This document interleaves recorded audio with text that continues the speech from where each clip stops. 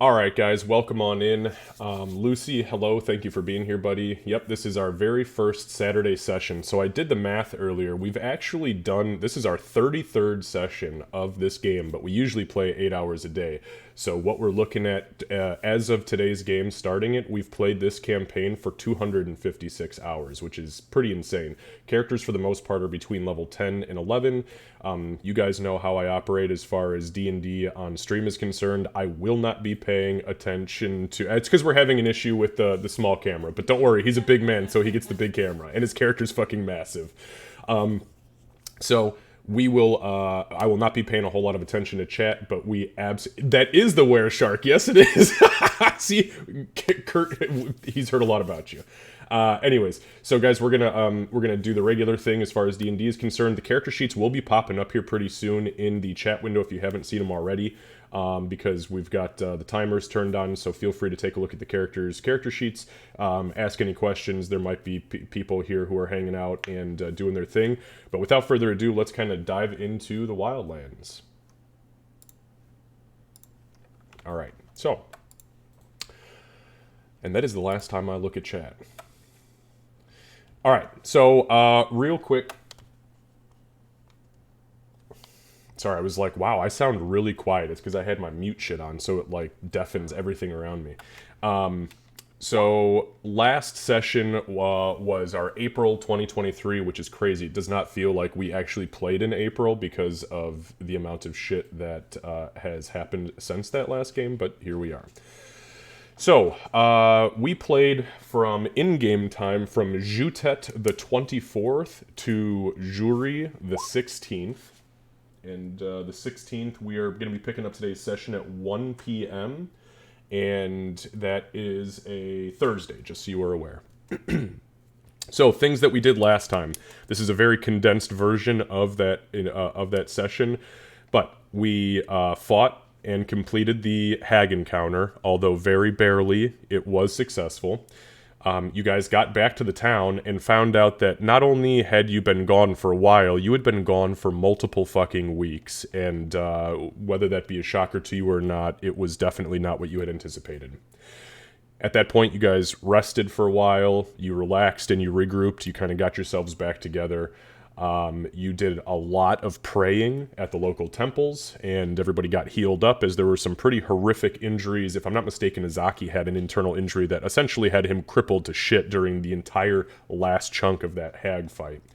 And then you guys spoke with Grim Quickshot, and he agreed to fly you north over the islands in between where you guys are currently, which is down here in Zlagmoshumbeek, and get you guys past Noshangu to Kiru, because you had heard a few times, actually, throughout the course of the last month or so, about there being a presence of hags, potentially, up in the Kiruian jungles. So, that's where you guys were. You loaded onto the ship, and you guys had picked up and taken off. So, with that being said, with the tail end of last fight, plus the roleplay experience, everybody earned 3,000 experience points.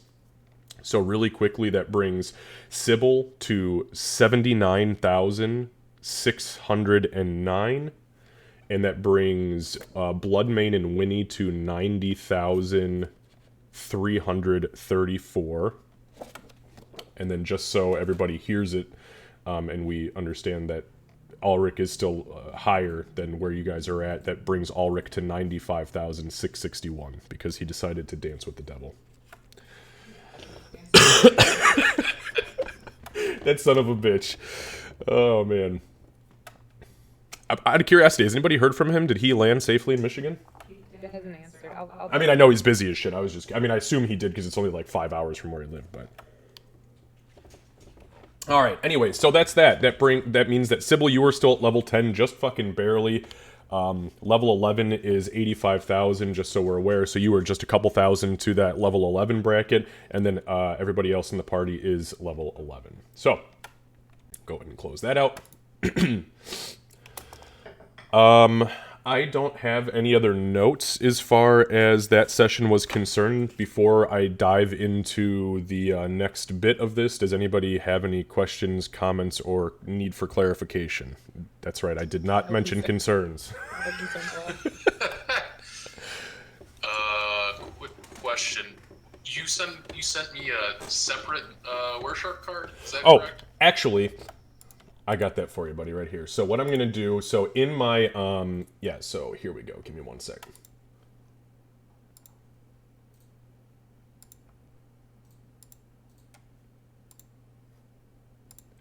Okay, so you should have just seen something pop up. Now, on your Roll20 screen, if you click on the...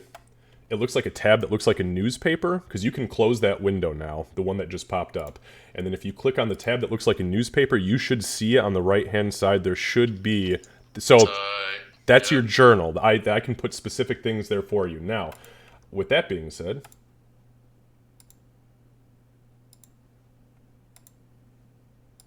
Alright, there you go. And then that is when you go into the shark form. So you will be equivalent to a hunter shark, and then your current transform is the one that you have that I just sent you. As you go through the ranks, when you get new ones, I will delete that old one and I'll replace it with the new one. But I believe, because you just leveled up, so I believe you are 1 tier up from what you had started as. Yeah, I'm positive that's the case. It's starting to get nasty, baby. Yeah, your build is ridiculous. Don't mind me just counting my silver over here, just to be safe. Yo, you better... Little silver fort at night. Yeah, enjoy that silver while it actually affects him, because eventually he's gonna look at you and go, "Come on, I'm over that." Well, then we upgrade to poison silver in soul stealing rapiers. Oh god, that's right. You took that fucking thing, didn't you? You are the last. Actually, Bloodmane's the last person who should have that fucking thing. Hey. Alright. Well, Bloodmane just instantly kills already. Well, so I'll have you know that when he has absolutely 0 silver. Go straight from copper to gold. I have a few thousand silver.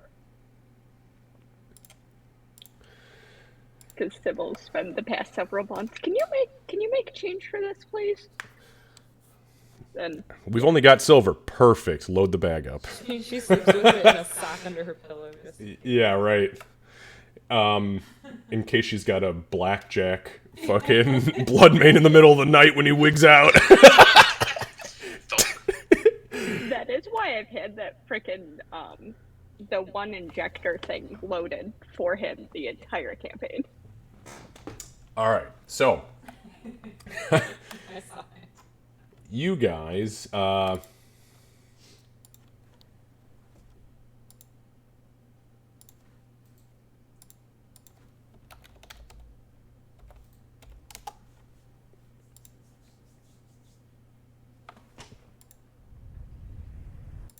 This is already so much better than my past experiences with online D&D. God, they were terrible. They were so bad. I'm telling you, The first Candace and I, we did it one fucking time, and I tried to give this guy benefit of the doubt. I was done after the first. I was like, fuck this guy, I'm out. And he was like, well, let's give it one more chance. And then after that second session, I was like, I'm done. It was horrific. The man said we don't roleplay. Yeah, he said, what are you doing? We don't roleplay. And I was like, we don't fucking what? Sorry, what? This is a what game? Oh, okay, sorry. Okay, so, here we go.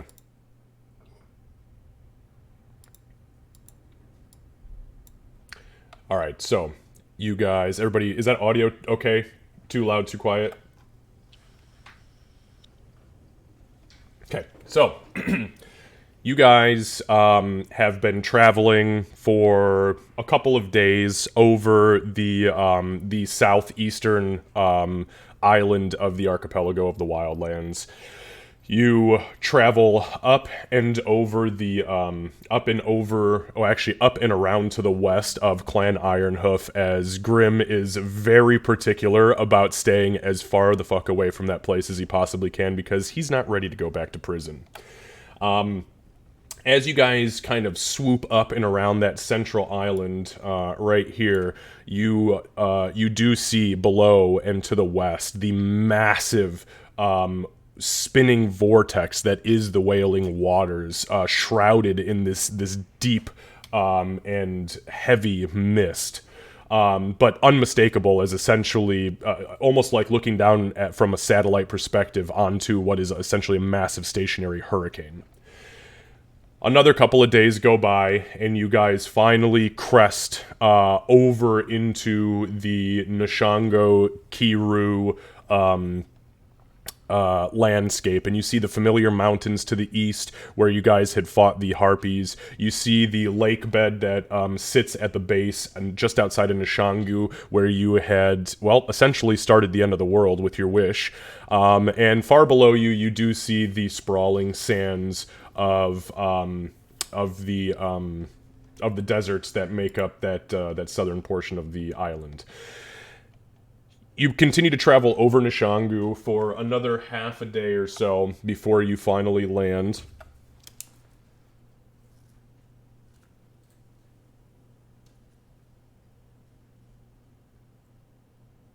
And I do have a slight retroactive question for while we're flying.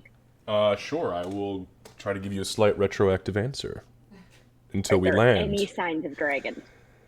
That's a good question. Go ahead and make a perception check. Okay. Because that's a thing I'm very worried about. I'd be very worried about that too, especially knowing where you're going. Come on, Channel Aurora. And still slow motion. Fuck. Slow motion is better than no motion. Only sometimes. That's going to be my motto when I have to use a walker. Damn kids. You're just gonna get like a +2 walker of like Childbane or something. Childbane? What the fuck?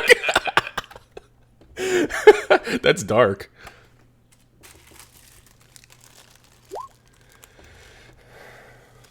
Yeah, that. Bloodmane just starts to fucking spit and froth on the ship. Hey, what's up, guys? The fuck's wrong with him? Why are you getting mad? Are we All right.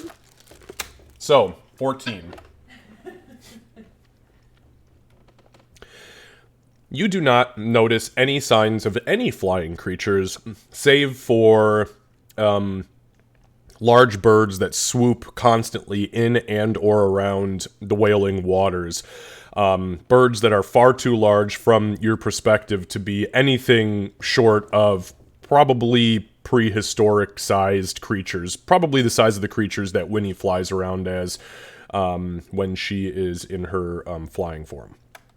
Yeah, that's it. There's no signs of dragons, draconic activity, yet. Then she's just enjoying the flight, because hell yeah. Sorry, Winnie, but this is a fantastic experience. When he's clinging to his one arm clinging to Bloodmane, one arm clinging to the side of the ship. Okay. At some point, Choking on an we'll almond. probably, like, try and get Winnie over to, like, point out, like, the birds, and then just realize how horrible of an idea that is, and just go back to enjoying herself. Yep, birds. Yep. Mm-hmm. They were in the sky. Yep. As regularly, Winnie is seen clinging to the deck of the ship like a cat who doesn't want to get in a bathtub. Accurate. Yeah. So while you guys are flying, the three of you notice something very particular. And that is that Azaki and Ulrich have become very, very quiet. And in fact, over the 4 or so days that you've traveled, they haven't said much more than a couple of words to the entire party, except to each other. And they have sat in very quiet solitude with each other, speaking hushed to each other. There is a couple points where Grim kind of, calls them out. What the fuck are you two chatting about over there? You've been going at it for hours. Ulrich simply explains, we're just discussing divine connection that we feel within our own kindred spirits. And he kind of, all right, fuck, I didn't want your sub stories. And yeah, you guys travel. You finish the last bit of your journey before eventually landing in Kiru. And there you find yourselves. Let me back that up a little bit. Beautiful.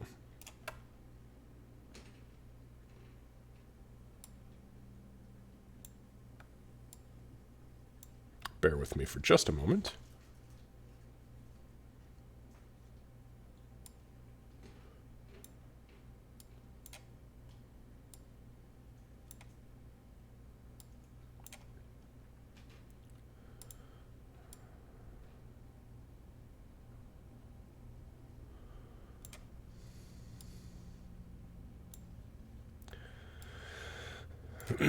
Now, on this map, just so you know, you will not see your light. You will not see your guys' light stuff because this is just an overhead map, so there is no light to be had or to be seen or to be discovered or opened or anything like that. So, as you land in Kiru, which is a place you have not been to before, you realize a couple of things. One, the entirety of the village is built on the slope of what is the tail end or the the end of the mountain range that hugs the eastern side of this island.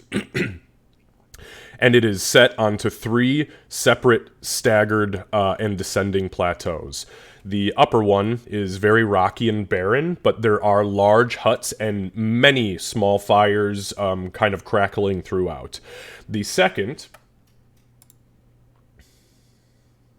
Get myself on the... I have to use 2 accounts here with the way that they have everything set up, so bear with me.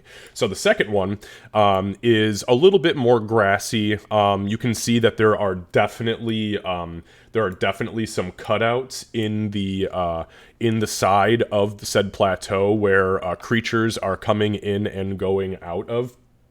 And then you've got the final plateau that leads into the actual jungle. And down there, you see a lot more vegetation. You actually see fields, not the best fields, but fields that appear to be growing crops successfully.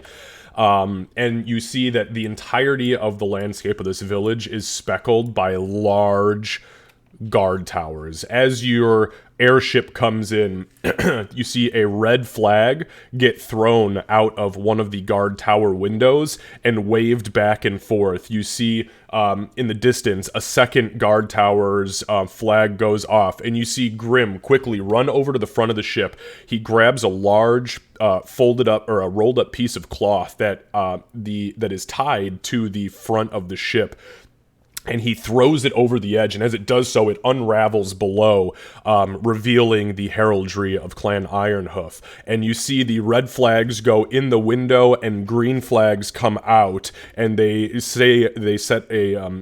signal a series of waves, and Grim kind of comes in and lands you guys where you find yourselves right now, which is down in the southeastern portion of Kiru. There is no big fancy welcoming party. He simply lands the airship, and he kind of sets the rigging, throws the net over the edge, and he looks out into the lot of you and he says, "All right, well, welcome to Kiru, I suppose. I'm probably going to go get very drunk very quickly. So if you're excited about it and you want to join me, then you're more than welcome to. Otherwise, have fun." Just stay out of trouble, okay? Me? Trouble? You insult me. Alright, I'll stay out of trouble. Okay. I'm gonna look at him.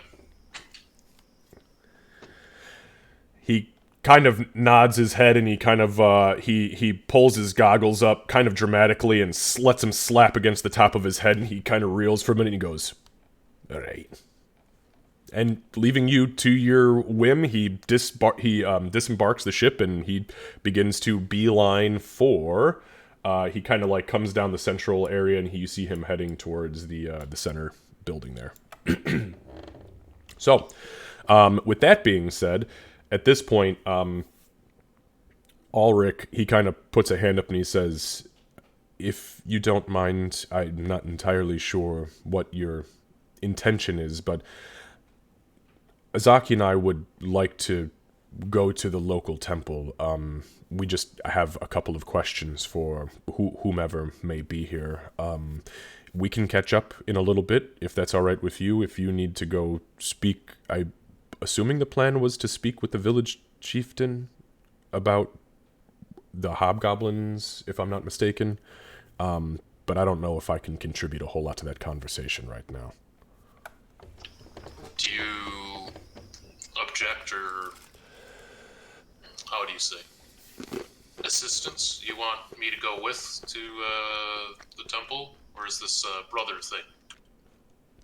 He kind of nods, and Azaki looks at him and also nods, and Ulrich says, we have a couple of very deeply spiritual questions that we just maybe should respectfully ask between the two of us. But if something comes of it, then we will not hold, I swear to you, we won't hold anything inside. I think we're past that. Fair. Well, no wandering off alone. We've covered that extensively. Yeah, nobody get lost in the desert, please.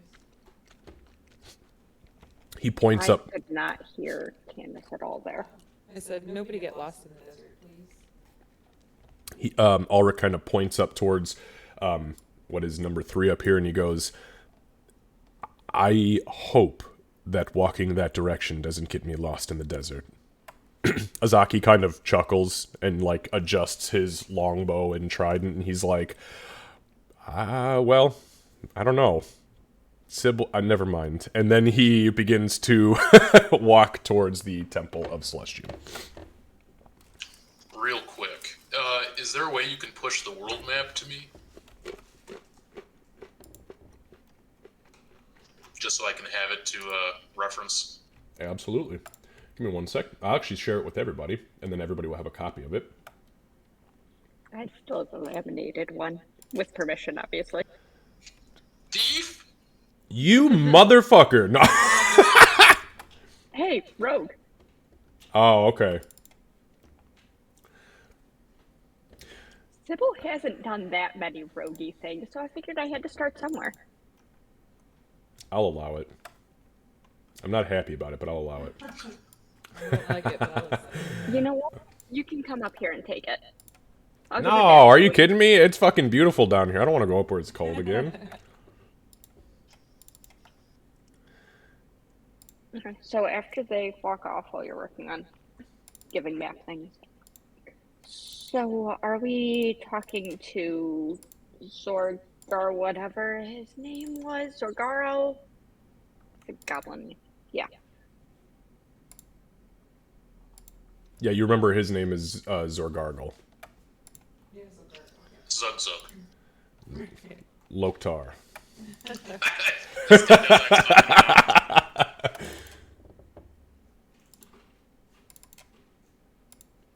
Yeah, I think Oh, oops. I think we should start with the chieftain, like they were saying. I think that's probably the best.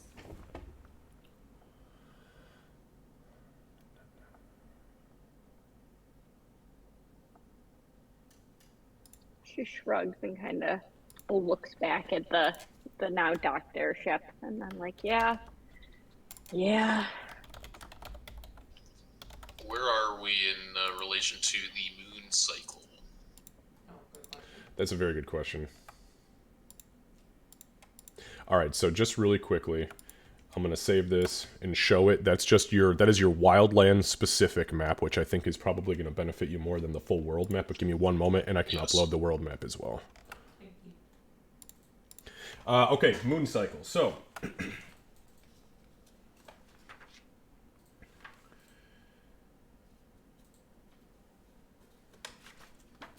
you are exactly 3 weeks away from a full moon. We got time. That's right, because you missed the last full moon when time was progressing faster, so you like skipped a cycle. Which is really weird, but it's how it happened.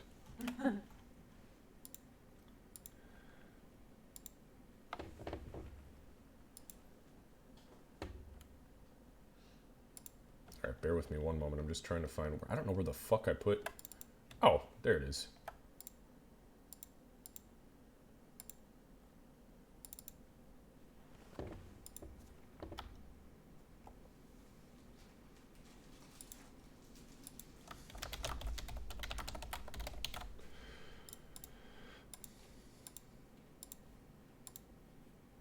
All right, there you go.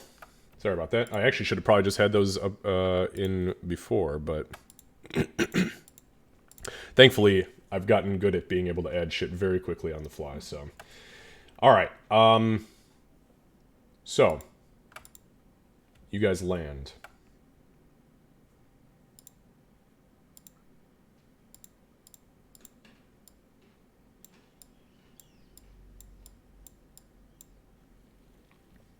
All right. So 3 weeks out from the full moon, Azaki and Ulrich have left to go to this temple, and Grim claims that he is going to the tavern to get schnockered. So, what are you three doing? You said it's 1 p.m.? Yeah, it's about 1 p.m. Lunchtime, baby. Yeah, we should probably. Why don't we eat? Candace, you gotta change the mic thing. I'm sorry, you keep getting really quiet. It's because you've got it set to directional, so it's... It's pointing at me. I don't understand. Okay.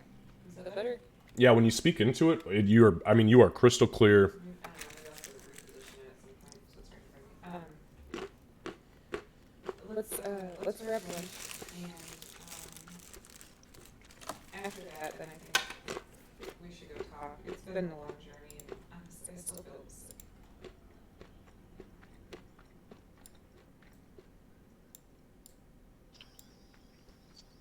Alright. Going over to the Goat Skin Inn, baby. All right.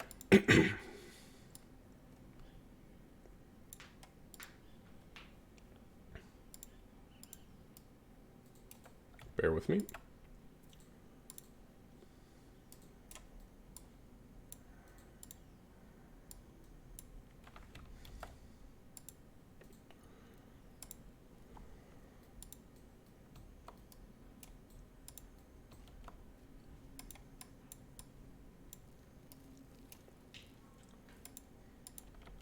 Oops.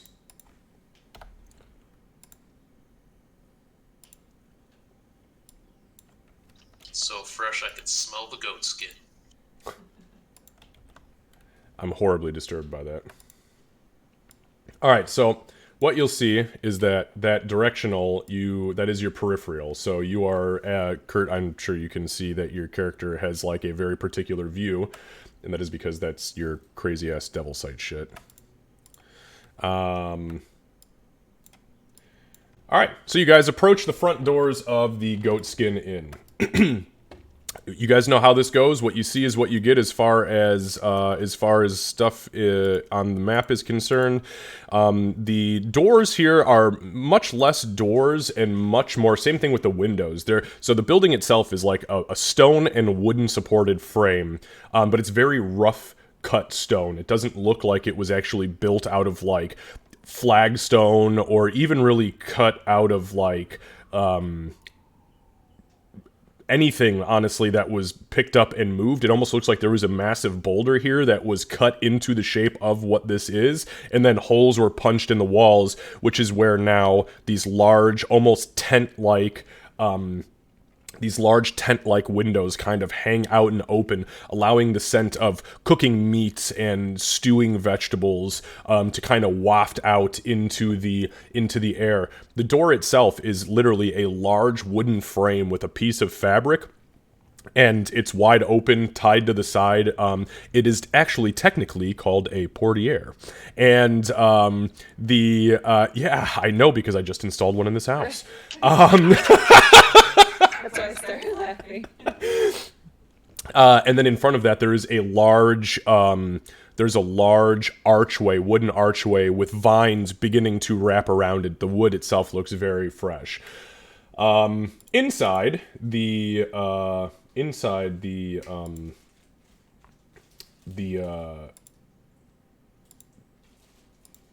inn, you can hear the sounds of revelry and people talking loudly.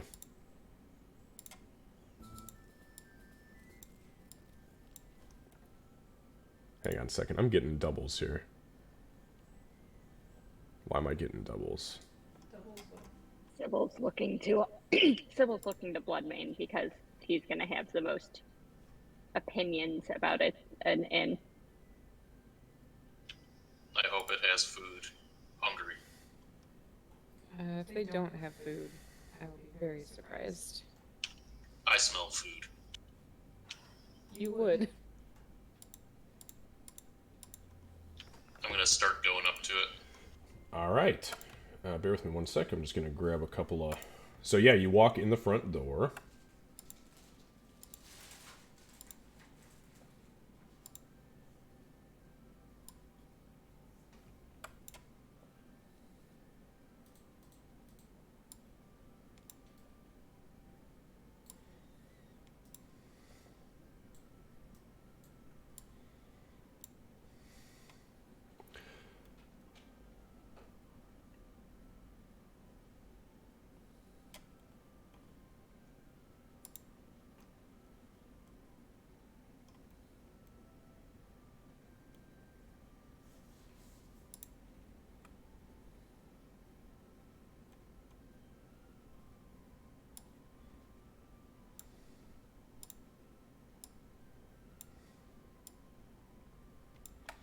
All right, so yep, you're more than welcome to come on in. What you see is what you get. And, I don't know if you guys can see the little icons that look like doors. Those are representing actual doors. They do count as barriers, and in the state that you see them, if you can see them, that is closed, and I can change those to open at any time, and it will allow your specific character's vision in when that happens. So just so you know, it is kind of an intricate lighting system, but it works pretty well. So, I see windows too. Excuse me. Yes, there are windows as well. Actually, also, word of advice: look around as a character in combat. Otherwise, you could be standing right next to something and not realize. Not That that is that's true. happened to any of us Yep. before. No, definitely wasn't terrifying at all when I turned around and there were 3. surprise, motherfucker. All right, so yeah. So, anyways, you guys, so you walk in. Inside the goat skin inn, you see a couple of people hanging out. Grim is in the rear of the building right now, back here, and he already has a small tankard in his hand, and he sees you kind of come in, and he looks over and he goes, "All right, now, yes, that's what I'm talking about. Come, have a drink, let's do it." I'll mosey up to the table here. And I want to keep my eye on the door, so I'm going to go on the far side. Swap. Okay. I think that I will stick with water. Grim puts his finger up and he says, "Excuse me, love, can you, yeah." And behind the counter back here, you can see a small kobold woman who is dressed very exotically compared to what you guys are used to. Even for a lot of the other villages that you've been to and a lot of the other tribes, she's dressed in pretty much nothing, which is fine because she's reptilian, so it's not like it's scandalous or rated X. But she has like a loincloth wrapped across her waist. She has what appears to be like small banana leaf tied shoes, and she is wearing a necklace that is made of, clearly made of large snake teeth. She also, every time she kind of opens her mouth and as she's talking to the people at the bar, you can tell that her teeth are unnaturally yellowed, for what is typical for most kobolds. She puts her hand up and she says, "Okay, I'll be right there." She, then begins to grab a small plate, or a small platter really. She puts a couple of mugs on it, And she turns and runs over. She kind of like pushes in between Sybil and Bloodmane, and she says, "Hello! Welcome to Goatskin Inn. You like a drink? You like a meat? You like... Well, we don't have goat, but we do have only goat skin in village." And she points to the ceiling, and you look up, and sure as shit, there is a goat skin draped across the ceiling, kind of hanging down like a decoration. And that's it. Have you any eel? Eel? No. Fish? Fish. Oh, fish. No. But you like, spider egg sack? We cook inside of, husk of scorpion. Or I can bring you snake. I'll have one of each, please. I like it. Okay. And how about you? And she kind of eyes Sybil up and down. You hungry? You wasting away. Look at you. And she puts her arm next to yours, and there is a point in this woman's arm that is actually thicker than yours. Not by much. You know, I don't think that I'm hungry yet. I might be hungry later this evening. Yeah, but gestures to Winnie. Think she's hungry. She looks up at you. Okay. She, like, pops this little, like, white, clearly, like, spider silk sack in her mouth, and she just starts crunching as this weird, like, brown ichor kind of drools out of her mouth. Okie dokie. What do you like? You want some of this snake, or you want a little bit of the spider eggs? What do you serve on the side of those things? Like, What do you mean, on the side? I serve it all in the middle of the plate, every time. It's okay. What comes with that? Do you do broth or leaves or nuts or... Oh, yes. I bring you nuts. You like nuts? Yes, just that. Okie dokie. I can also bring you vegetable. That would be great. Yes, vegetables and nuts for me, please. You like punker fruit? I don't know. Oh, you're gonna learn today. How many you want? 2.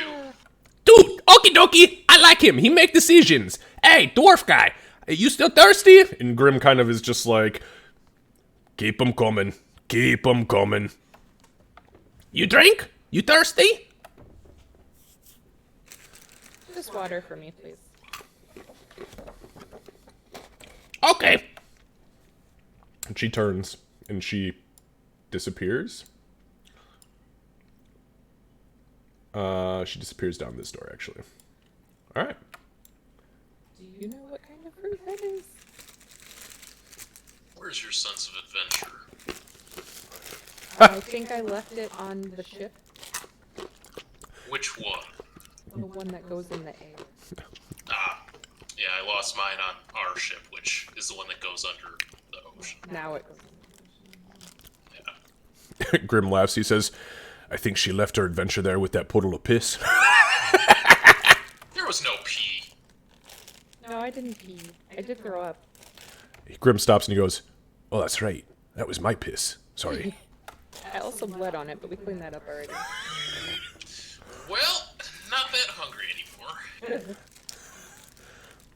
Yes, it was. True.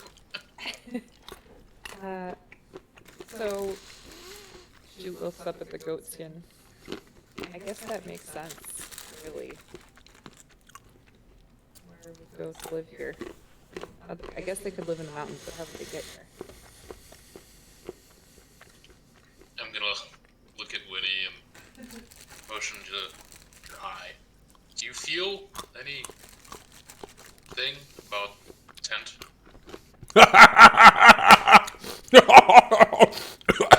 Oh, shit. Why would I feel anything about that? You know, goat and all that. Yeah, that's the goat. Is there something wrong with my eye? Why do you keep pointing at your eye? I'm just kidding. No, it doesn't bother me. That was a joke! Yeah, I you got made you. a joke! Good. I'm starting to feel a little less easy. There's that sense of adventure.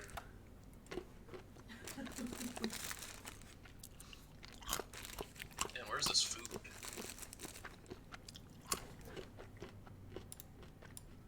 Ah, she has short legs. It'll take her a while. It's about that time that the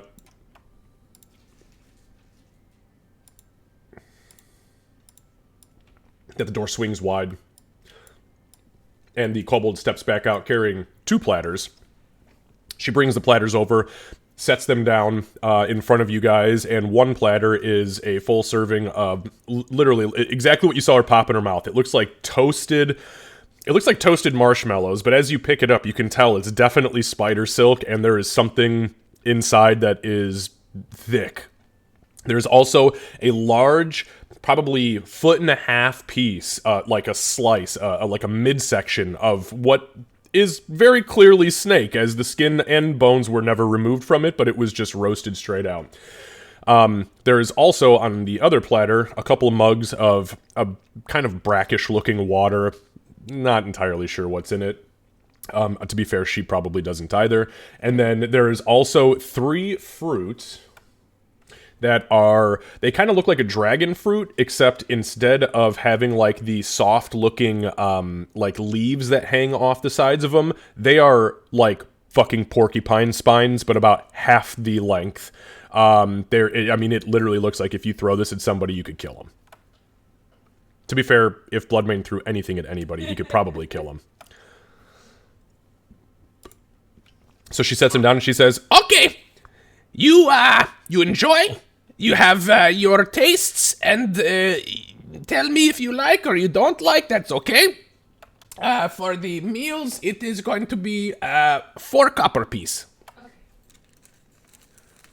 I'll take out. I'll give her 6. She counts to 6 and she puts 2 on the table. "I said 4. Are you stupid?" No, those are for you. Those 2 extra, those are for you. "But these 4 are for me." So are the 2. It's extra. It's to say thank you. "Why?" Because we were hungry. And because, and she's going to motion to our dwarven friend in the corner. Because he's probably going to be hanging out here for a while. It's for his next drink. You can take those. "Oh, okay. I get your drink." And Grim is just like, he slaps his leg and he's like, "Oh, thank you so much. I really appreciate that. Thank you. You know, you're welcome to stay here for a while if you're going to keep buying." She takes him, still not quite grasping the concept of being given extra on top of what she told you you were due. But she takes it and she goes back behind the bar. So, Winnie's going to look at the plate in front of her and kind of explore, poke at it, smell it, and then take a taste. Okay. You just bite into it?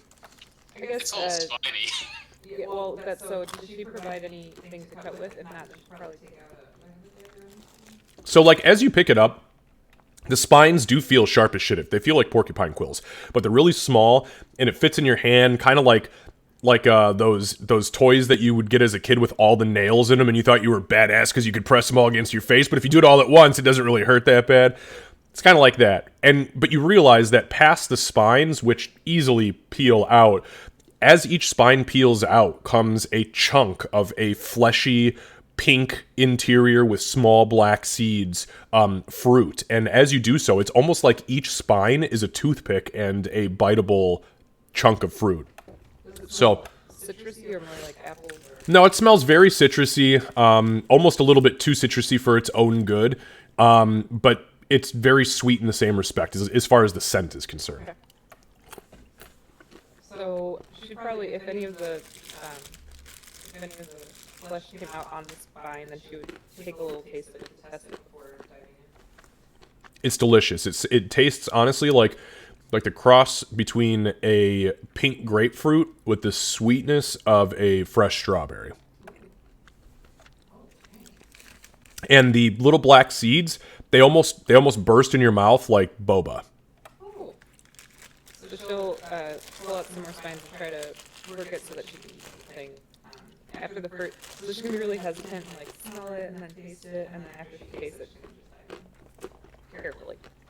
Even being pretty much exclusively vegetarian, and having dined on many exotic fruits and vegetables in your life, you've never had anything like this before. It's pretty fucking good. Albeit a little bit dangerous if you don't know what you're doing. Alright. She'll look over at Lillian and say, "No, I think this is my scorpion tail." I'm gonna reach for a spine and try to pop one off. Yeah, you pull one out. I mean, it's like a toothpick, you know, it just bloop, pops right out, and you kind of look at it, you smell it. Yeah, it's citrusy. It smells sweet. And I don't Give it a taste of root. It's mean it tastes like scorpion. it is delicious, but she's absolutely wrong about. Yeah, I mean, it is like fruit. You're like, oh, great. Might as well put a fucking piece of asparagus in my mouth. I just meant, because she knows you a little bit better now. So she's gonna say, I didn't mean it tastes like scorpion. Also, I'm really proud of you for trying it, but also, I just meant I like it as much as you like the scorpion. It's pretty good. I'm gonna pop the egg sack in my mouth. Now, the egg sack. So, have you ever had, like, smoked quail eggs? I know it's a really weird Yes. question. Okay, so you know exactly where I'm going with this. As soon as it hits your tongue, you're just kind of like, I don't know if I'm comfortable eating this, and you bite down, and it's, like, smoky and creamy and yolky, and you guys see this little bit of brown ichor kind of, like, drip out of the corner of his mouth as his salivary glands kick into fucking high gear, and the drool just, I mean, it is meaty and delicious, and you swear for a second you feel something move, but you're confident that all those eggs, they've got to be dead, right? It's good. It's very good. If they're not dead, they will be. Delicious. Sybil, are you doing anything, or are you just watching this shit show unfold? She's watching, but she's fairly deep in thought at the moment. That's So she's just, yeah, she's quietly contemplating things and like kind of like it. half watching. Okay. So you guys go about finishing your meals. During the course of, we'll say, this hour or so, Grim downs another 2 tankards. But the weird thing is, he doesn't seem to be getting intoxicated. He seems like he is still straight-laced. He's just having a good time and truly, like, enjoying himself, which you've not seen him do in at least a few days because he's been focusing so hard on piloting this ship.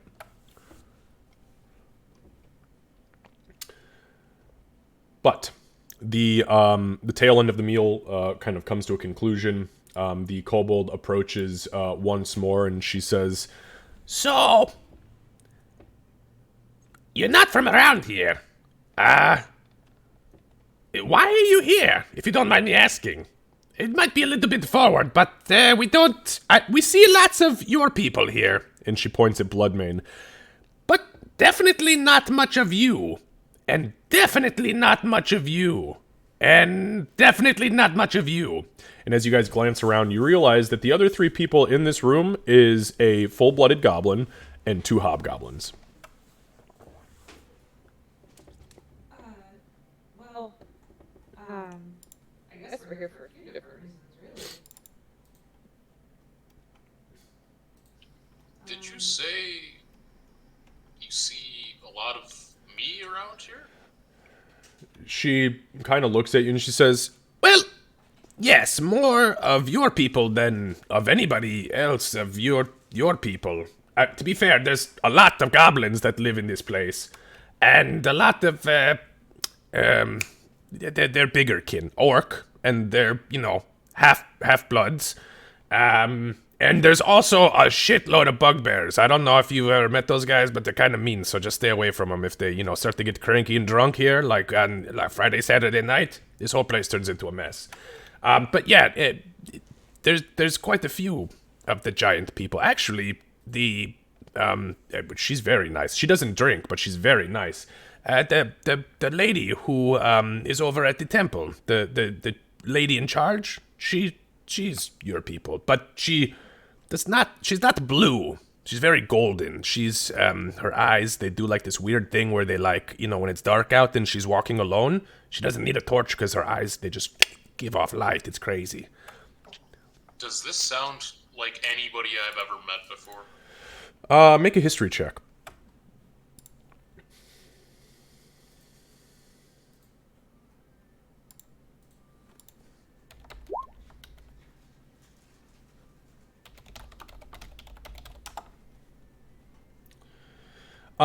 So it doesn't sound familiar to anybody you have met in particular, but the way that she was just explained to you sounds like there's a distinct possibility that she's maybe got some Azamar blood in her, because you've never met or heard of a Goliath that just comes in a gold hue with eyes that give off light. But you have met a Dragonborn and a Wood Elf who both don't meet their stereotypical species standards. I was gonna ask if we'd be able to infer that. Star. Alright, and the brothers are still gone, ostensibly at the temple. Correct. I think it's time to go to this temple and meet my kin here. I haven't seen any of us since Malachi, really. Not to be rude at all, because I think that we should go and do that, but should we talk to the chieftain first?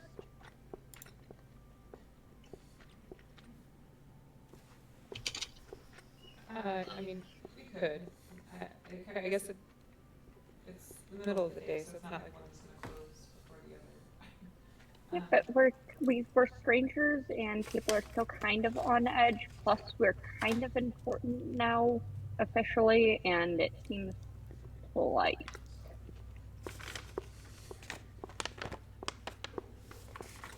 We can go over there first.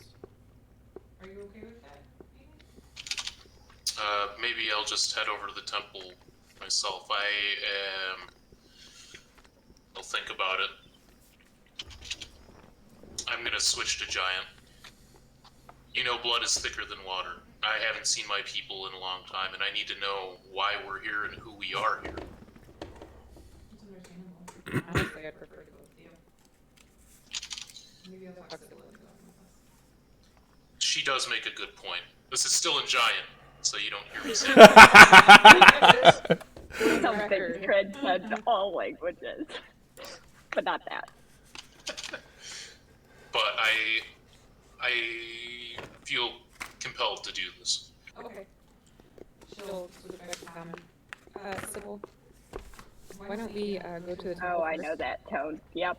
Try to get the other two. Yeah. No, I know that tone. Yeah. Let's go. She'll just kind of look over at you. When we were coming into the town, did I see any Goliaths? I wasn't really paying that much attention, obviously. Make a perception check for me. Alright.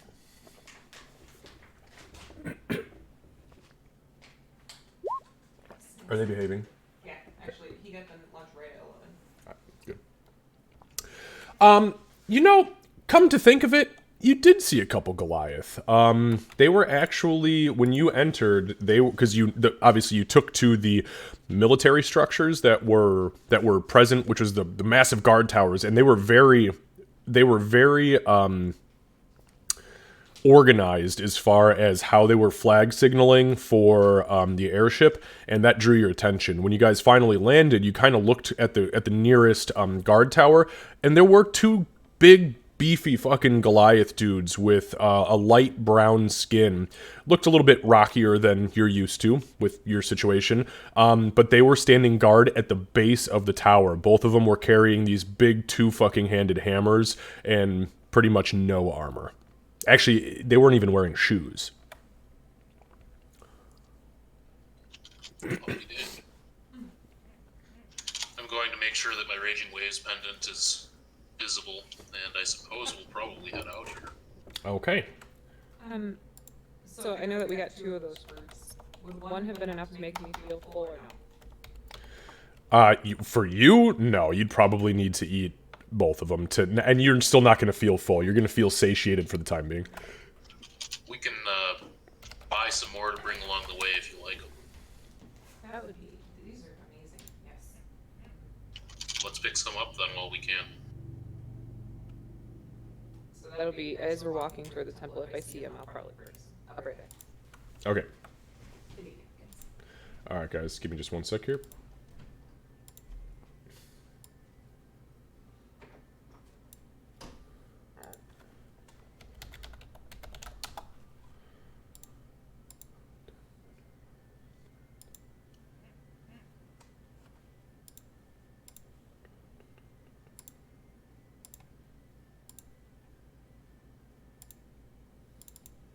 As they're starting to walk, Sybil's gonna kind of go back by Bloodmane, like, or forward by Bloodmane, I guess, and just kind of nervously, you say this word a lot. It seems important to you. And she's gonna...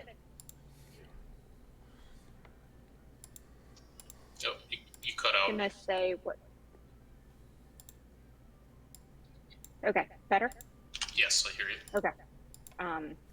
That's because work decided to call me, and I'm ignoring it. Good for you. Yeah. She's... What was... you say You're this good. word a lot. Seems to be important to you. What does it mean? And she's gonna try and say a word in Giant. Obviously, pronunciation's probably god-awful, but it's going to be, kin, because you've said like that or some equivalent of it, like a lot. Yeah, I imagine with my Jesus. Biker rally outside? That's badass, dude. I have a really sensitive mic on my shit here, but I think probably with my experience with languages at this point, I probably understand what you're saying. Yeah, you hear her say, I mean, the accent is all fucking wrong, and she definitely is putting, inflection in the wrong spot, but you get the gist of what she's trying to say. I'll say, yeah, kin. Kin is, family.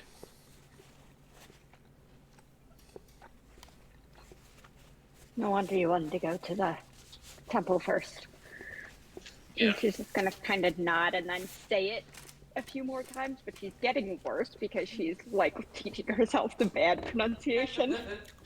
Okay, stop. You're getting close to the danger first. So. Say it with me. Schlecht. Schlecht. She's gonna try, but she doesn't have the sh at the front of it, so it's more of slack instead. We'll work on it. At this whole time, Grim is sitting there with his eyes wide like...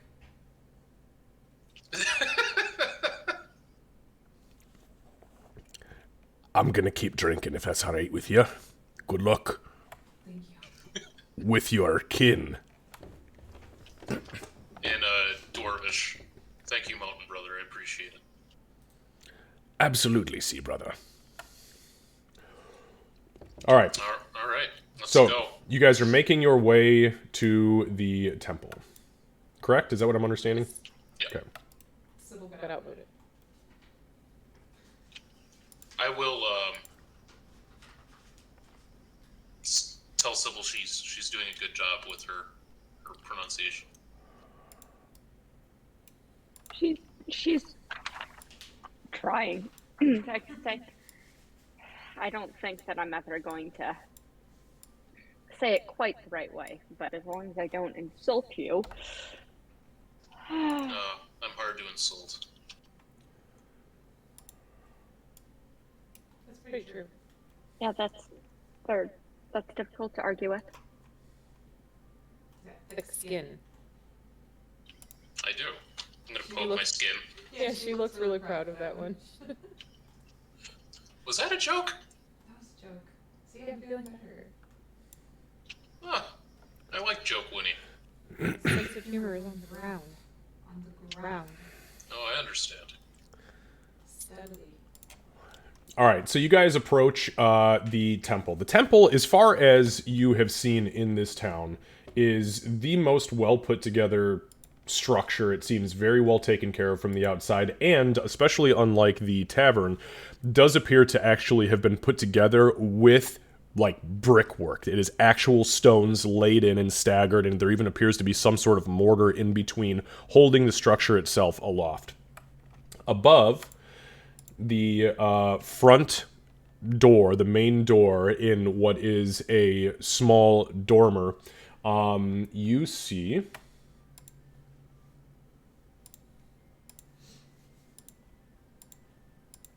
this symbol, which is very recognizable as the holy symbol of Celestian. Celestian is the god of star travel and the god of wandering the cosmos, god of knowledge. Is that something that I would know? This seems a little out of my pay grade here, bud. I mean, the Pantheon is pretty commonplace. There's only, I mean, he's not really a tertiary or like sub-god. He is an actual full-blown godhood god. So within that, like, if it was a demigod or a champion, I'd probably say not so much, but Celestian is a regularly recognized, typically actually recognized and used by seafaring folk because they use the stars to travel from point A to point B typically. Nice. So you actually might even recognize it. Now, you might not follow Celestian, but you definitely see this around.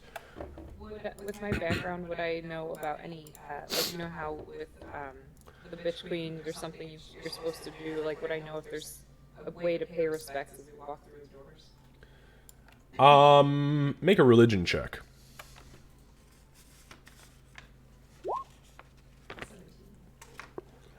This god is very low maintenance compared to like the Bitch Queen, who constantly demands some sort of gain, and there is nothing that you bring to your mind as a regular ritual of any sort or offering of any sort in order to enter a place of power. Real quick, just because I'm not sure and I'm a little confused. It says that, are you under your Doc character role, or is it just like a... Oh no, that's Winnie. Oh, okay. Yeah, her background was she's an acolyte, so. No. On Roll20, it's showing your name as Oh, it Doc. is showing Doc. That's Mm-hmm. interesting. Oh, that's very interesting. I just had to double check. Yeah, definitely Winnie. Yeah, okay. It's just weird.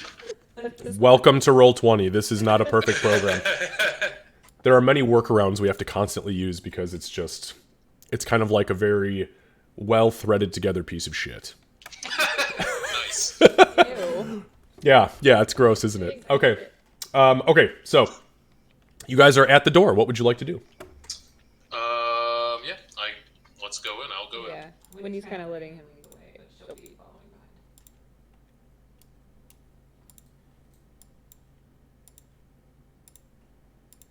behind. All right. So you open the door, and on the inside, again, you see what you get. It is a very, very, very small chapel with a couple sets of pews that could maybe sit, each pew, a couple of small-sized creatures or a single, medium or large-sized creature.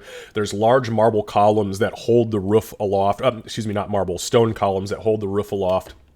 Very beautifully decorated rug. At the far end, you see that there are a couple of partitions, like cloth and wood partitions, and then behind that you can see glimpses of some large golden or possibly brass object. The windows in here are open, and the entirety of the inside smells immediately like incense when the door opens, as there is a light mist that kind of hangs at the ceiling level and across the ground. Standing at the large stone altar at the front, which is absolutely decorated with large tomes and scrolls, is this woman, as she turns quickly to face you.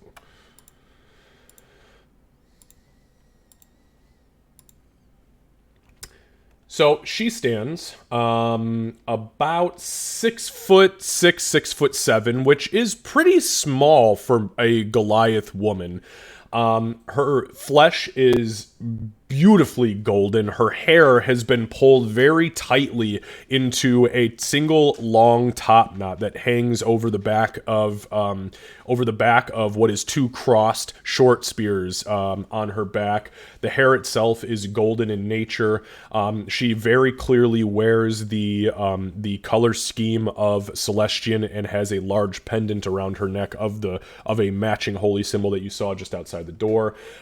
As she looks over at you, she blinks a few times watching you enter, and you can see clear as day that she doesn't have pupils. Her eyes are completely golden, and you could swear they're giving off a soft glow as they're casting a small shimmer along her cheeks and her nose. She seems pretty muscular in build, but still pretty frail for what most Goliath women would look like out in the wild, as it were. But she has a huge smile on her face. Last thing to note is that at her sides, whereas most priests would have pouches and bags and things like that holding different religious iconography and ornamentation, she doesn't have any of that. Instead, she has two wands, very clearly long wooden wands that have crystals embedded in them at the sides. But she looks at you, and she smiles, and she says, "Oh, good afternoon. Welcome to the Temple of Celestian here in Kiru. Is there something I can assist you with?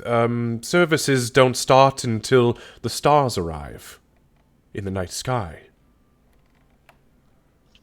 I'm just gonna kind of stare at her. I don't know what I'm looking at. Hello. We hadn't visited before, and we were in the tavern and told that you run the tavern. Stiana. And wanted to come meet you. And who told you of my existence? Oh, I feel terrible. I never got her name. The keeper in the... Oh, yes, that would make sense. She's here almost every night for worship. My name is Sternia. Welcome to the Temple of Celestian. Star? She blinks, and she switches to Giant. You speak the language of the people. I am the people. Well, yes, but you wear a Raging Waves pendant. I didn't realize the seafaring folks still spoke the language of our own. What else would we speak? Well, I suppose that depends on where you hailed from before. But I assumed, no offense by the hue of your skin, that you were born on the waves and maybe had lost the language. But yes, my name is Star. I was born in the mountains, actually. I'm sorry, I've never seen... Are you kin? She smiles and she says, looks down at her hands. You're thrown off by my facade. Yes, I am kin, but I was blessed, and she touches her circlet and holds her hand up. I was blessed by Celestian, and the blood of angels runs in my family. I am, at heart, kin, but by nature, Azamar.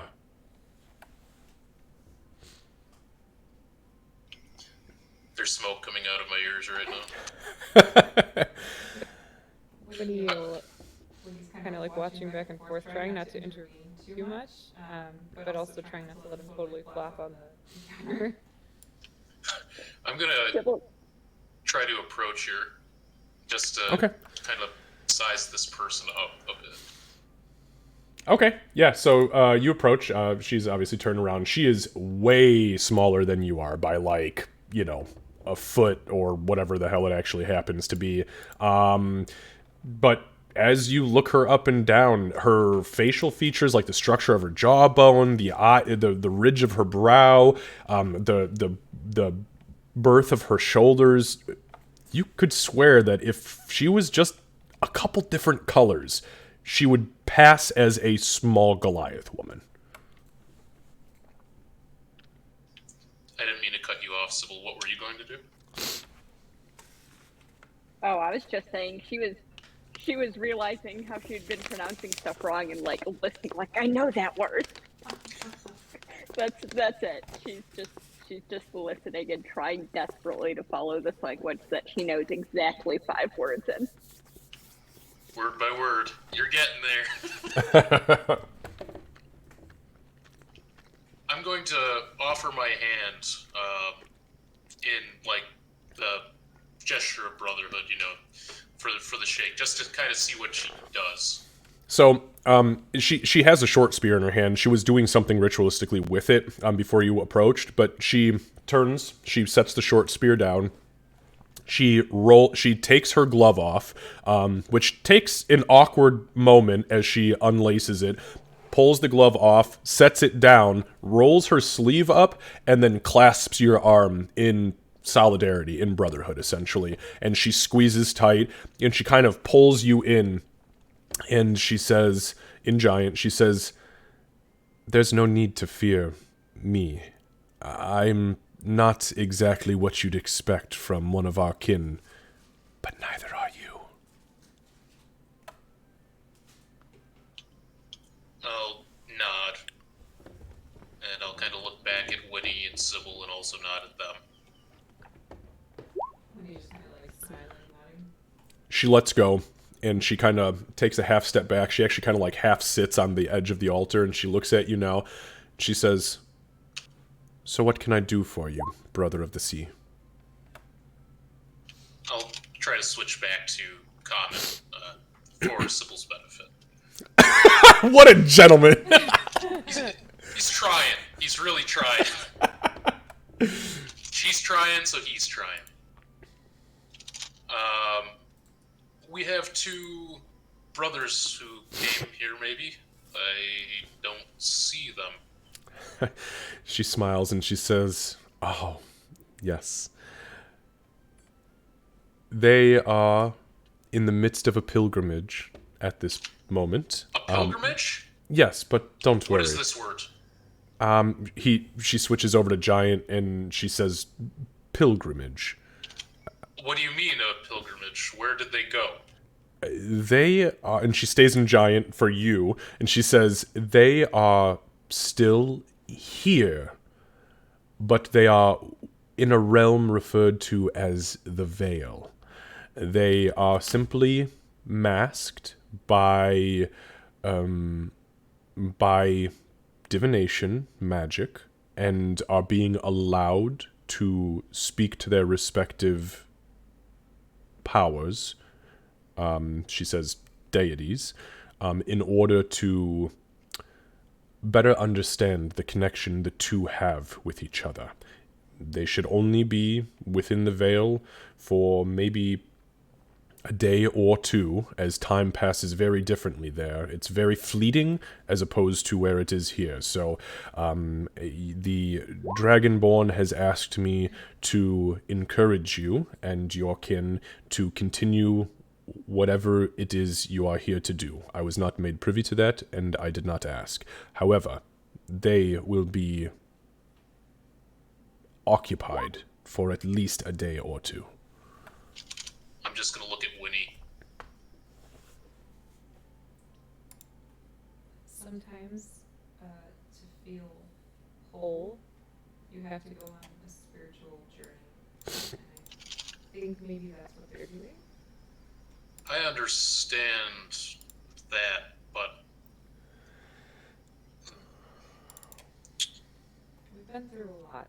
It's easy to feel lost right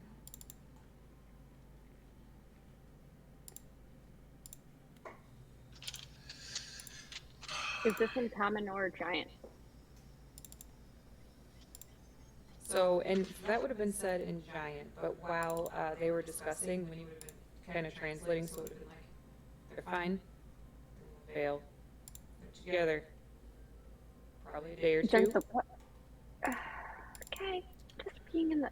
Nope, I'm not gonna worry about it. She's gonna like take a deep breath. All right.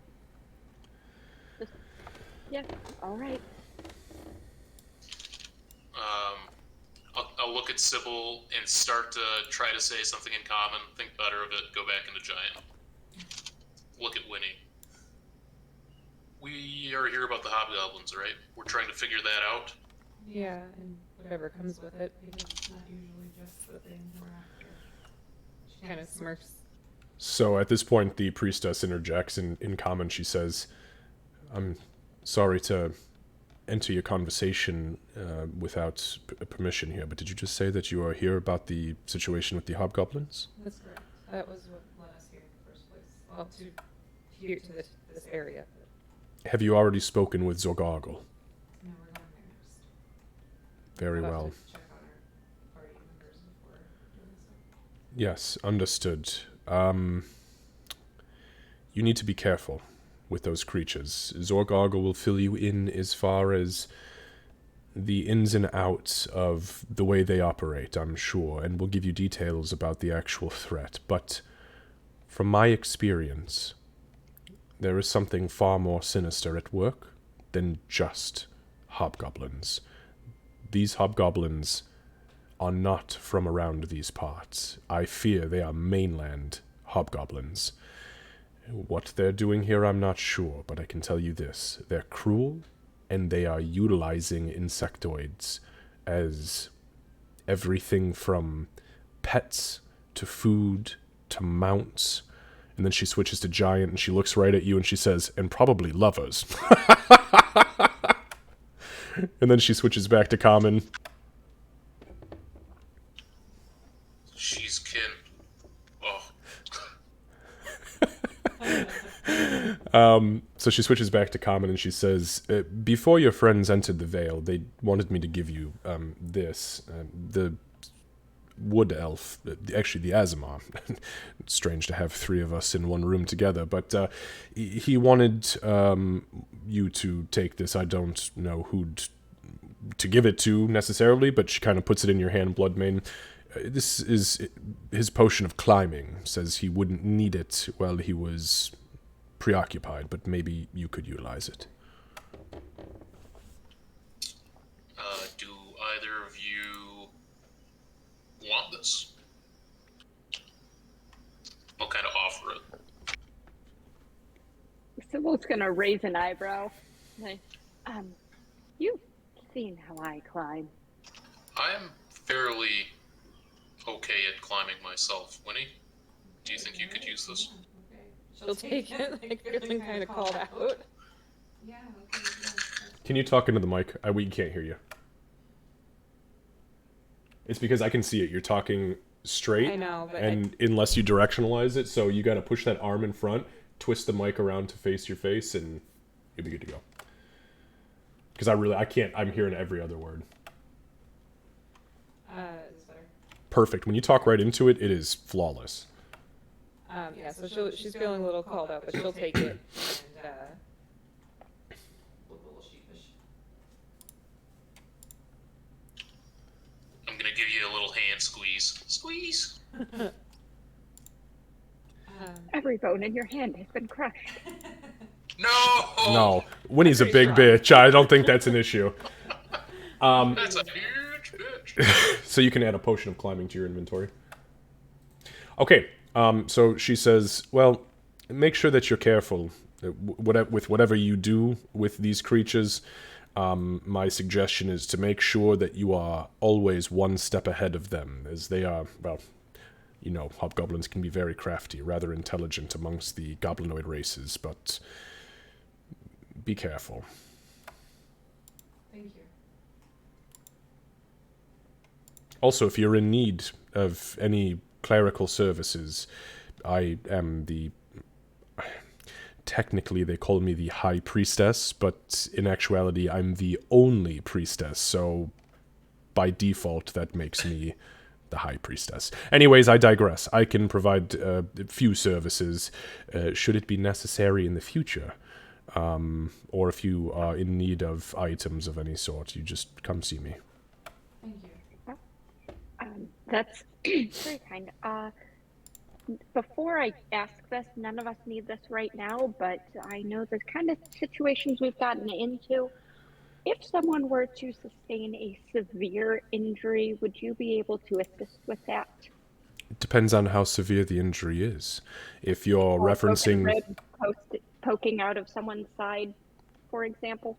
I suppose we could regenerate it if necessary. Might be painful, but yes, I could provide that service. Thank you. Thank you. Now. Yes. You have this happen often?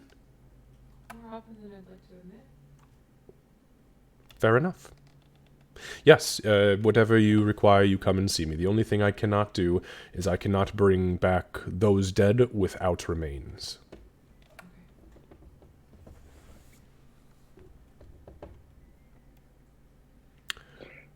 She Also, looks I awkwardly fucking around. hate that I'm saying this out of character. I fucking hate that that's a thing that we have to, like, calculate, like, plan for. Like, who can fix the internal injuries that we are going to get? I don't remember. Did we purge? Well, I guess it's these in the veil. I couldn't remember if we had gotten the scroll of Revivify or not. She's looking towards Sybil. You could always pierce the veil and interrupt. I know. Oh, Or not. You said you were looking at Sybil? Yeah. He used the scroll on me, I think. I was kind of dead. Okay. Just so we're preparing ourselves. while we're doing the preparing thing, I believe when we left off last, I had some potions, some healing potions. I'm not showing them. Give me one moment. Also, I don't think that we got that because he got the new staff. I don't. Actually, I got this. Wait, yeah. No, we did. We got. She kind of apparently thinks back into her well-written memory. Yeah, no, we got 2 scrolls of Revivify and 2 scrolls of the one that's after that. And we got a lot of potions, but I don't know who all has all of them. I think we got like 9 potions all in all.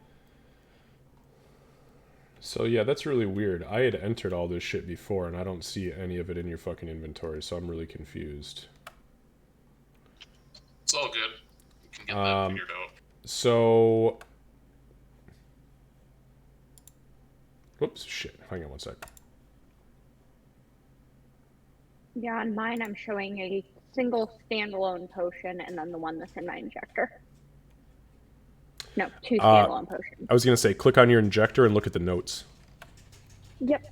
Yeah, I see that. And then I have a greater potion and then I thought I just saw a potion of healing. So Yes, I so- should be good. Yeah, so then you're fine. So, Blood Main... Give me one sec here. So, Blood Main, you've got the Potion of Water Breathing, I believe, which is the custom one. Yes, I do. Okay, got that. You got your Lucky Doubloon. You've got Planeswalker token. Okay, let me just go back at the top here. So what you are missing... So you've got Zarias' Fate. Got your Sending Stone. So you need to add a potion of... Give me one second here. I'm looking for the healing potions. There we go. So you have 2 greater healing potions that you can add. 2 greater. Okay. And actually, that is all you had was 2 greater. You had no superiors and no standards. So you can search those through the manage inventory, and then the filter, you just type in healing potion and it'll pop up and you just add 2 to wherever you want.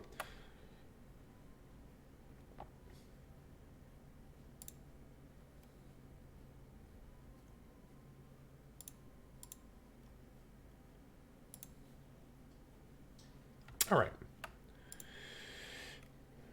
Candace, is there anything that you think you might be missing? I was trying to remember what the name of that staff was.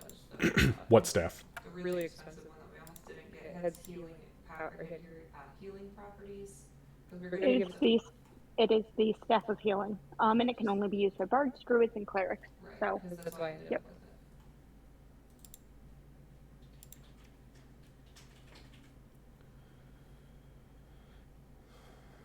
Hang on a second. I'm looking back through my notes here because I don't know if you guys actually bought it or not.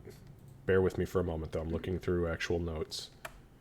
Because there's nowhere in the log where you purchased it. I remember Casey telling you to, but I don't remember if we actually did. I don't think you did. I'm almost positive you did. But give me a second. So I have how much we paid for it because he gave us the deal on it. Right, that's what I thought. Well, he offered you the deal on it. Give me a minute to look at my notes. He tried to get you guys to buy it a couple of times, and you guys were really, really, really finicky on whether or not you wanted to do it. So give me just a second. Us? Finicky? No. Well, I mean, maybe, but you know, I don't know if we're actually finicky. We should think about it.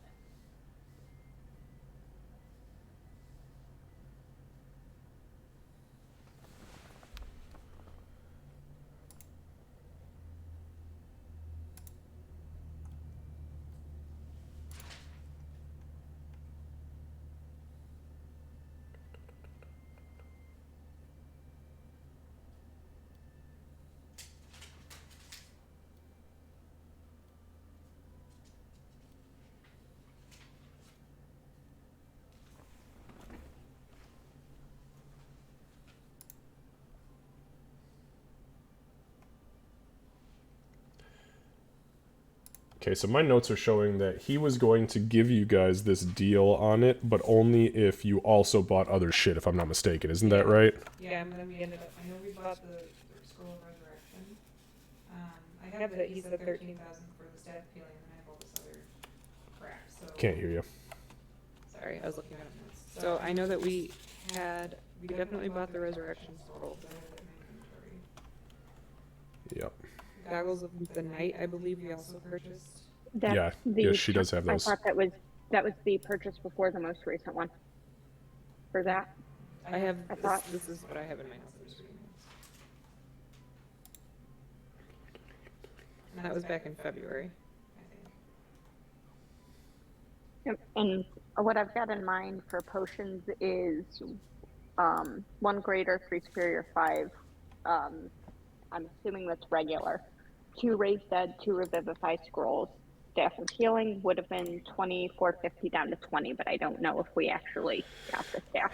Yeah, that's why give me a second. I am actually literally going through the version history of this is why I keep my own spreadsheet, because of these exact issues. So give me a second. I'm in the version history right now of the day we played, and I'm just looking for the math to show up when you guys had coins removed. So I'm gonna go get the kids down from half over. okay. They've done really good. Yeah, they have.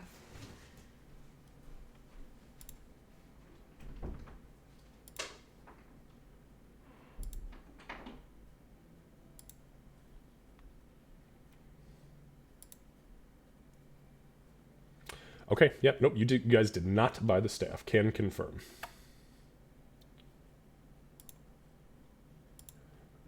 Damn it, past us.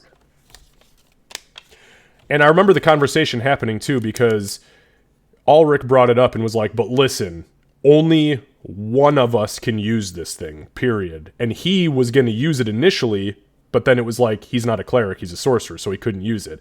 And then you guys were like, well, only Winnie could use it. And when he's like, but I have all these healing spells, so what the hell do I need this for? I remember the conversation happening, but he said, if you want it, come and get it. Because you guys had the cash for it. But it would have brought you down very, very low. But yeah, Yeah, and again, as far as the monetary, because you guys know how anal I am about the gold stuff. There's 1 shift in gold last time, and it's the amount that you guys paid for the potions. I'm sorry, and for the scroll. Okay. Anyways, why don't we do this since it is going on noon here? I'm gonna take a bio break really quick if you guys are cool with that, and then we'll come back to it if you guys. I don't know if you guys want to take a minute and grab snacks or drinks or go potties or anything like that. Oh. Potties. Ugh. Ugh. Don't even. Okay, guys, I will be right back. All right. And Kurt, if you have any questions about anything as far as like the D20 or the Roll20 side or the D&D Beyond side, feel free to shout that shit out, because if you're uncomfortable with anything, I want to make sure that we got you set up. No, so far so good, man. I appreciate it. Thank you. Fuck yeah.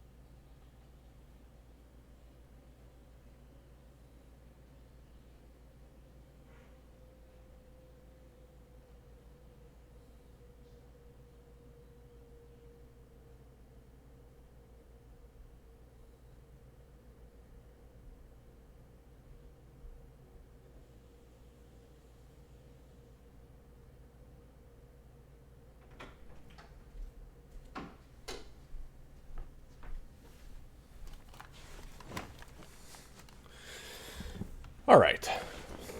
Man, fuck you, Roll20. How likely are you to recommend Roll20 to a friend? How about 0 for interrupting my fucking game? I kid. I would probably recommend it.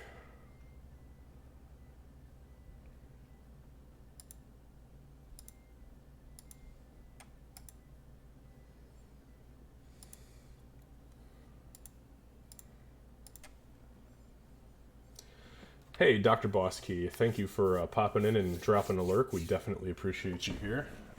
We are... So you had recommended it. That's why we're all playing, using it.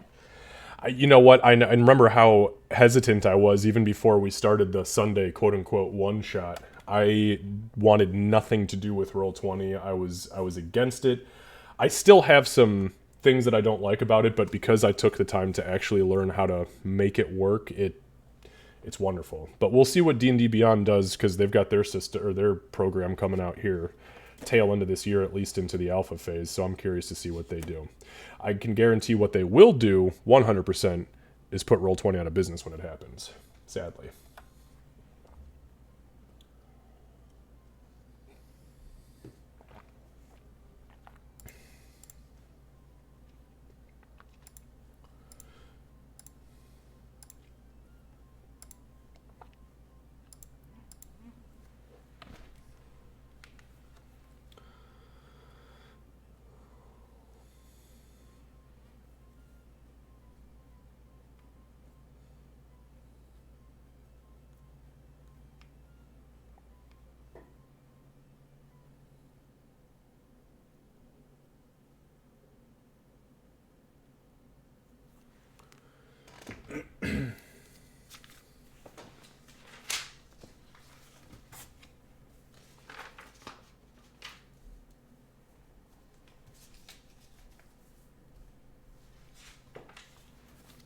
All right, so Candace is just... Oh, she's right here. All right, so you guys have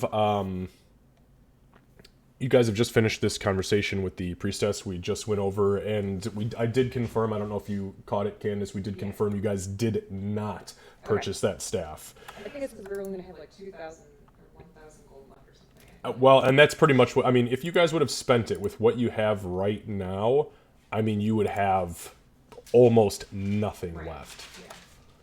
Yeah. Which wouldn't necessarily be a bad thing, but I do remember. That's why I was curious, because I remember the conversation where Casey was like, "Well, I want it," and then you guys were going to do it. You found out that it was only usable by one person in your party, and then he was like, "Okay, I don't want it anymore if I can't use it." And then you were like, "But I have all these healing spells, so I don't need that necessarily." Either way, the thank God I am is keen on filling out the shit that I was when I did. Which, by the way, I'm not doing that shit anymore, so keep track of your shit. It's a lot easier. Oh god, it's so much easier, and I don't have to think about crap. Because if something changes, like, you know, if a player for whatever reason decides to go and, you know, add 20,000 gold to their personal inventory, I can check the change log and see exactly when that happened. So, anyways, but I have the utmost trust and faith in the team that is here today. So, I do have one question before we continue. I had thought that the fell blades were a +1 weapon. Are they not? nope, they have always been magical. They are not +1 blades. They are magical for the sake of overcoming magic resistance. Yep. Well, it's convenient that it looks like the math was different between my level 10 physical sheet and my level 10 D&D Beyond sheet. I'm at a +1 anyway on things, so it works. There you go. All right. So,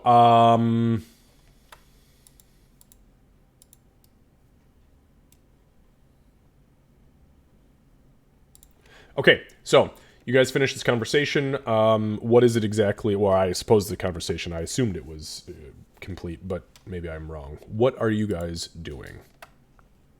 I think we need to go speak with what was his name? Zorgargle. Yes, Mr. Gargle. I think we need to go speak with him about these hobgoblins. Yeah, sounds good to me. I'm going to kind of pick up her glove hand it to her and also hand her her spear and apologize for interrupting her rites. She accepts them from you, almost kind of surprised, but she slips the glove back on. She takes a moment to lace it, and then she accepts the short spear. And as she accepts the short spear, she kind of looks down at it and she says,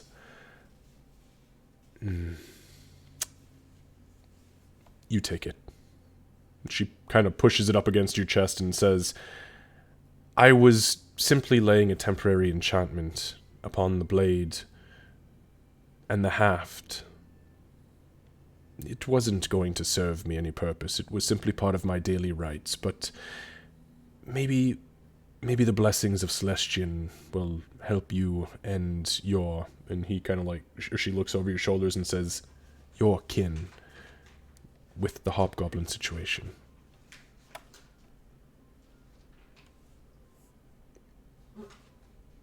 Uh-oh, push to talk. Thank you. I was like, he's fucking with me. Okay. I will accept the spear and be as gracious as I can about it being who I am as a person. So you can add a +1 spear to your inventory, but just in the note section, just write that it you can do you can customize any item that you add. There'll be a little tab for notes, and then that will pop up on your character sheet for easy access. Just put that it only lasts for 24 hours. Okay. Sounds good. I will get that in there, but I think we're probably good to move on. Yeah. Okay, so you guys leave the temple, and you are going. My assumption was that you're going to go find the chieftain. Is that correct? Yeah. Okay. So you head up towards the highest plateau in the area, and you find yourselves at the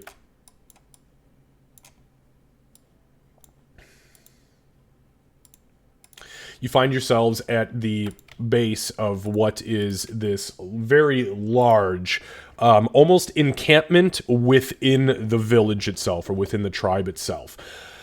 As you get up into this more mountainous area, now mind you, the Temple of Celestian was right here, and you had seen this along the way, but you really notice it here. There are a shitload of goblinoid creatures milling about. There are creatures running in and out of the tunnel systems, which are right here and right here. I mean, we're talking by the hundreds. Goblins, kobolds, bugbears, half-orcs, full orcs. There are hobgoblins spattered here and there. And you do catch an occasional dwarf, an occasional human, and a couple handfuls of Goliath. The Goliath themselves appear to be mainly laborers, as they are toting around small carts that have droves of goblins and kobolds and the smaller goblinoid races inside, and they're all equipped with like mining gear, very, very primitive mining gear, but they've got helmets on, they've got harnesses, they've got large sacks and pickaxes and hammers and things like that, and they are kind of bringing them up and down and in and out of these deep wells into the mountains. You get to the exterior of the chieftain's hut, and outside there are a handful of bugbears, and there is one particularly large, probably half giant, half hill giant, not actually Goliath, but a massive, just rotund beast of a man that stands about 9 feet tall and kind of is in the gateway. But he looks as you guys approach, and the bugbears kind of eye you through these little slits in these stone helms that they have. They've got these little visors that drop down over their face and these little slits, and you can see their beady little eyes looking at you. But you see the the half-giant kind of take a step forward, and he sets the blunt end of what is a massive maul on the ground, and he says to you, "Something I can help you with?"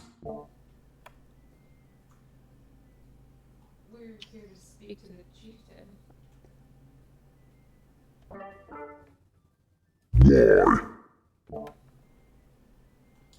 We have been tasked with assisting with the hobgoblin situation. There's a situation with hobgoblins. I thought they were always friendly. Is there a situation with the hobgoblins, boys? One of the bugbears looks up and he just shrugs. The other one goes, "No, I think he's talking about the situation." And he looks back down at you and goes, Oh, you're talking about the situation. Yeah, I think so. Oh. Right, one moment. and he turns around and he lumbers into the camp. Couple minutes go by, kind of standing awkwardly there with these bugbears who are literally just like finger up in the helm, clearly picking something out of their noses and like scratching, like they're getting their whole mitt up and underneath the stone helm and scratching. Finally, there's a as this lumbering man-child steps out from the front gates again, and he says, Oh yeah, alright, Zagorga will see you. He's in the central tent. Just behave yourselves and don't do anything crazy, cause, not gonna lie, I'm kind of hungry and you all look like snacks to me. that elicits a chuckle from both of the bugbears underneath the helms, and he steps to the side and kind of waves you in. So you guys enter. There is a large, central, almost teepee-looking tent, and from the inside, you can smell the scent of something. You're not entirely sure. It's like, it's musty, smoky, and nutty all at the same time. And as there are two goblins on the outside, and they kind of lift the flaps open, literally a cloud of smoke kind of billows out. And from the inside, you hear, Quickly, in, come! We need to move a little faster. Come on, you're letting all my fucking smoke out! and as you, I'm assuming you guys enter the tent. Yeah, like, Yeah. So you kind of like duck in, you enter the tent, and sure as shit, in the center, there is like this big boiling pot over this small campfire, and it doesn't look like there's anything boiling inside. It looks like there's a bunch of herbs in it that are being smoked, and you see the familiar face of the goblin that you had met at the first meeting of the circle, or of the coalition of the free peoples, or whatever the fuck you guys called it. What did you guys call it again? it was the circle of the free peoples, I think. There we go.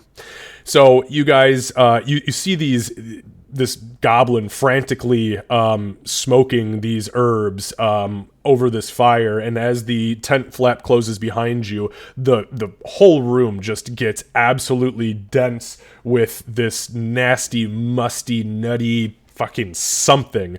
I need everybody to make a Constitution saving throw. Well, that's neat. Goddamn, That was Winnie. almost real bad. Wow. Uh-oh. Sybil. It's slow-mo. But we know this is gonna go badly. Sybil doesn't make saves unless they're dex.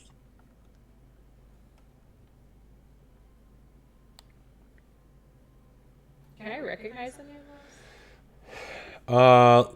Make a nature check.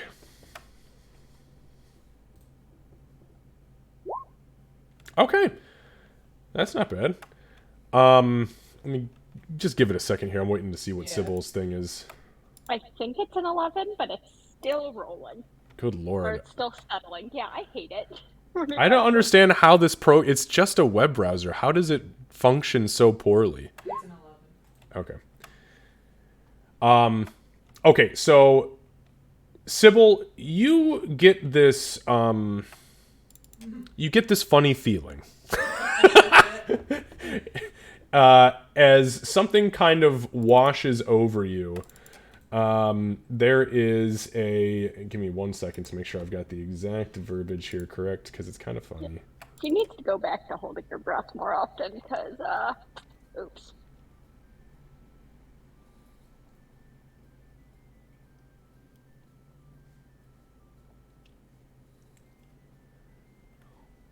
Okay. So as it hits your system, now Bloodmane and Winnie, you resist this like it's nothing. As far as the negative effect is concerned. However, Winnie, you immediately recognize the combination of herbs creates a potent drug that is known by the term ogre's breath. And ogre's breath is typically used by berserkers prior to battle because it physically releases adrenaline in the system, which makes them way stronger than they normally would be. However, it costs them their cognitive ability, and they typically become sacks of shit, essentially. So as this happens, you guys see Sybil take a breath, she coughs, and as she does so, her whole face begins to shake, and you start to see veins in her neck start to swell outwards as if she had just taken an injection of steroids into her fucking jugular. And she just starts to shake, and as she does so, you see her slip into this weird state of just like geeking out. Until further notice, you have a +4 to your strength, Sybil, but your intelligence is -5. When he looks over at Hemig, who was in giant, remind me of this the next time she gives me shit about my scores. She looks kind of like me. At this point, Zorgargle takes notice as he looks over at Sybil, and he's like, Oh yeah! Get it! Get it! Get it! and he starts just kind of like, he's like jumping up and down now, waving now, wafting more into her face. He's just like, Oh, she likes it! She likes it a lot! Welcome to Key Room, motherfucker! he settles down after a minute or so of you two just kind of like letting him work his thing out. And he finally kind of stops and looks and he says, You know, I suppose you're probably here about other stuff. Give me a second. and he grabs this big pail of water and he splashes it into the cauldron, which immediately creates a steam and the smoke dies down. And he goes and he sits in this big, like, lavish-looking, probably old, like, ancient elven-made mahogany chair with, like, purple velvet on the back of it. But it has been shit, pissed, puked, and bled on for, like, a decade, as it is just trashed. But he throws himself up into it like it's nobody's business. And on that note...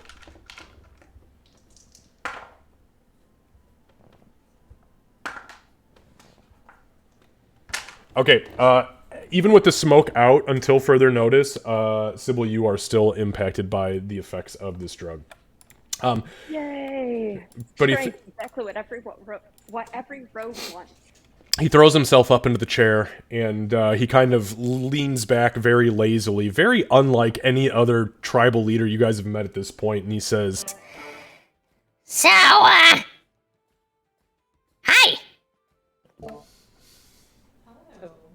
Where the hell did everybody else go? Weren't you like 7 or 8 people strong the last time we met?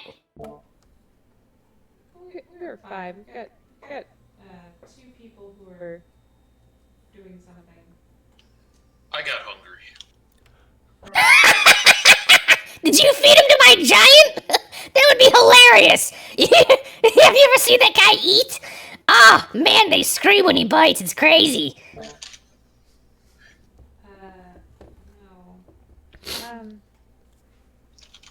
We understand you have a situation.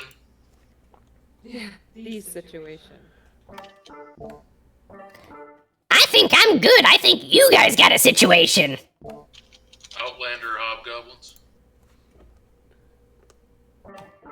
Oh, yeah, that situation. Fuck. Okay, yeah, no, we got a problem for sure.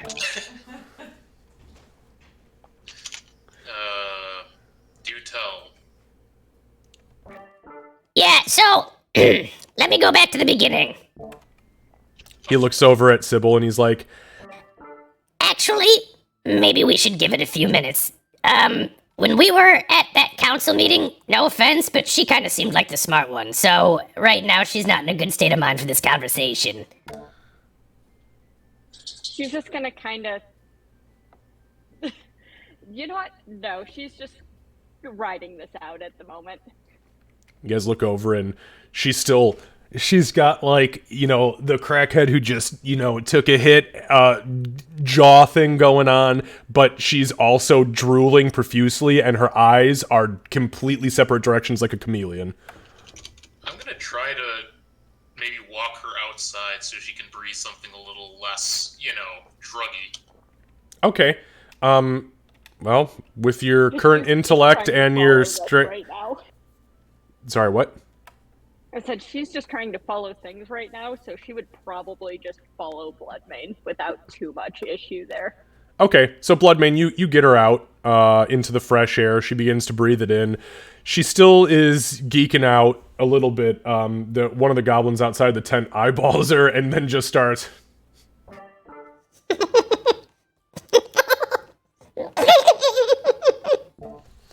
I'm just gonna look at him. And he looks down and away.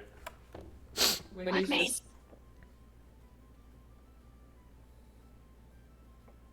Bloodmane, Yeah. I think I could take you in an arm wrestle. Oh, you are a lot higher than I thought. Winnie I don't know inside what that is... was, but I feel great.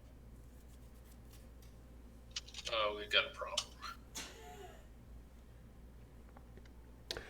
Alright, so while you are getting your breaths of fresh air, Winnie, are you doing anything inside? It will take probably about 7 or 8 minutes for this to actually wear off, so... So she'd be in there, at first probably just sitting awkwardly, and then we found that she takes to those kinds of things pretty well. So, hopefully this will wear off. How long does it usually take for it to wear off? It depends. I've seen the big guy outside, my giant. I've seen him last for like, 20 minutes sometimes. And sometimes it's like 30 seconds. Sometimes people don't even get affected by it. It's just, it's hit or miss, you know. Hey, we're playing with voodoo here, baby. Yeah, I've toyed with herbs myself a little bit in the past. He sits forward and looks really interested suddenly, and he goes, Really? What? You like Paladin's placebo? Crit? You ever had crit? Oh, that stuff is good. It'll make you kill your mama. Seriously, that's how my mama died. So sorry for your loss. No, don't be. She was delicious.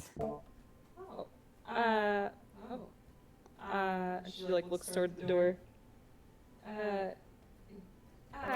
Hungry?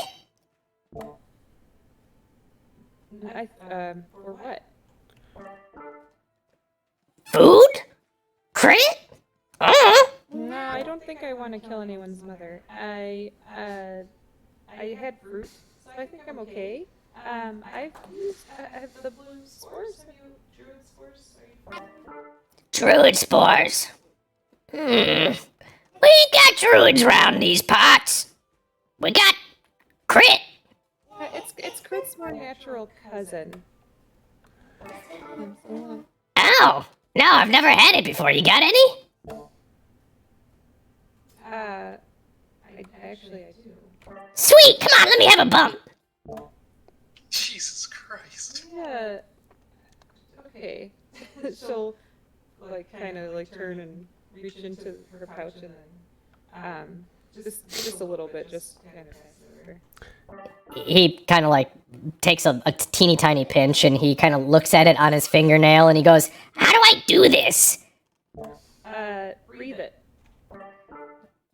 he like just opens his mouth and he sticks his finger in his mouth and he just goes and then he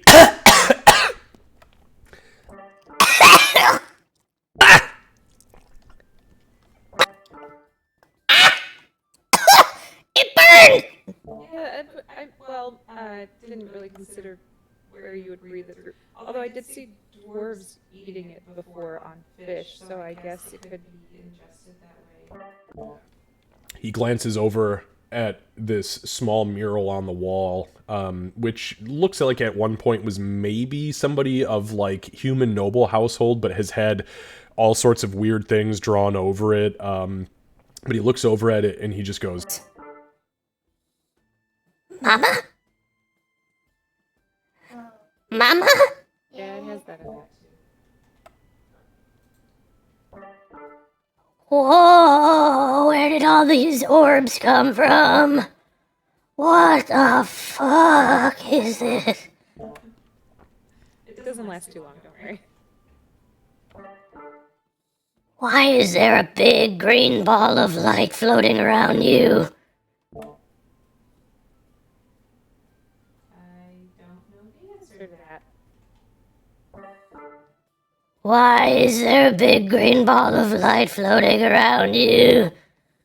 Just gonna look back toward the door again.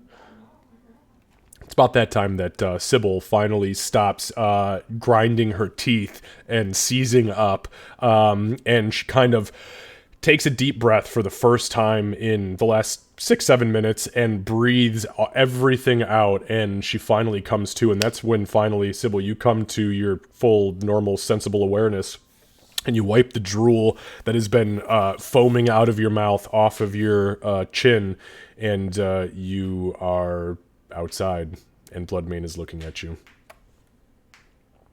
What are you looking at? Are you feeling better? Yeah.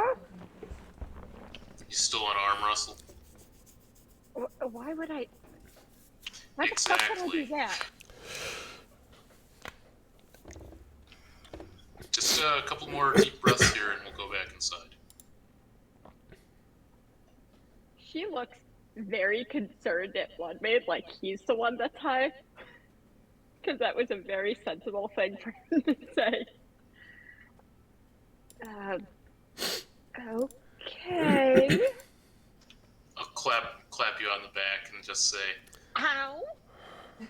don't breathe too deep in there again. I thought you didn't need to breathe. It doesn't matter. You ready? Need to. Oh wait. What? And I go back inside. So as you go back inside, the Zorgargle is... A second to follow, because I've got another thing to do. Zorgargle is kind of coming down off of his very temporary hallucination, and when he is literally staring at the door as the flaps open, and you see her looking at you eyes wide.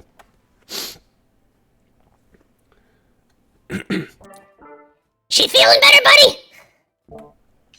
Yeah, she's getting there. Alright. So, you want to hear about these hobgoblins, huh? Yeah, we should wait for the smart one to come in. Okay, Sybil, what are you doing? She's just gonna take a moment without Bloodmane, ignore the guards that are there, essentially, and just, like, do some of the, like, find the balance things that she's been working on, and then hold her breath before going back in. So Okay. it's gonna take her an extra probably, like, 2 minutes before she's like, I don't know what the fuck just happened. I am not going to stress about this right now. We have business to do. I can add this to the things to panic about later list. Okay, let's go. That sort of thing. Okay. You are being eyeballed by like a dozen goblins who are watching you do your deep breath in, deep breath out, stand on one foot and do the hokey pokey shit. And they're just watching you. And then you know take what? your deep breath. If she's got an audience, she's probably doing it with a flourish then, because of course she is. It's a performer. Fair enough. They're still very confused. Even more confused now. But you find your balance, you hold your breath, and you enter the tent. So, as you enter, Zorgargle kind of sits up in his chair and goes, Yay, the smart one's here. We can start now. Alright. So, here's all I really know, and honestly, everything I told you at the meeting, the first one, is pretty much all I still know, but I'll reiterate for you. So, a couple weeks ago, this was before that first big meeting at the Druid Circle. You know, the one where we ate all that disgusting fruit and salad? And were given no complimentary drugs? Yeah, that one.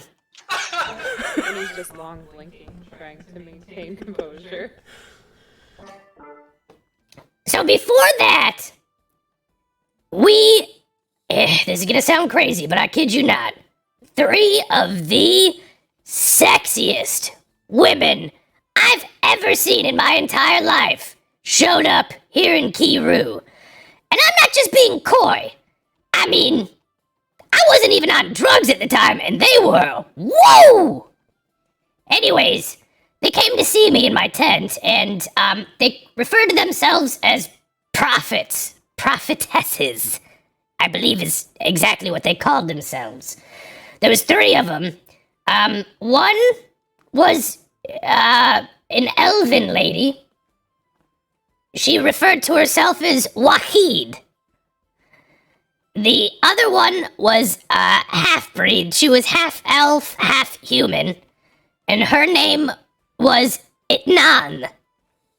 And then the last one was all human. She was the prettiest, though, as far as humans are concerned. And her name was Thalal.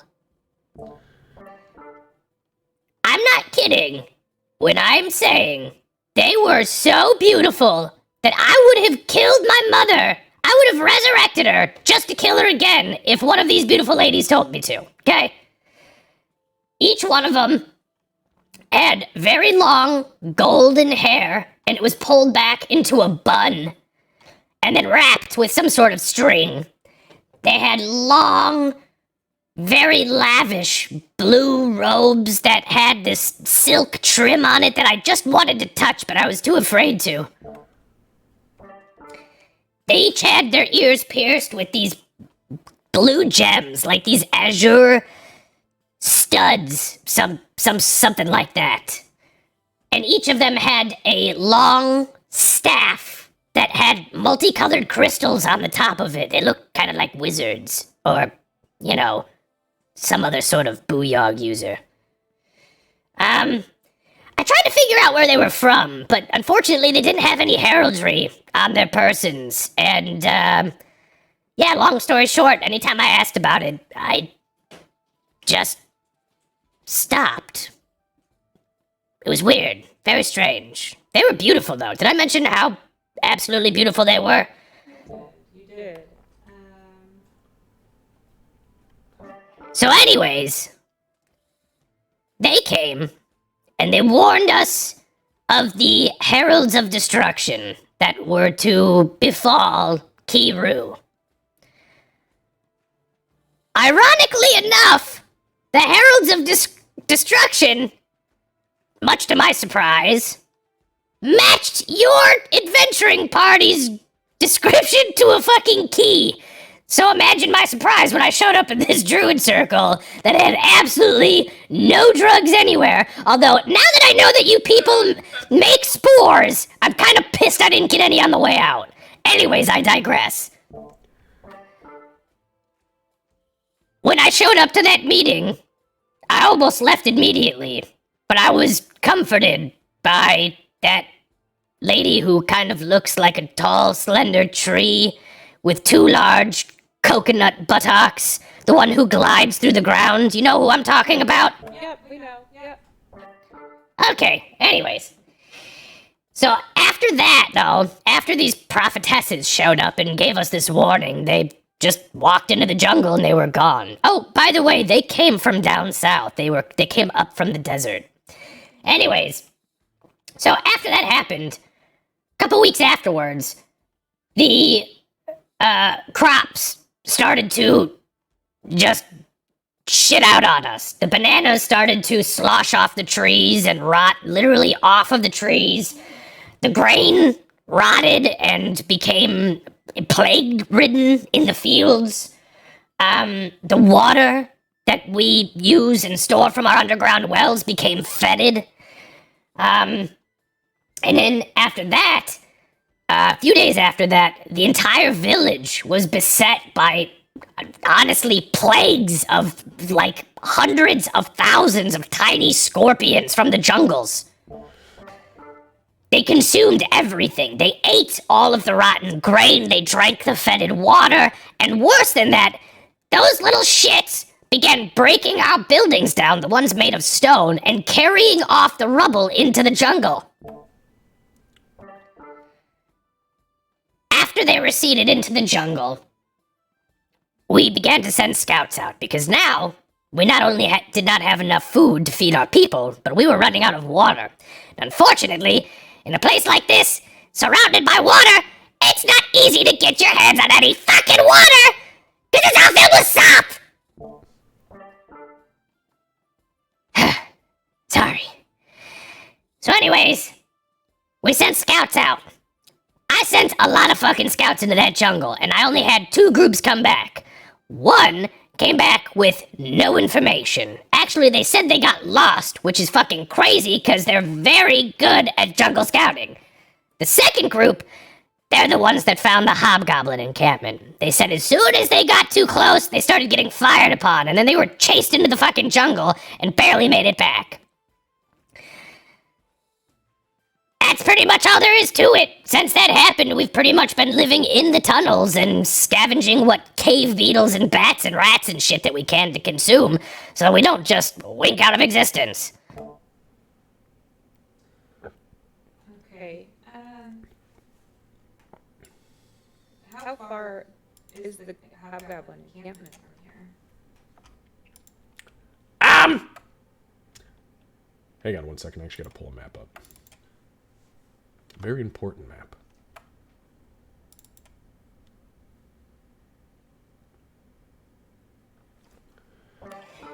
It's only maybe like an hour and some change into the jungle to the northwest of where we're at. But it's, jungle travel, so just depends on you. Okay. So I know that they weren't there for very long. Were they able to see an estimated number of... I wish that was the case. The lead scout, who ironically enough was also hobgoblin, got shot in the throat immediately and hit the ground dead, so they fucking ran. It was no good, and apparently they're really good shots. So, yeah. Nope, don't really have an idea. They did say, though, that the encampment they were in had walls of stone. There's no way that these fuckers, without us knowing about it, built an entire encampment of stone. Unless they had magic, I guess. That's a possibility. I don't know. Well, they may have magic on their side. I mean, my thought is, I need these fucking things gone. Because without them, it doesn't matter what the World Breaker does. They will consume us.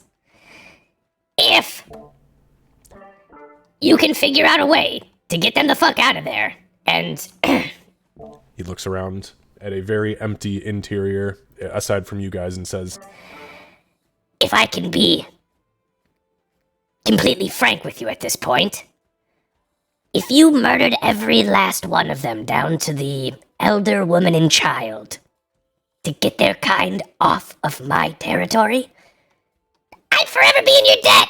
Drugs for days! No, but seriously, we're really in desperate need of water right now, and I'm starting to feel parched. No, that's understandable.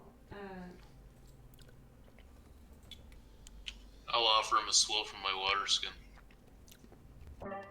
he takes a deep gulp, which for a goblin is really not all that much, and he sighs. Wow. I've been drinking bat blood for 4 days to try to keep myself alive. This tastes great. Don't tell anybody else you have that. They might cut your throat for it. Concerning. I'll put it away. He watches very closely at like where you stow it, and then kind of like glances back up at you. So about them goblins, hobgoblins, sorry, bad blood got me thinking all sorts of crazy. What about the rumors that they're making use of the insects? Well, actually, that's kind of the weird thing, though. Scorpions aren't native to this island. So wherever the fuck these things came from, they brought them with.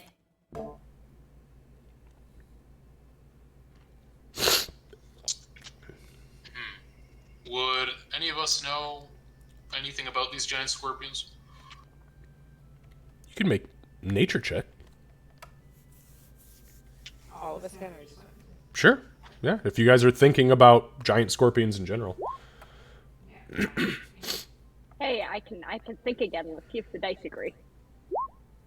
Oh fuck. Yeah, so Bloodmane, you easily recall details about now. It is correct. In the outlying islands away from the mainland, giant scorpions or scorpions in general are not typical insectoids to find. The scorpion population, especially those of the giant or dire variety, typically exist inside the Great Naladari Desert. And there are stories of clans of more savage species cultures that will tame especially the giant variety, and will utilize them as essentially pets or war animals, sometimes in weird cases even mounts. Oh yeah, Sybil, you don't know shit. Sybil takes a breath. So, I will let them know where these probably came from. I kind of spent some time with that orcish leader in the desert. We probably exchanged tales, you know, that sort of thing, of war and all the fun stuff that goes along with that. So yeah, they're probably from the Great Naladari Desert. I wonder if there's any connection with any of the tribes that we came into contact out there before. There were quite a few tribes out there when we were there. There were. But these people need water. They need food. Maybe we should just go and end this. Well, before that, what of the dark magic, the magic not of this plane of existence that you spoke of at the meeting?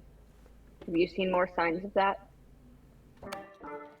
Well, the world is ending, so it's kind of fucking everywhere. But honestly, I've just kept myself doped up. So I'm seeing lots of dark magic even right now, and I'm sober, I think. Did these spores wear off? And he looks over at Winnie.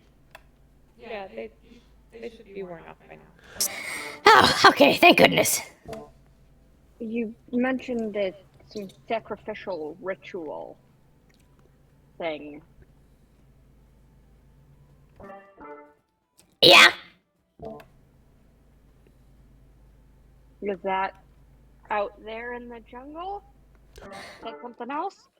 Oh, no, we were doing that here to try to stop the world breaker. We've got our own traditions. We were sacrificing people in the streets for fucking days before all this came down. But to be fair, the drugs definitely were what compelled me to make that call. Unfortunately, nothing benefited us except that we had lots of smoked meat, which we are still feasting on, considering all of our crops are gone. Win-win, baby! Dark magic for days! Sybil's just gonna nod slowly and just look at Winnie and Bloodmane. Kind of like how Winnie was looking at the door earlier.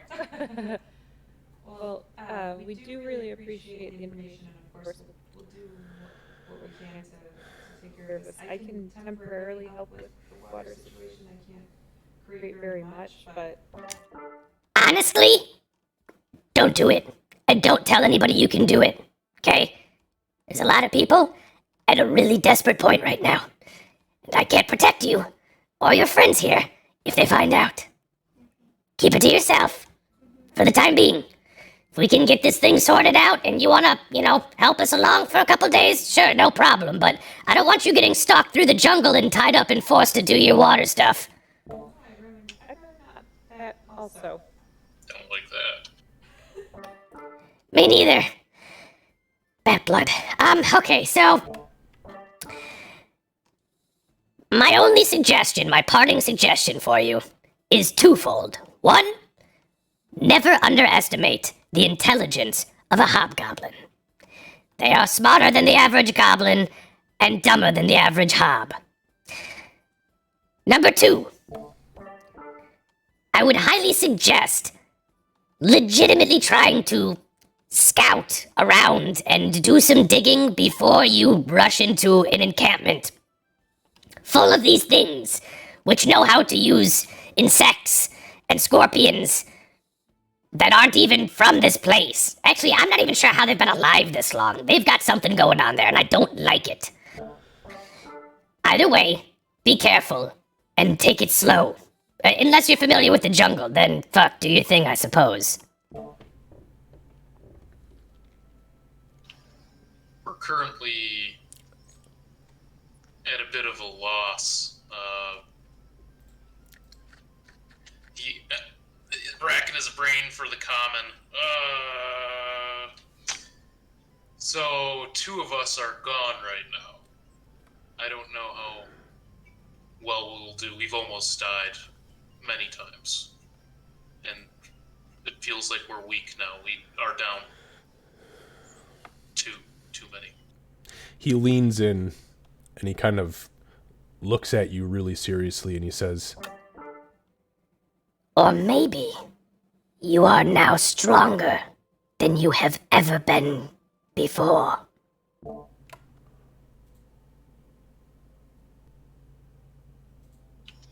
Blink. and he smiles a big toothy grin and he says, You need to be careful. You need to probably be quiet. You need to probably not be reckless.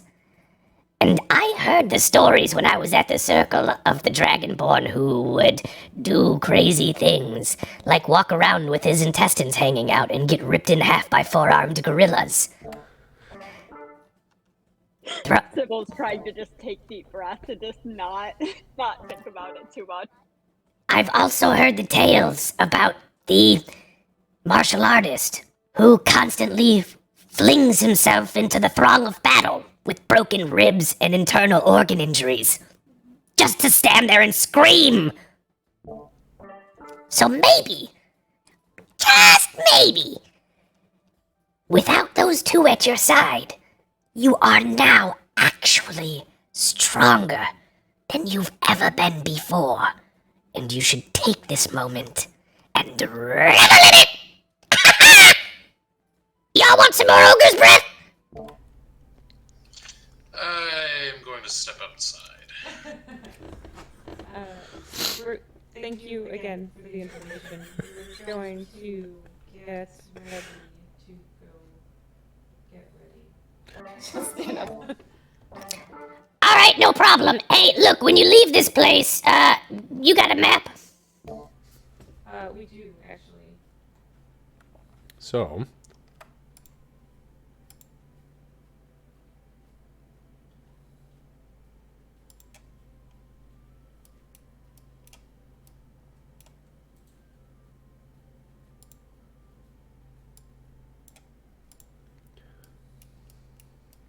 So you lay your map out, and he takes very unceremoniously his finger and he dips it into the ashes of the fireplace, and then he spits on his finger and kind of creates like this weird brackish makeshift ink, and he puts a little dot on your map.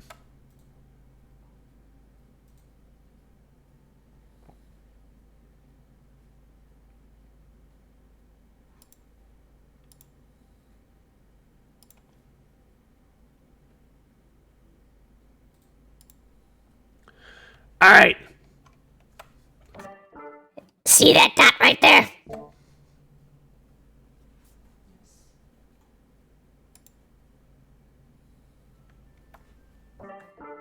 Good. And then he just stands up as if that was just the end of it. Alright, good luck. Is the dot, is it, what is the dot representing on the map? He looks down at the dot and he looks up at you. Oh, that dot? That dot's the encampment. I'm sorry, I thought I made that crystal I clear. just wanted to make sure. I didn't want to assume anything. Look, lady, I've been drinking bat blood for days, okay? I am not in the right state of mind. I hope that's the right dot. Don't question it, okay? Just follow the dot. She'll kind of like nod her head to him and then exit and look at Sybil. Bye-bye! Yeah, Sybil's also going to exit and apparently get looked at by Winnie. She's gonna look back with a clear question. Are you good now?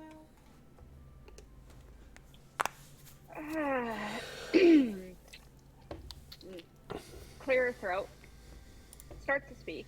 Stop.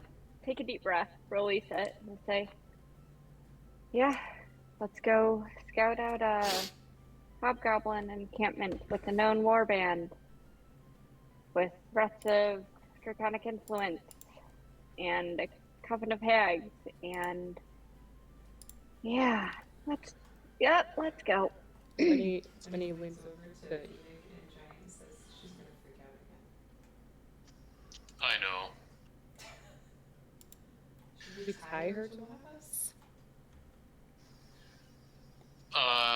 Let's wait on such drastic measures. I'm just saying the kelp was kind of seaweed. I don't remember what she got lost in, but it's gonna be a lot easier in a jungle. Desert, What hazard she got seaweed, lost you know, in? everywhere.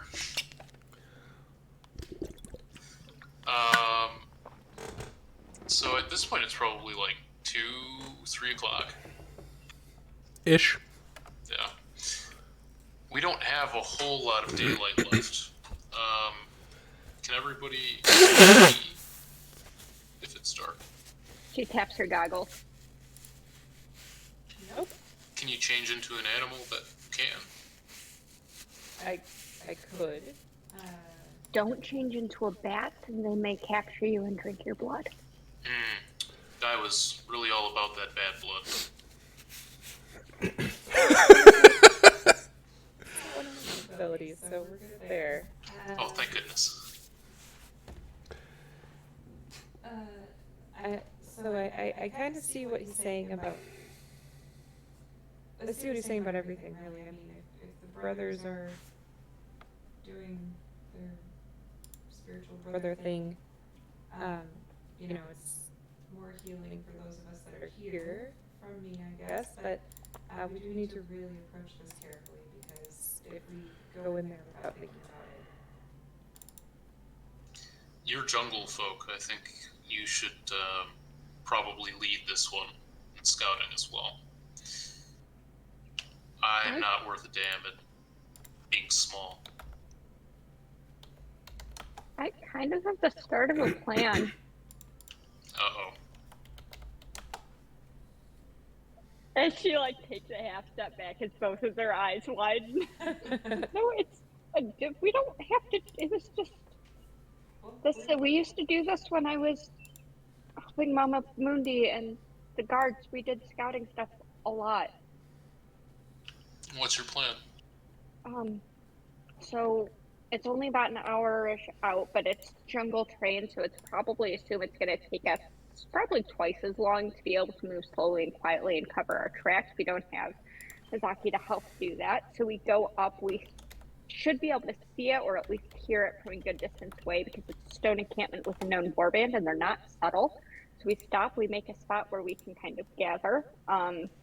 We go and start looking at the perimeter first, figure out how big it is, and then we have a couple of us You can that memorize are every good single day at differently, so flying just or going memorize. up walls and stuff, so we Just can kind memorize. of go and The only thing I put in there is the summon bestial spirit because I had to make it first. custom. We meet back at that pre-set spot, and we don't actually approach them without the brothers, because we can go and scout and gather information and stuff first. Yeah, you're both looking at me. I am still concerned. That actually sounded like a good plan. Oh, we've done this before. Well, I've done this before. I was a guard for a while. I forget that sometimes. She can take a deep breath. I don't blame you, but there's... Now you remember, and we can do this. We can all do this. The 3 of us, or the 5 of us, or whatever is meant to be. Okay. Well, at the very least, yeah, we can scout and see if we think it's something the 3 of us can handle, and if it's not, then we don't charge in, right? Everybody agrees. And who knows, we might even be able to, depending on what we can find out, we might be able to start like kicking some of them off, or setting some chaos in their ranks and setting them against each other. I mean, I don't know what's influencing the like dinosaurs or the insects or anything else that he was talking about, but we could be able to use that maybe. I'm kind of getting ahead of myself there.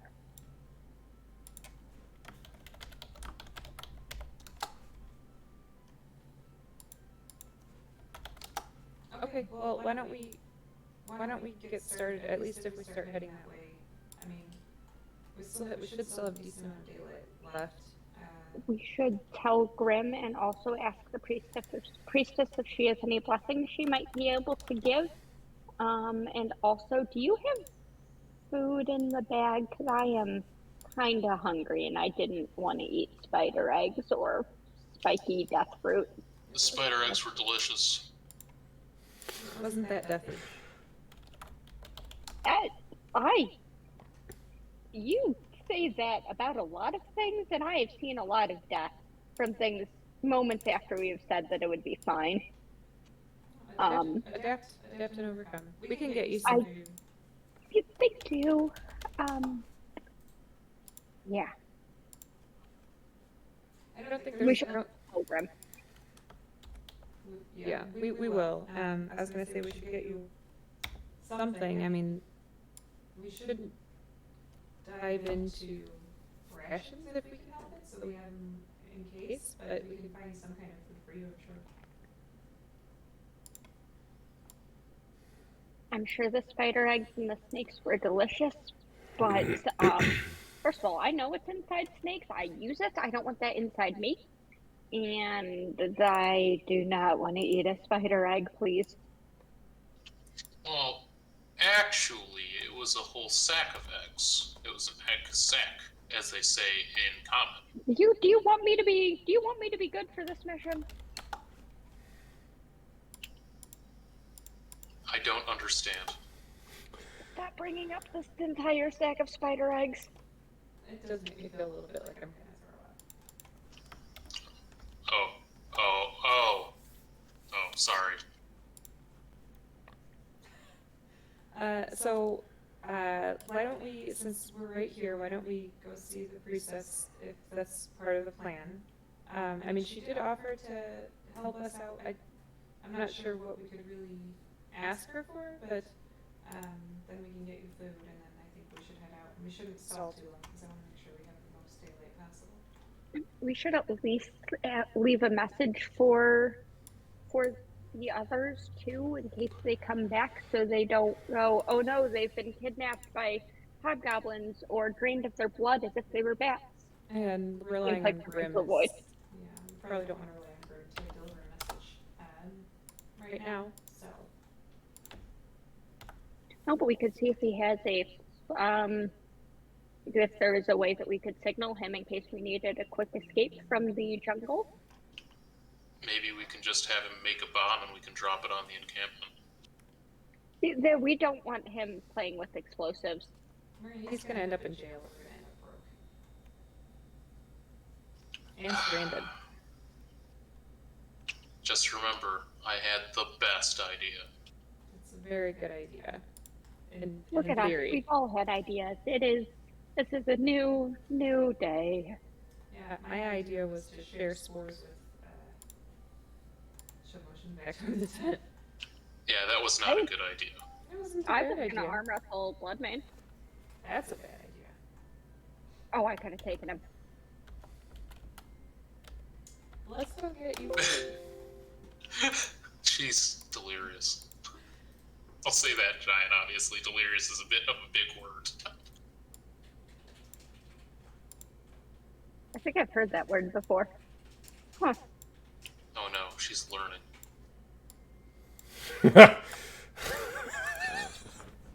Savage as fuck. So, we'll head over to the temple. We're just gonna, I don't know if you want to say goodbye here, but we're gonna just leave a message to let her know where we're headed. Maybe even show her on the map so that she could tell them, because I think they have one as well. And then, I'm looking at the map here. I think you're gonna have to settle with what they were serving in the inn. Sybil. The fruit I have is some good. dried rations. If you want some rations, you can have rations. We do have quite a few, so it's The fruit was good. The fruit was actually excellent. I do not want to offend you. You know what? I'm not going to say it that way. She glances at the hammer. You can tolerate more things in your stomach than I can. Let's leave it at that. fruit or rations. Yep. I don't want to use. You were smart. You were right. We should save the rations. I can see if the fruit. We can take a fruit to go. I guess. It probably travels pretty well. Yeah. So we'll And stop the at inn. worst, Bloodmane can just throw them at a hobgoblin that gets too close. Very spiky. Okay, so you guys head back to the Goat Skin Inn, and you enter. You approach the tavern keeper, who is in the process of serving another round of drinks to Grim, who still at this point does not appear to be intoxicated. But there are many empty tankards in front of him. So you guys approach her and you were asking her for spiky fruit. Is that it? Just the spiky fruit? Yeah, that's all you want, right, Sybil? Yeah, that's probably the easiest. Unless she has coffee, because I haven't had coffee in so many months. Do you think you need coffee after, That was pretty We're about intense. to go. We're about to go scout out a hobgoblin war camp. Yes, I do. The kobold blinks heavily at the three of you. I'm not entirely sure what coffee is, but I have spiky fruit and snake. Take your pick. She sighs in the same sadness that she feels everywhere now. Yeah, if we could. Is there a way to package this spiky fruit to go so we don't get stabbed by it? She looks at you very suspiciously. She says, Put out your hands.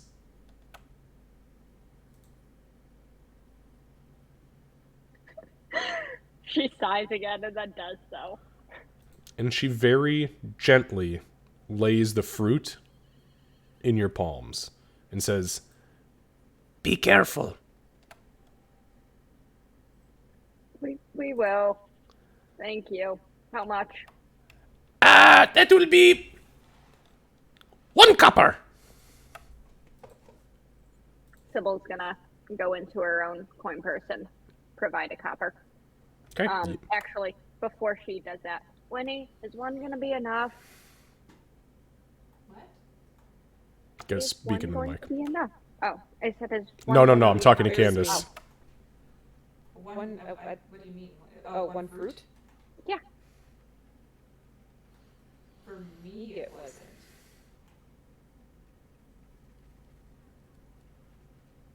Okay. She's gonna pull out 2 copper pieces and say, "Can I have another one as well, please?" She nods and she says, "Ah, okay." She reaches over grabs another fruit, puts it in your hand. Be careful. And she takes the 2 copper. She puts it in a little pouch. Okay. Thank you very much. And then, all right, let's go check this out carefully. I'm gonna let Grim know what we're planning on doing before we leave, just so someone knows where the hell we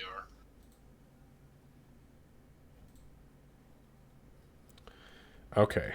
Give me 1 second. I'm hearing a fucking echo, and I knew I've been hearing an echo, and it's driving me crazy.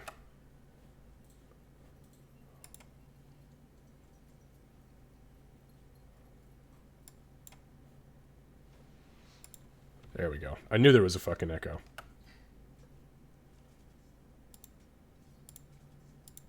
I'm hearing these fucking chickens. What, like, no, oh my god. The horror. Okay, so you go over to Grim. Grim's sitting there, and he looks down at the tankards in front of him, and he looks up at you, and he goes, "You know, the strange thing about this place is, Bloodbane, I've drank so much of this, I've had to piss 4 times, and I don't feel intoxicated at all. Can we please get the fuck out of here? I'm so scared." This is not a good place for us. Oh, we are going to go scout out the encampment. I'll show him the map with the dot on it. We're going here.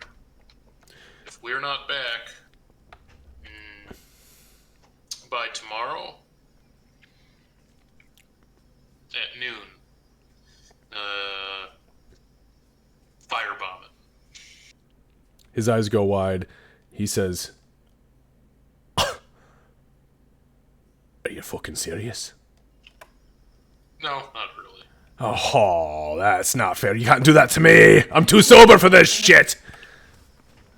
But that's where we will be, and we'll either be dead or captured. So, very fun things to come for all of us. All right. Well, I'll make sure I keep that in mind. If I see the other 2 dipsticks around here, I'll let them know. Thank you, Grim. Good luck on your quest to become drunk. This is bullshit. I hate this place. This place sucks. I'm gonna walk out. Okay. All right. So you guys exit the tavern back into the greater Kiru village. So at this point, what is the intention? Obviously, we know that you are intending on going off into the wilds. Pop this back up real quick. So you guys are your intention is to go back into the wilds.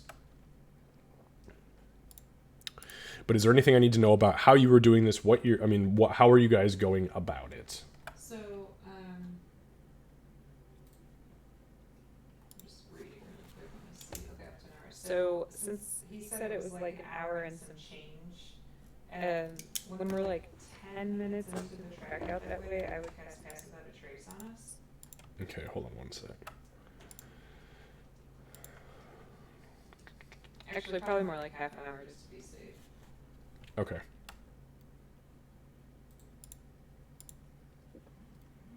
And Sybil is, as we start it would be so we had a few days to think about what this would be.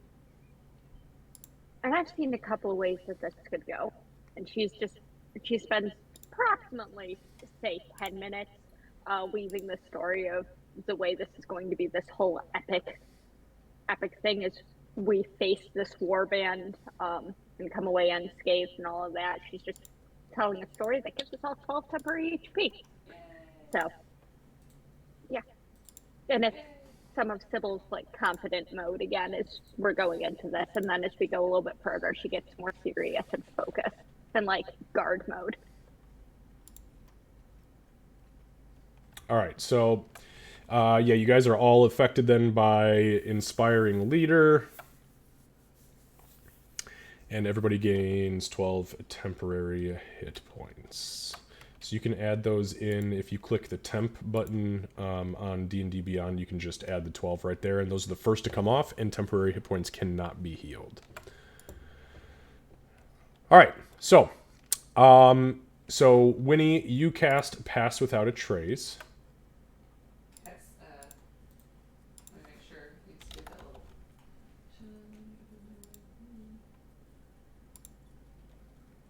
Okay, I just want to make sure. It says each creature I choose within 30 feet. So obviously I would choose the three of us.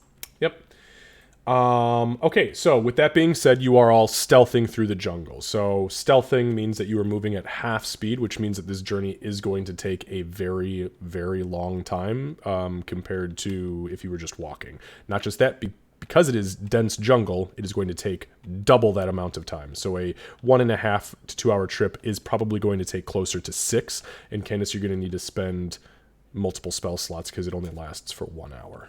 Okay. So yeah. how would you like to do this? So you go 30 minutes into the jungle and you cast Pass Without a Trace. That's what you said, right? Okay. Yeah. So at that point now, you guys, half an hour into the jungle, and let me just pull hang on. I'm gonna do a calculator thing here.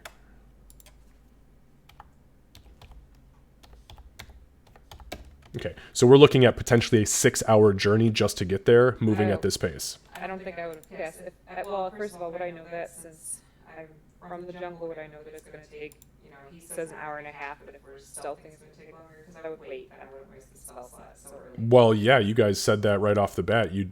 She told you flat out it is dense jungle. You're not going to be moving that fast, so. So I would wait till we were closer, so I'm not wasting all my second level spell slots. Okay, how much closer? I would say, based on, so if it's going from an hour and some change from what he said to 6 hours.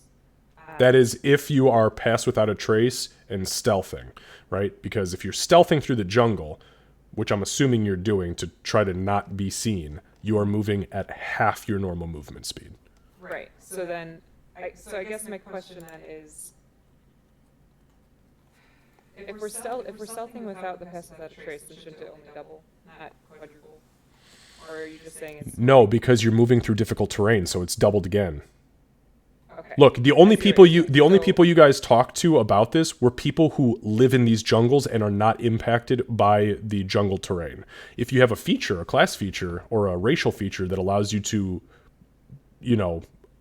look past that difficult terrain situation, then obviously you're cool as a cucumber. But I can guarantee you that Bloodmane does not, and neither does Sybil.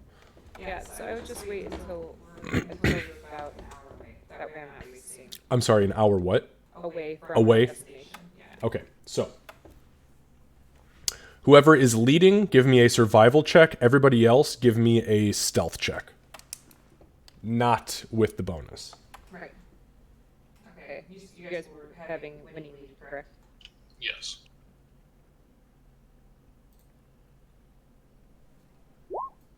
Could have been worse. And I'm doing my stealth check with advantage due to my cloak.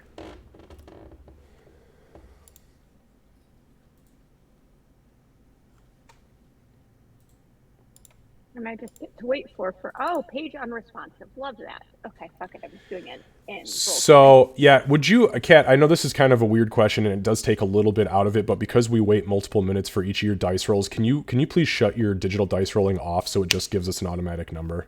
I was trying to do that already. And I think Really? that's So why it's... my page just froze on me because this was the first roll I was trying to do without it. Gotcha, okay. Yeah, it probably needs a refresh. It's probably freaking out.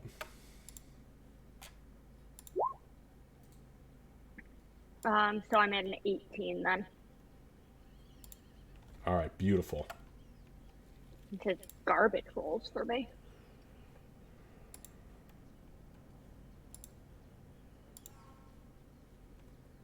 Yeah, after the last one where it literally took like 3 minutes, I was trying to turn it off.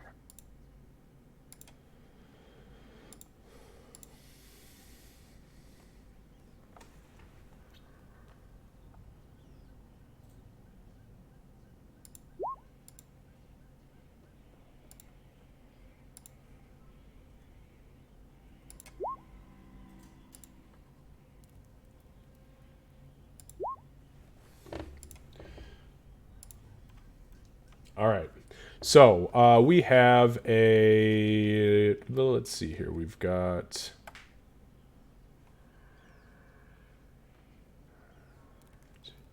God damn, you guys are really stealthy.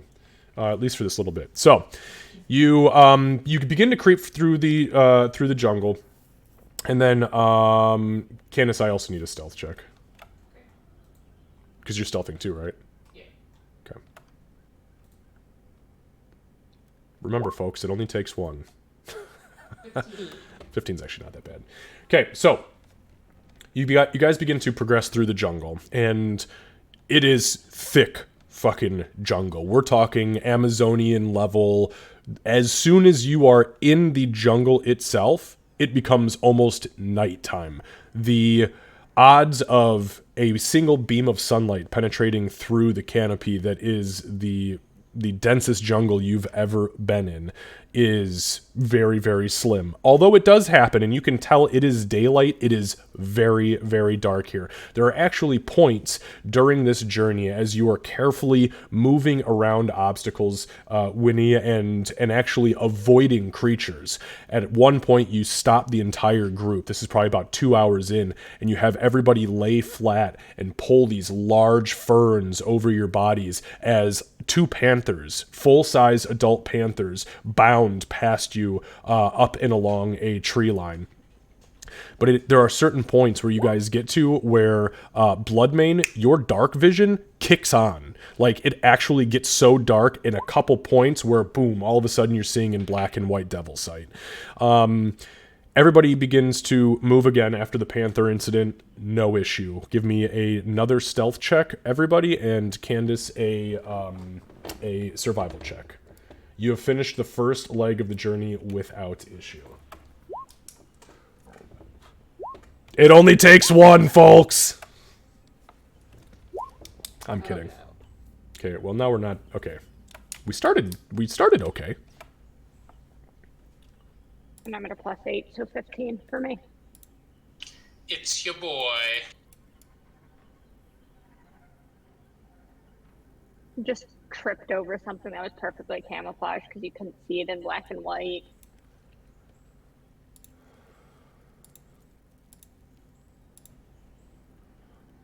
Okay.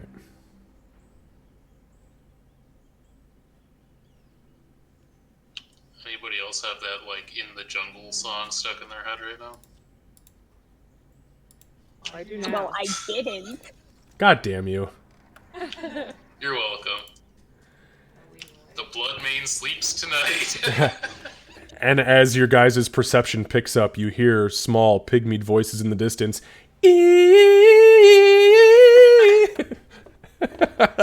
All right,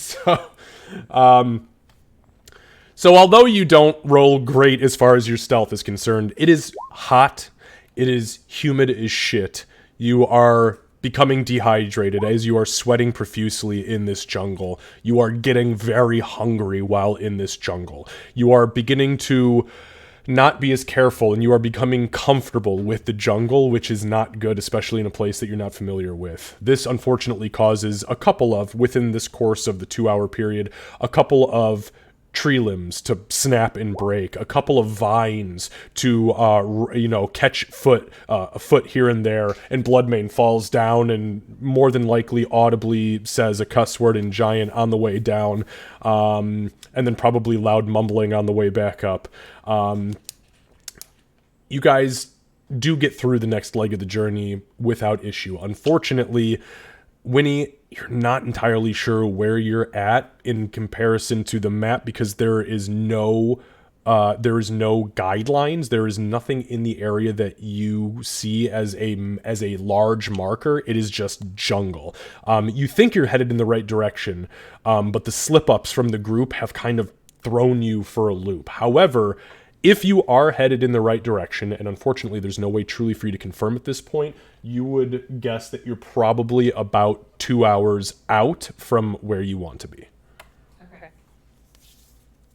All right.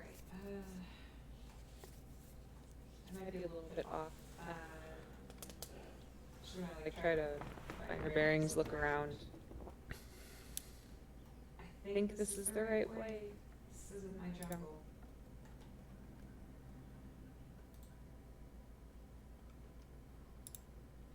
people. Well, it's not the first time, nor will it be the last time that we've gotten a little bit off course. That's it's okay. Can you tell which direction is which? Do you have some intuitive druid sense of like that way's north or something? I could have asked the plants. That's where I was going next. See if Well, they I mean, yeah, that would definitely help. I was gonna ask if I should break away slightly, not going far.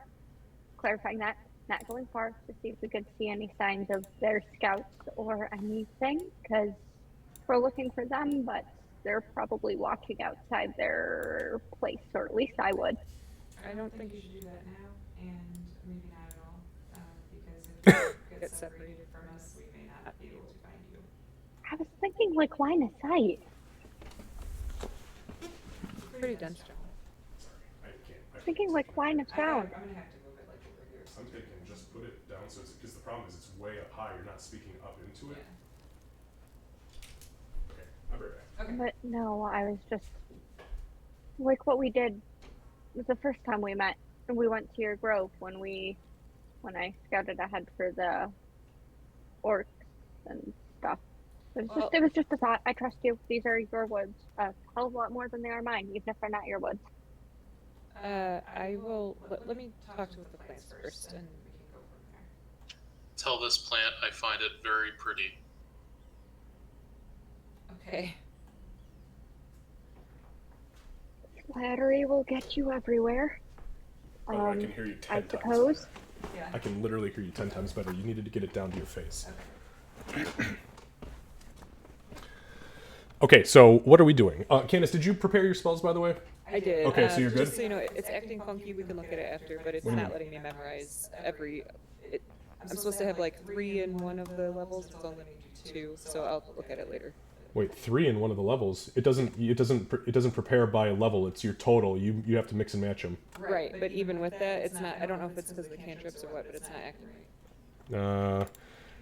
I just did this the other day as a test, and everything worked fine. So let me take a look because I want to solve this now. Otherwise, we're going to get to a point where there's going to be an issue. So what is the issue? So we go to Manage Spells. Okay. Right. So it says you have 14 spells prepared. Right. So it's supposed to. So it says I have 14 spells prepared. I've got 3 first. I have 3 second. Okay, hold on one second. I mean, I guess it is 14, but I don't know. It was just. It's not how we were doing it on the paper, so it didn't seem right. So. It is how we always did it the same way on the paper. Always. It was the same I'll exact show you thing. later, so I can clear it up for myself later. Well then, no. Show me now. I want to address these things as they pop up on the spot because today was supposed to be us getting everything situated. So tell me what it is that you are seeing that is different that it is not allowing you to do here that we had on the paper. So like on the paper, when it's what you had, like I could get 4 first level spells, right? So I would memorize my 4 first level spells. I would pick 4 first level spells. It's never been like that. You have a total spell pool and you can prepare anything that you want. You have a certain amount of spell slots. Okay, well then I'm just... The way that it is always, and if you always took that as what it is that instead of how many spells you could prepare, then you've been wrong. I apologize, but you've been wrong the entire time. The way that 5th edition has always worked is that you get a number of spells you can prepare, and you can prepare from any level you want. You could do all 20 first level spells if you want to, if you have 20 spells available to prepare. Okay, that makes sense. But for clarification's sake, for druids, you can prepare a number of spells, just to make sure that this is acting correct. You prepare a number of spells equal to your wisdom modifier plus your druid level to a minimum of 1. So your wisdom modifier, so you are level 10, right? No, you're level 11 plus 3, so that is 14. So you can prepare 14 spells from any level you want to. Up, down, left, or right. The reason it was confusing is because it says first 4, second 3, third 3. Because that's your spell slots. Those are your spell slots. So if you what? It's 16, that's why it was confusing me. Yeah, but you have 16 spell slots to utilize through the day, but you prepare separate. Your preparation, your total spells you can prepare versus how many spell slots you have are two totally Right, different things. I do understand that. The reason that it was throwing me off is because on the paper, I had everything laid out in front of me so I could, I'll have to explain. That's why I said let's do it later, because I think it's just my confusion versus the system not working. It makes sense on here for me right now. I was just trying to understand why it's different from what I expected. Okay. It's not, just so you know. It has always been this way, and even when you play Doc, it's the same exact way as far as the cleric That spells are doesn't concerned. confuse me. I don't know why, but I'll look at it. All right, whatever. Okay, so next we've got the spell. What is this spell you are doing? I was gonna cast Speak with Plants. Okay. At what level? 3rd. Okay, give me 1 second here. You don't have to do that. Okay. Yeah, use the spell slot for me, sorry.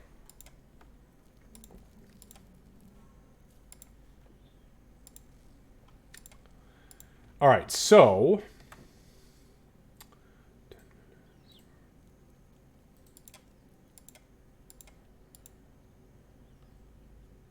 okay, so this does not require concentration.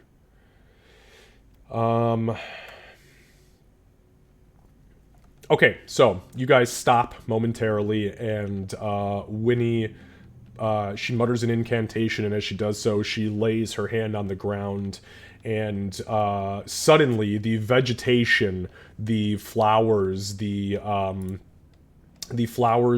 the mushrooms and the moss and the leafy vegetation writhe momentarily before kind of swaying gently in a almost non-existent breeze. So Winnie will focus on them and try to communicate with them. Which direction are the hobgoblins, the unwanted visitors?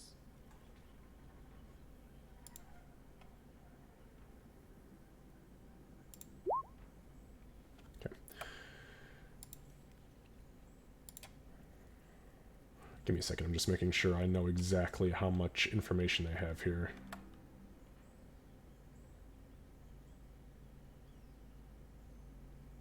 Okay, so what was the question again? In which direction are the hobgoblins, the unwanted creatures?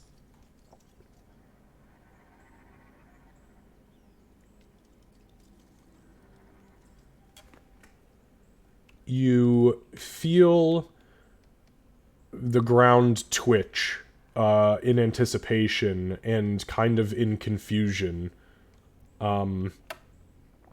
You receive a response, but you're not entirely sure which plant it is that's responding, but you hear a whisper. We are unfamiliar with this term. I'll try to, because it's like a mental connection, right? I'm not like actually speaking. No, it says you imbue them with limited sentience and animation, giving them the ability to communicate with you and follow your simple commands, so it is auditory. It's actually auditory, okay.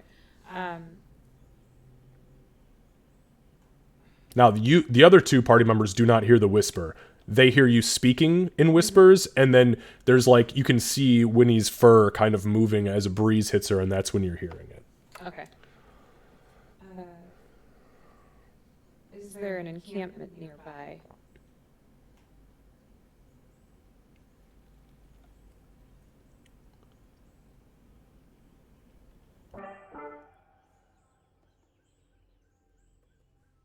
We are unfamiliar with that term, but there is danger nearby. Which direction is the danger? At this point, you see the vegetation in this active 30-foot this 30-foot circle. All of the vines, all of the mushrooms, all of the leaves that were kind of upright and just slowly moving now immediately tip and point in one one move of solidarity to the northeast, or excuse me, the northwest of where you are currently at. Thank you. Also, my friend thinks that this plant here is very pretty, and would you be able to make it easier for us to pass in the direction of the danger?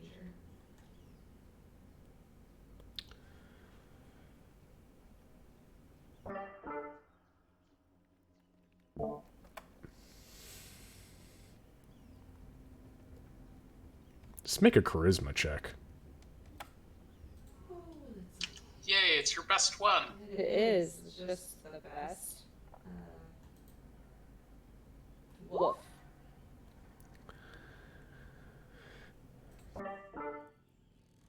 Pretty. We are unfamiliar with this term, but we will make it easier for you. And at that point, the plants and vines and leaves in this 30-foot circle only that were pointing towards the northwest, they recede as flat to the ground as they possibly can, and you have a single 30-foot circle of now normal terrain. But outside of that 30-foot circle, your spell has no effect, so it's... Yeah. Okay. Well, I believe it's this way, and I'll start leading us in the direction of the danger. And then again, as we get to like the hour or so out part that I suspect, I'll cast Pass Witness. Okay. So, you guys begin to travel in this direction. Candace, give me a survival check.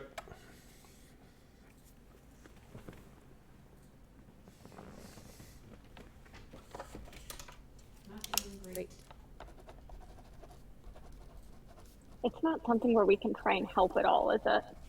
No. Okay. Oh, Jesus. All right.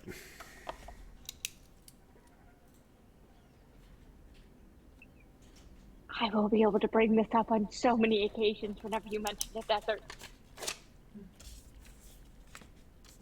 Optimism.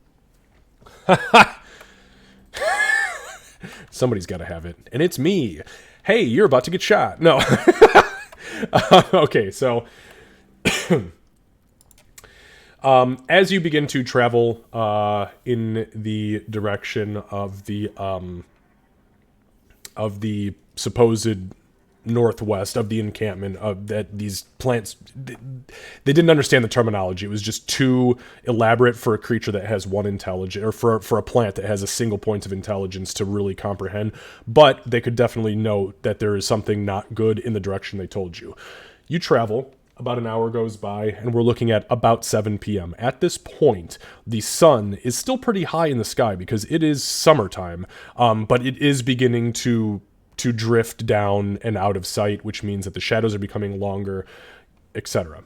However, you stumble upon what appears to you to be a clearing. As you walk into the clearing... Go ahead and everybody give me a perception check. Those are actually Hey, no slow-mo. It worked. Sorry, give me 1 sec. I gotta actually... Also, if you're doing lighting stuff, I'm gonna have my goggles for dark vision. Nah, it's nope. Just stop there. Nope, it's bright as day, pretty much for the sake of dark vision and not being dark vision.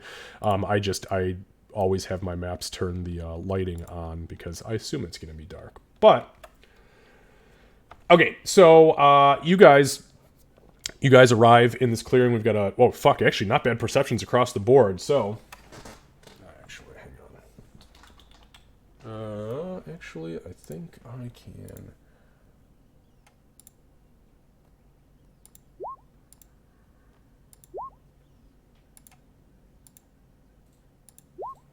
Sorry, I'm making some rolls on the GM screen here. So, okay.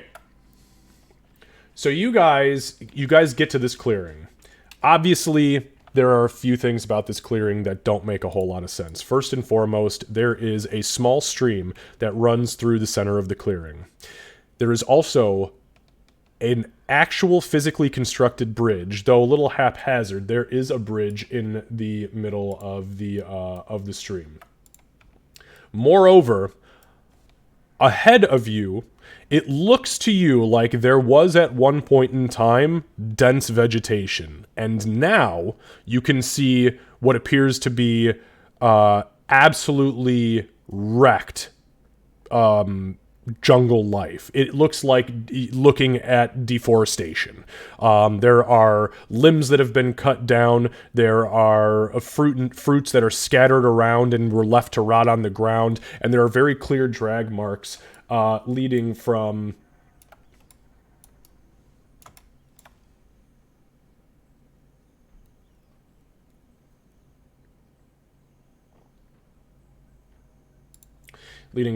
here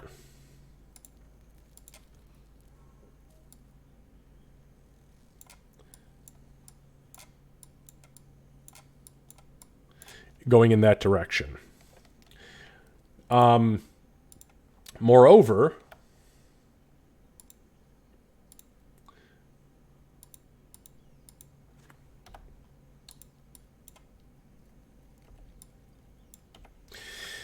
you all can hear clear as day off in the distance, and what sounds to you like moving in your direction, the audible sound of deepened voices that are very akin to hobgoblins.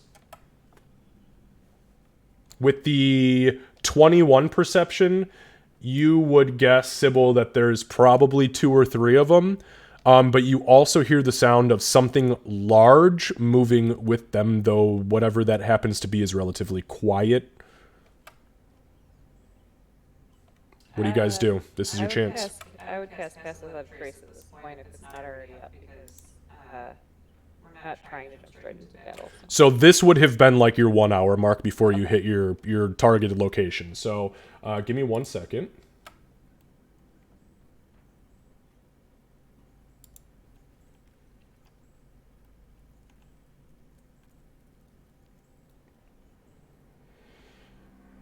All right, you said Pass Without a Trace. Yeah, 2nd level. Okay. 2nd level. What does 2nd level do for you? Nothing, it's just this level of the spell. Oh, okay. I thought you were telling me that it was, No. okay. And what is that, a 20 foot or 30? 30. Okay. And I would target the 3 of us.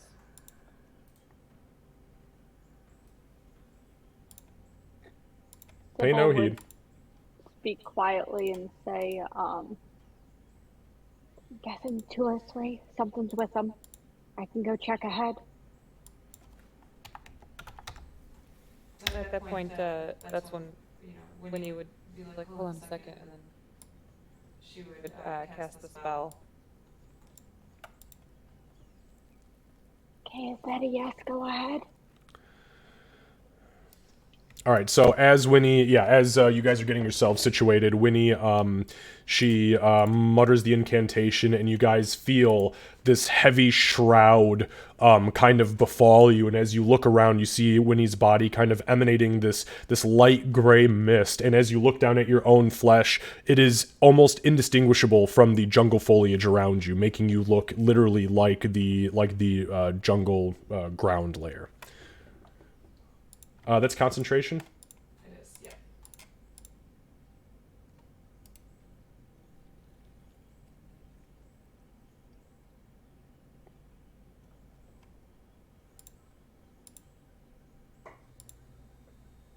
Give you the infamous yellow dot. Yellow dot of concentration. Okay, what are you guys doing? The sounds of these things are getting closer. I'm gonna try to, like, if we're on the path, or if there is kind of a path, I'm gonna try to, like, get behind something else so I'm not just standing in whatever's way. Okay, perfect. So, you mean as far as what path? I'm sorry. Like, I'm just looking in line with the that bridge. So if something comes over that bridge, I want to be out of. Yeah. Okay, perfect. Yeah, so there are across, kind of speckled across the map here, there are pretty large rocks. There is there's a small bit of a river here. These, by the way, these little things they're mushrooms, huge fucking mushrooms.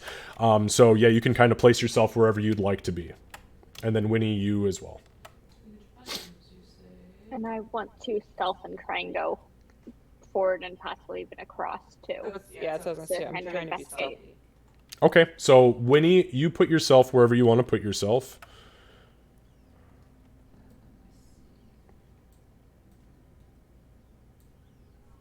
Okay, perfect. Give me a second.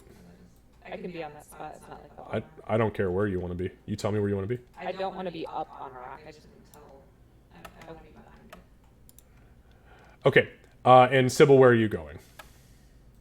I was thinking about doing the route on the left and going forward to investigate. So I'm going to be out of her path without trace then. Yeah, that's fine with me. Just go ahead and place yourself on the map wherever you are going to be, and then everybody give me a stealth roll. Kurt and Candace, you can give that your stealth roll plus 10 because of the pass without a trace, and Sybil, you just get your regular advantage. Yep, and I wouldn't be able to make it over, would I? Unless I did the bridge, because I was hoping to even get like over here. But if that's not feasible. No, I mean, you can jump over. I mean, it's only a little 5-foot gap of water. It's a very, very small... I mean, it's not like this is a raging 5-foot wide river.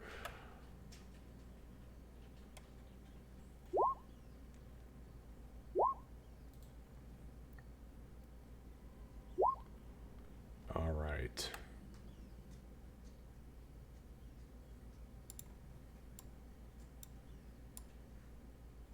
Might have misclicked. Let me try that again.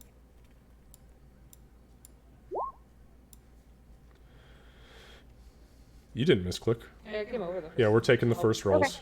Okay. Yeah, I don't even see it over there. That's why I was confused. Is I didn't see it click over. Okay, so we've got let's see, we've got a 12 a 22 for Bloodmane, a fucking 29 for Winnie, and a 13 for Sybil. Okay. Yeah, I can't roll worth anything for stealth today.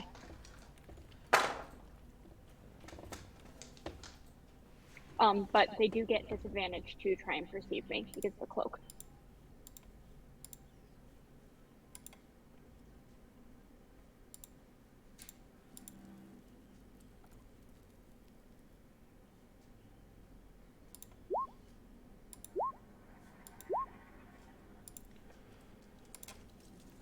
All right, so Winnie and Bloodmane, you two crouch behind this rock, and there's not a whole lot.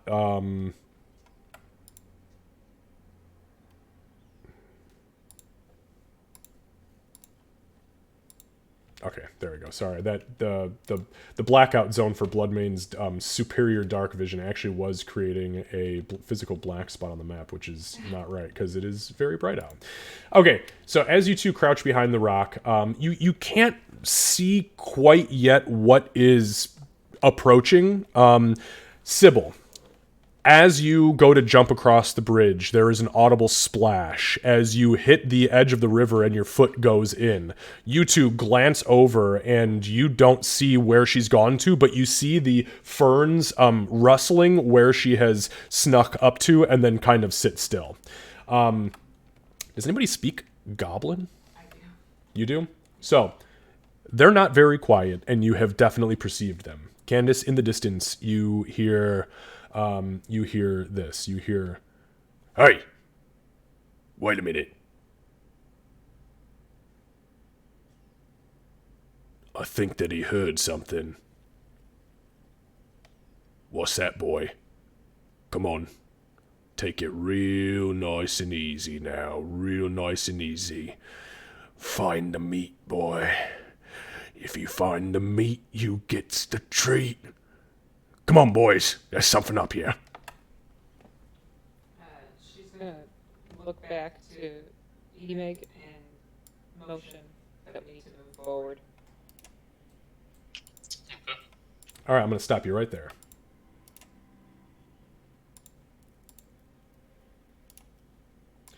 All right, guys, go ahead and just click on your character tokens for me and roll initiative in roll 20. Damn, I don't like any of this today. I mean, I love the game, but I hate all of this.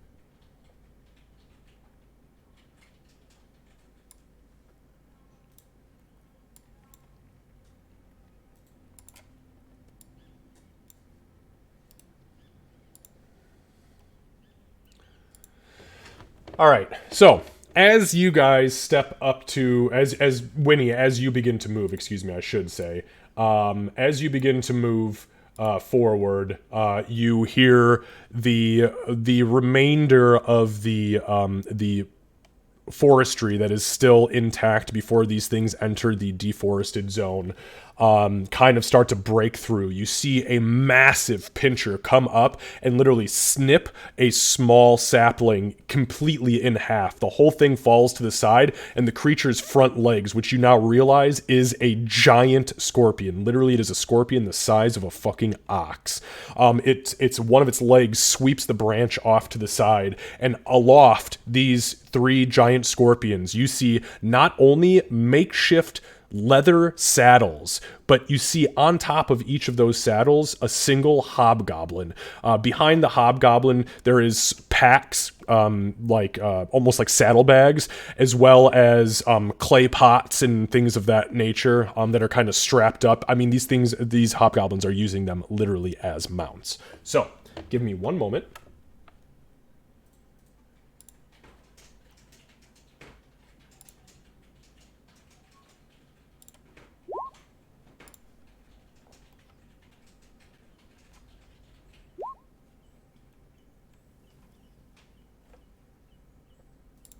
Okay, one moment. Sorry, Sybil. You had a 7. Yeah. And Winnie, what was your initiative? 11.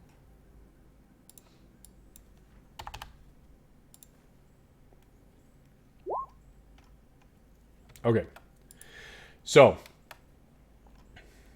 as the creatures get into view at this point, the first one, which is on the lower right hand side, get some more appropriate music out here. Sorry about that. I mean, it's fairly ominous.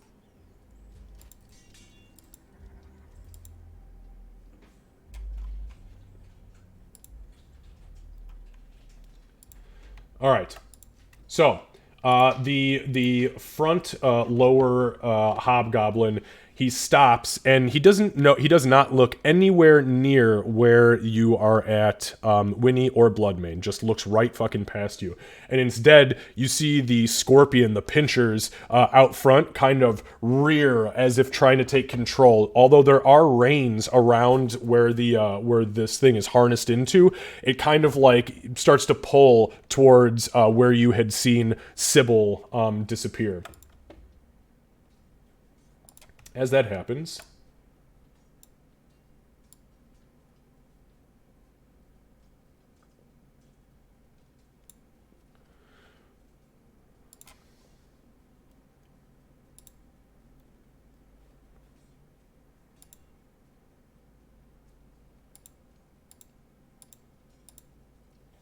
okay. They did not get a surprise round, just so you guys know. They just happened to roll at the top of the initiative order, and I auto-generated that, so just so you know.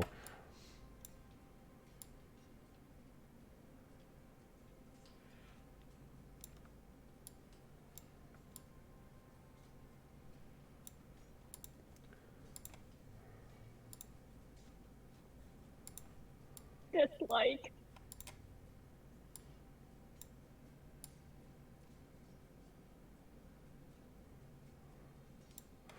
So he gets there. Sorry, I didn't realize these things had 40 feet of movement.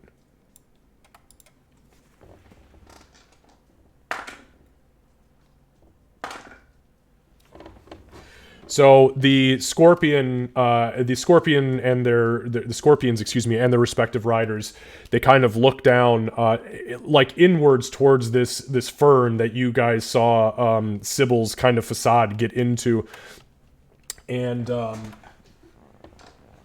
me one sec here.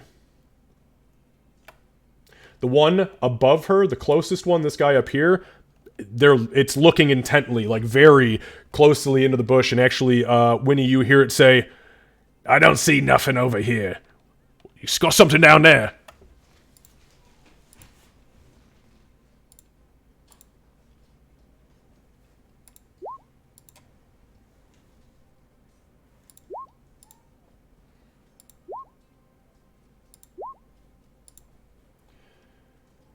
For the record, Sybil is absolutely holding her breath. Thematically at this point. So the other one looks, and he looks back, and Winnie, you hear him in Goblin. He looks at the guy who is behind the rock at this point, and you see the scorpion is actually getting ready to climb up on top of the rock, but it hasn't quite made it there yet. But you see him kind of look back, and he goes, "Hey, Captain, I don't see nothing here. You sure he's got a hit on it?" The captain at this point, or captain, I guess is what he calls him, climbs up on top of the rock. Uh-oh. And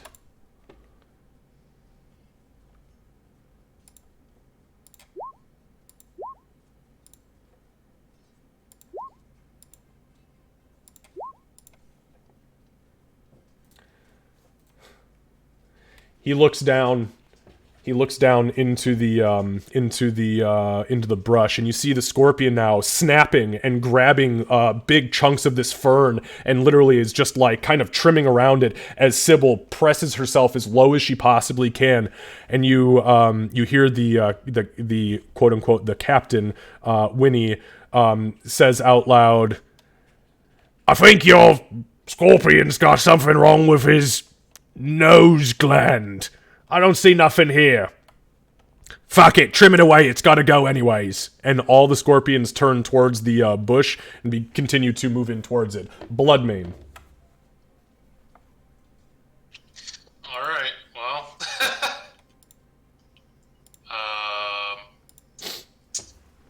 Yeah. This is interesting. I guess we're doing it, huh? I mean, you don't have to do it. That's true.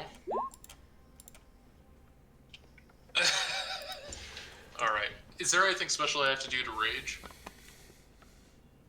You mean I'm sorry, in Roll20. I was just thinking, I was like, no, man, just tell me you fucking rage. No. No, if you rage, I will put, so what I do is I will put there's actually a rage icon, and there you go. Boop. Oh, man. We got you, brother. We got you. If you click on the extension at the top, it should have a little button that lets you do character-specific options, and it should let you do rage in that. I am not following what extension you're talking about here. The actual, like, up at the browser top, the D20 with the B on it. If you click on the actual, like, Beyond 20 thing, it'll have character-specific options you can toggle on for things like rage, or for me, sneak attack. Alright, that might be something I look at later, I suppose. Mm-hmm. Okay, yeah. So I will pop the rage there. Okay. Am I able to get through here? So this because this has been deforested, you can move at normal speed, obviously except in the water. So yeah, just as far as your movement will allow you. Sure.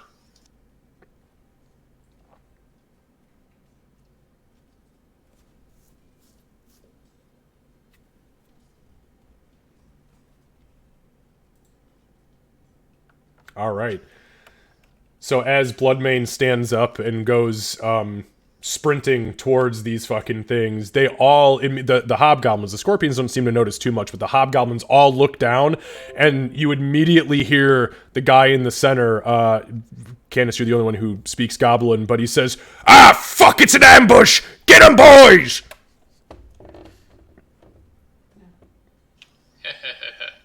Okay.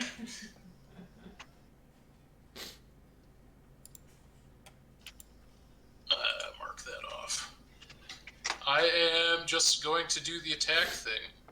All right, go ahead and lay it on me, baby. Do I declare which or? Yeah, so when you're attacking a mounted creature, you can target either the rider or you can target the mount. It is your choice. All right, I'm going for the rider. Okay.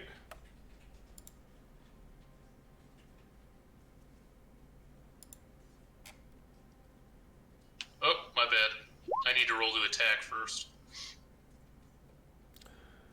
Yeah. Okay, There you that's go. gonna probably be a miss, I'd assume. So yeah, you swing up at him, and as the captain is calling it out, as the guy on the rock is calling it out down to this guy, he goes, "Ah, fuck!" And he slips his shield on quickly, just in time to deflect the blow of Zarias' fate. But wait, there's more. Well, there's more.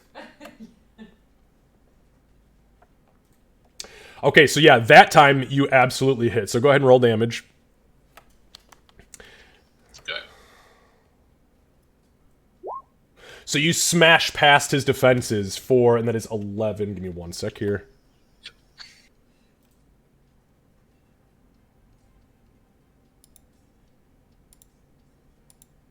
Oops. Sorry, how much damage was that? 11, okay. It's not adding the rage damage, it should be 13. It is 13. Yeah, because you're right, it's not adding the rage damage.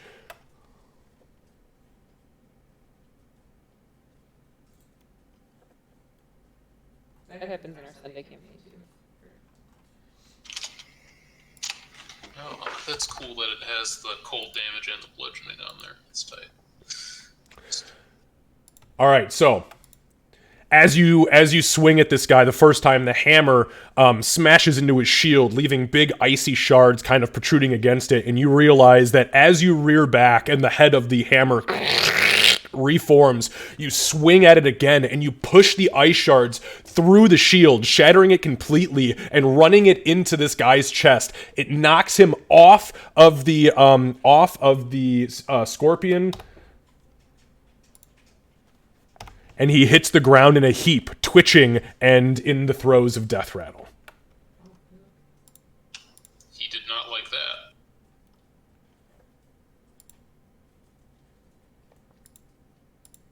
All right, anything else? I believe I'm good. All right. So next, Winnie. So Winnie will step forward.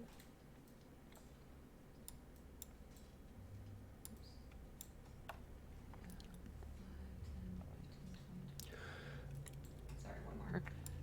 And then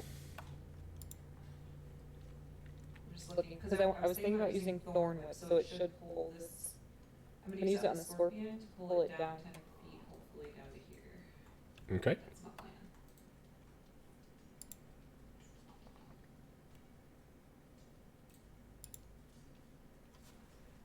14 to hit. 14 does not hit. No, you whip your hair back and forth, and as you do so, the vines extend out of the tendrils that are your dreads, wrap around one of the legs of the scorpion, and as it yanks backwards, the leg just pops off and comes back to you, and it does not bring the scorpion with it. It does not appear to be impacted by the loss of a single leg. Okay. Yep, okay. That's it. I was really hoping that would work better. I'm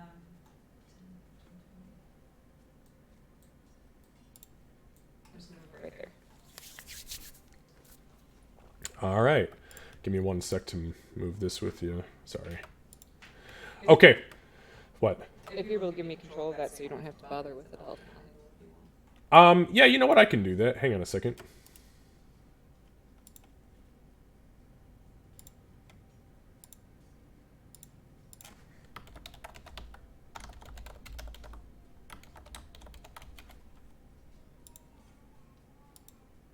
There you go.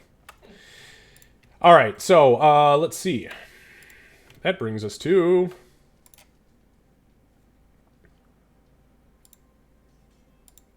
Sybil. Okay. I am going to. Fuck, do I want to just murder or do I want to make these things run? I've been going back and forth on it. They already know we're here. I'm gonna have to kill. I am going to. Can I stab it? How tall is this rock? So it is above you 5 feet. So you would have to have a reach weapon to hit the one directly above you. Okay. In that case, Or you could throw something or shoot something. I mean, yep. There's just my. God damn it! The fact that they're both right there. Fuck. I hate it.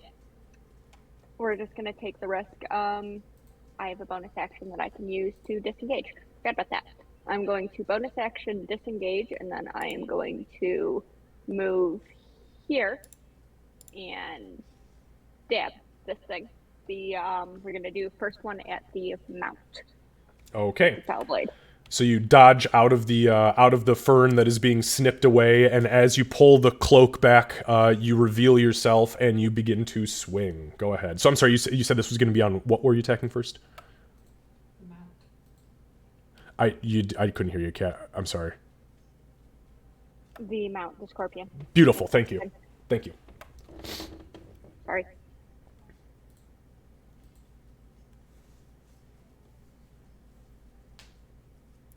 Okay, I'm not going to get advantage for that, but I do still get sneak attack damage if I successfully hit, because I'm one-on-one.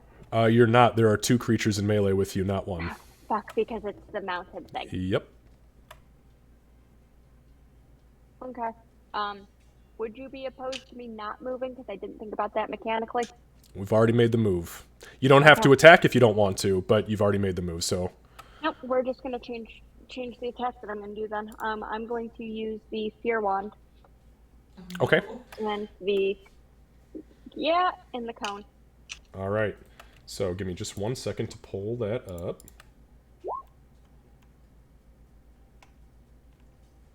Like, we can't murder them fast enough.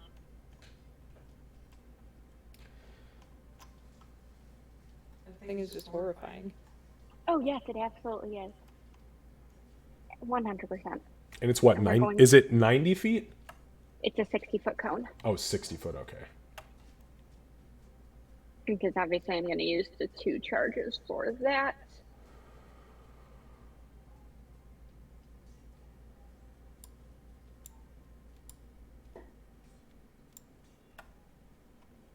All right. So there's your 60-foot cone. Yep, because I don't think there's any way I'd be able to angle it to get the other scorpion. And actually, sorry, it would be that.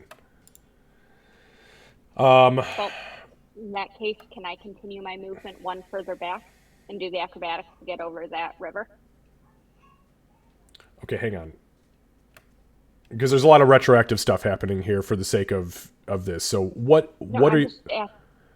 I'm just So asking to do you've... one more movement. But you just said you were using the Fear Wand, right? So you can use the Fear Wand, and then you can move. Okay, I was just asking to do my movement first. So this will be fine then. Okay. I just won't get this guy, which is what I was trying to do with it. No, you'll hit him. He's dead center in the middle of that mount. He's dead center in the middle of that large creature, so he is still impacted by that. Okay, then that's fine. Okay, it's so... just a DC 15 Wisdom saving throw. Yep. Give me 1 sec.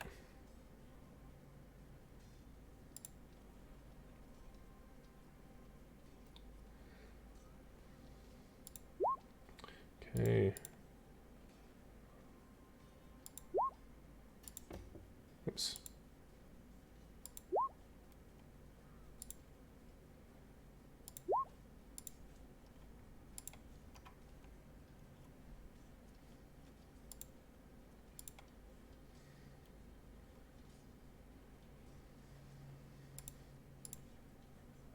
Sorry, bear with me. There's a lot of back-end pieces that I've got to keep pulling up and looking at, so hold on 1 sec.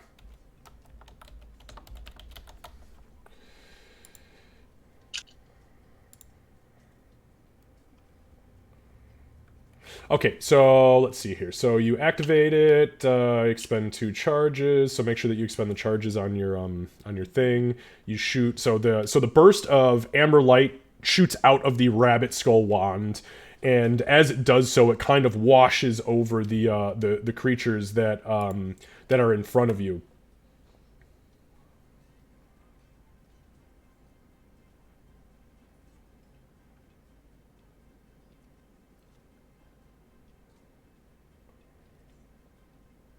Okay, so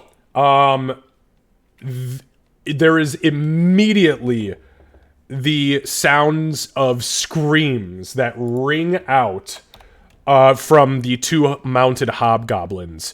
Their mounts themselves begin to thrash about wildly, as if they are about to lose control. It is at that point that you see both of the hobgoblins rear back on the reins, immediately spin their scorpions around, and begin to bolt in the opposite direction of where you are. Oh, okay.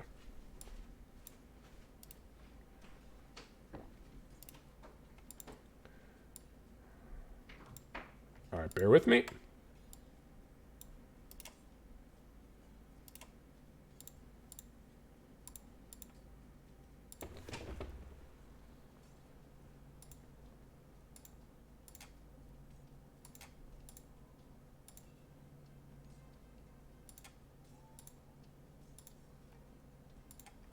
All right. So, yeah, obviously it's not their turn quite yet, so they're not doing anything at this moment, but they do appear to be freaking the absolute fuck out. Yeah, the empty burn just produced rabbit screams. All right. Also freak out. And then you said you were going to be backflipping over the river onto the rock, is that right? Yep, because that'll give me a better line of sight to shoot them. So Sure. I'm going to just... You're just climbing up the rock, so it's not that big of a deal. Yeah, because you had another 20 feet of movement? Something like that? I have 30 total. Yeah, so not an issue. Okay. All right, so that brings us to...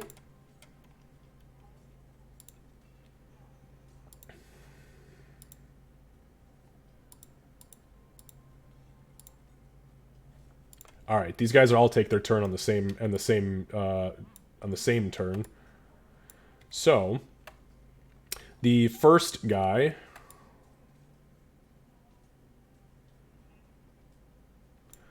that is in the denser jungle. Whoops.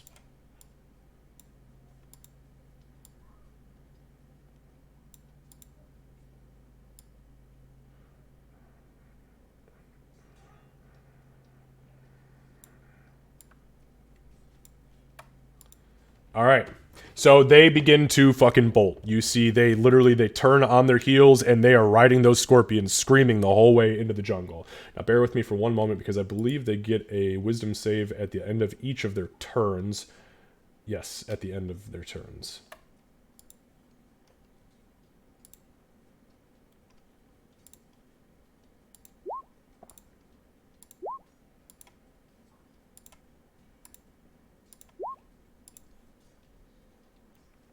Okay. All right, so that brings us to the scorpion that is currently engaged with Bloodmane, for better or worse. So this thing is going to attempt to grab at you with its claws.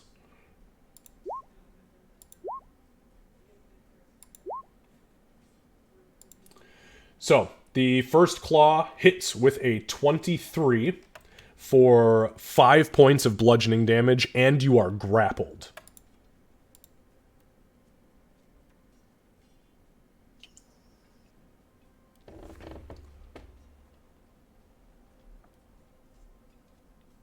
I assume that 5 points is reduced. It is reduced, yeah, so you take 2.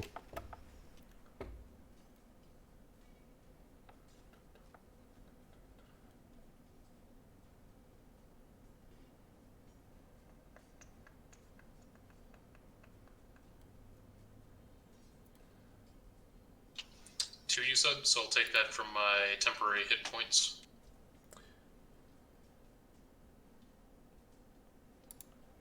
Sorry, I've got some icons on here that I wish were a little bit more clear. But yes, yep, take it from the temporary. And then as you are grappled,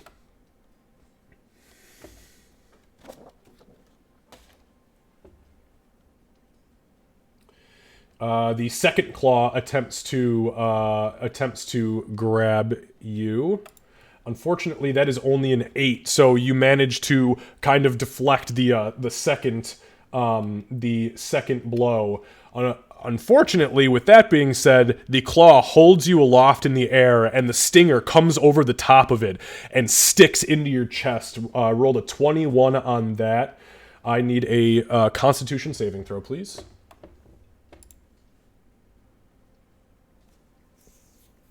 You did say scorpion tail was one of your favorites. We gonna be eating good tonight.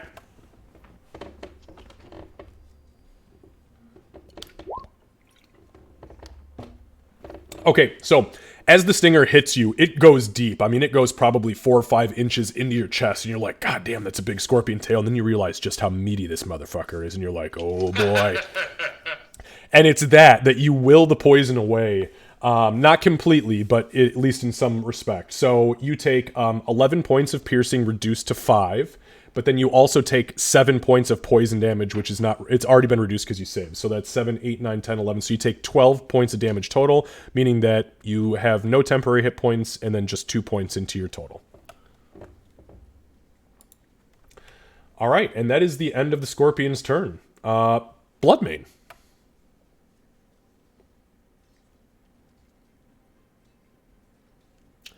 All right. While I'm grappled, do I have disadvantage on these attacks? There is nothing different about being grappled versus not being grappled, except that you you have no movement. Okay. Yeah. Well, I'm just gonna smash this asshole then. All right.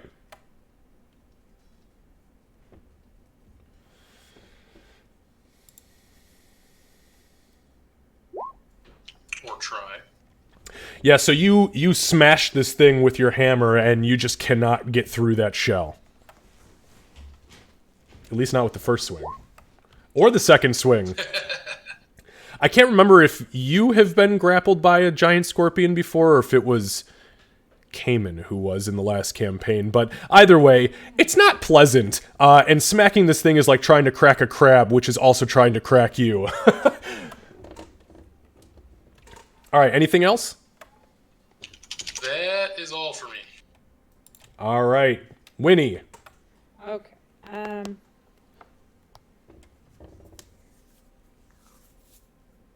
right. So Winnie is. So since he's grappled, is he still on the ground, or would I be able to walk up there now and attack? Like, is he still taking up the space, or? Oh yeah, he's still taking up the space. The man is like 500 That's pounds. what I figured. All right. Maybe not that big, but. He's a big guy. Hey there, big fella. And I'm not able to get. I can't really get close enough to attack. Because if I'm here, is that technically 5 feet? Am I able to attack? Is it that big? I can't. I mean, it's touching, but I don't want to be cheesy about it. What, as far as on the bridge? Yeah, like if I'm on the bridge, am I able to attack? Yeah, it's a large creature. Look, if a large creature takes up any space around it, meaning the 8, 9, 10, 11, 12 spaces around it, that's a free fucking game. Okay. All right. So I'm gonna attack with primal savagery then. Okay, so you run up on this scorpion, you grow the claws protrude from your hand as you mutter the incantation, and as you slash at it, you definitely hit it.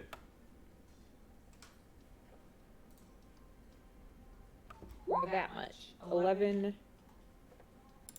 Oh, sorry, I hit the wrong one. Hold on a second. Actually, not that much. So it's going to be 22 acid damage.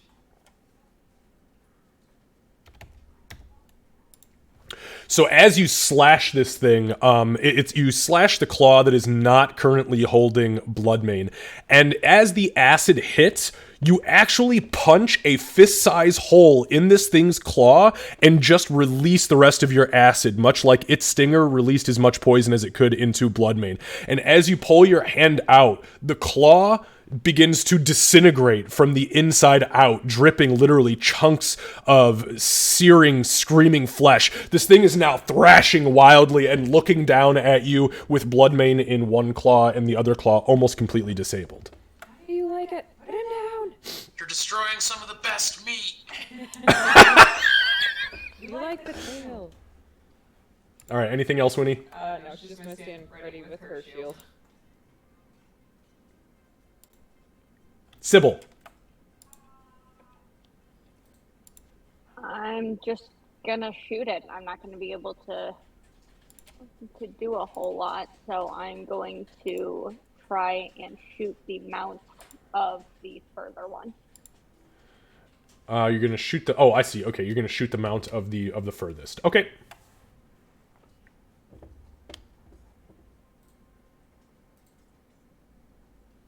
And I think it's gonna auto roll sneak attack, but I know I'm not gonna get it, so.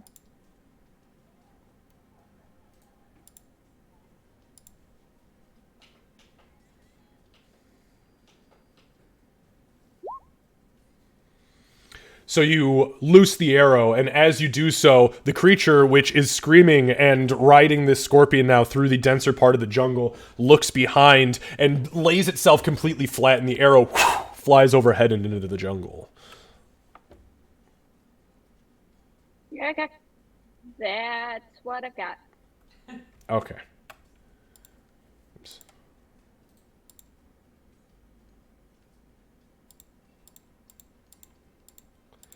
All right. Give me a second.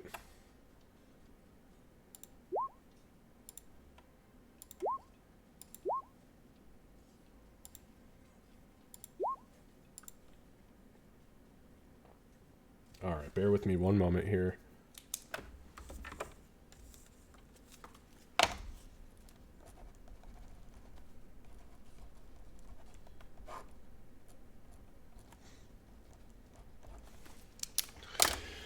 All right, so the one that you just fired at,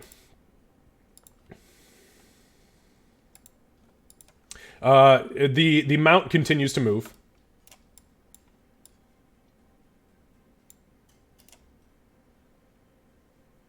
To the point where you lose sight of it because it goes back into the dense jungle. Same thing with the second one. However, you hear the screaming from the one you just fired at stop, and you hear instead,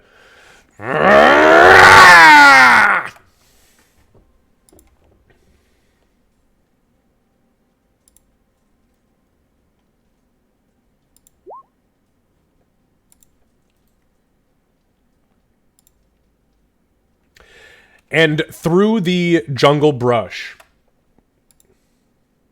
you see it turn on a dime and begin to very aggressively force itself off of the scorpion that it is riding.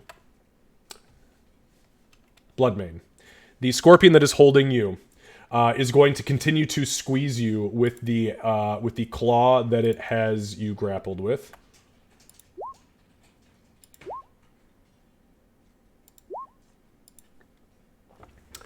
Unfortunately, it does not have enough grip in its current pain state to continue to deal damage to you.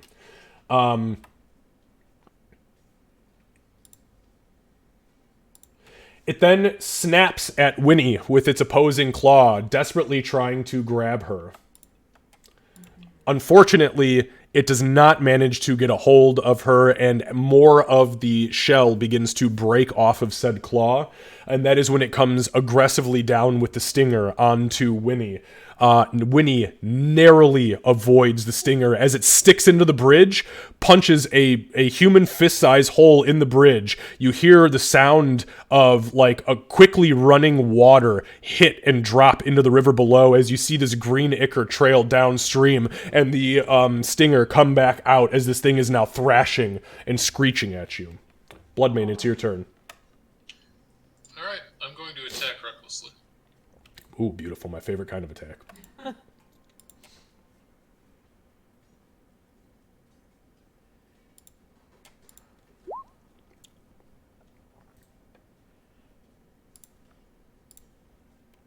All right, so your 15 does hit.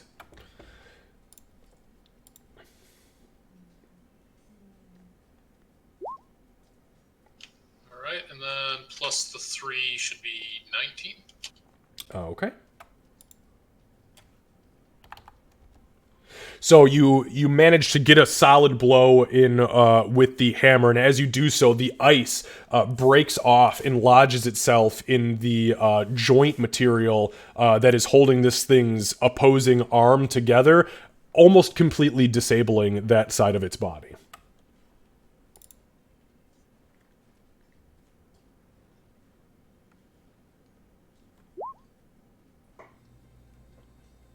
All right, yeah, the 20 absolutely hits.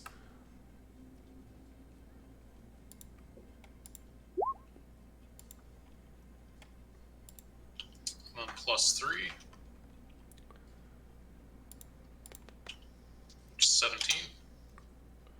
And actually, hang on one second. So...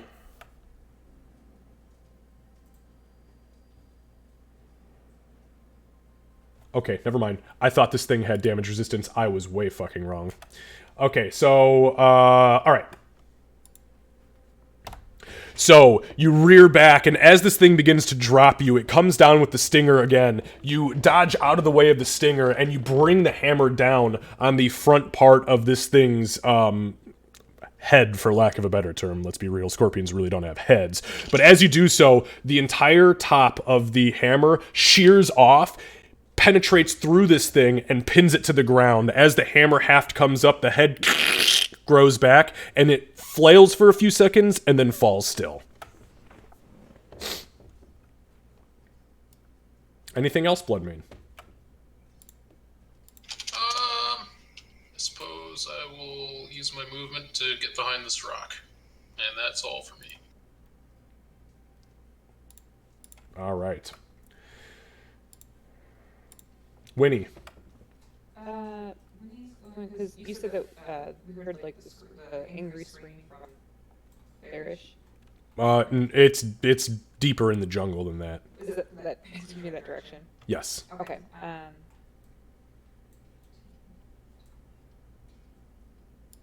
Okay, so I'm going to hold my action to use Thorn Whip in case it comes into range. Because Winnie's assumption is it's running back at us anyway. Okay. Alright, Sybil. I am going to I'm going to the other rock. I'm going to go over here. Can I hold a panache action? The swashbuckler panache, Yeah, give me a sec. Yeah. Give me 1 sec.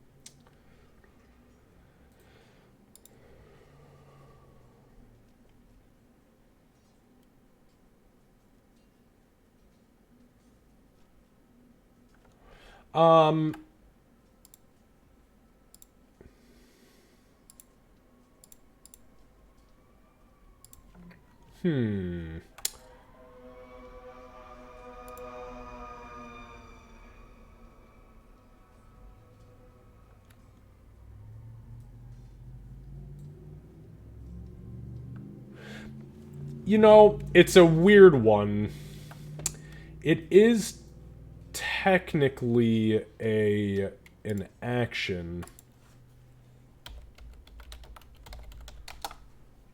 like my thought process on it is kind of like when this thing gets close enough that it can be communicated with more effectively, she basically sticks her fingers in her mouth and whistles at it to get this thing's attention on her. Yeah, I understand what panache is. I'm just because the problem is it's an action, but it's a feature, and I'm just looking at the verbiage as far as the rules are concerned. So just bear with me for one moment. Sorry, I'm being confusing. I'm used to it when it's your turn, but that's okay. That's why we learn these things as we go. Yeah, normally I don't get a scary wand to make all the enemies run away and then have to come back slowly.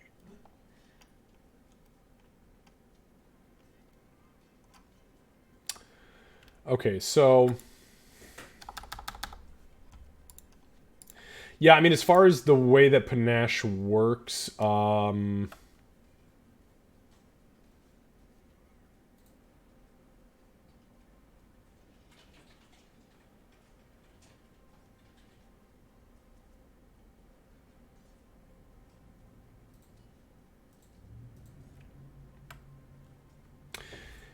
yeah, I guess we'll let you do it. Yep, then that's what I'm gonna do for my turn, assuming I can make it over here and up here without a problem. Okay, perfect. Yeah, and I mean, what, you had 30 feet, is that right? Yep, I've got 30 feet, and I can always use Yeah. my bonus action to move. Nah, it's fine. There's 5 feet up that rock, so it's not a big deal. That's actually 30 exactly from where you were. Okay, cool. So, back to the top. Okay, give me one moment.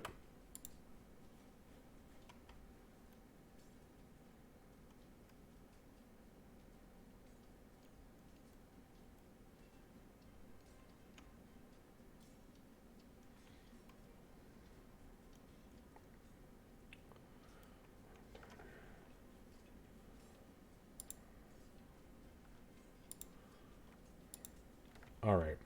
So, I need to make just a couple of wisdom saves here.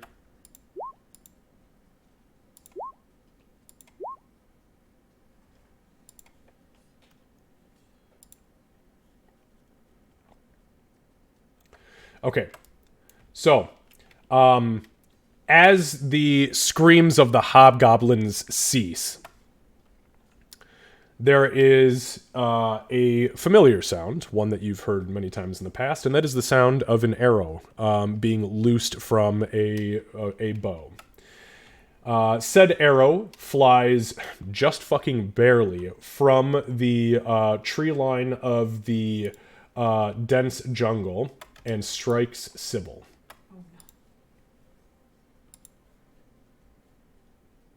Give me a moment to roll some damage.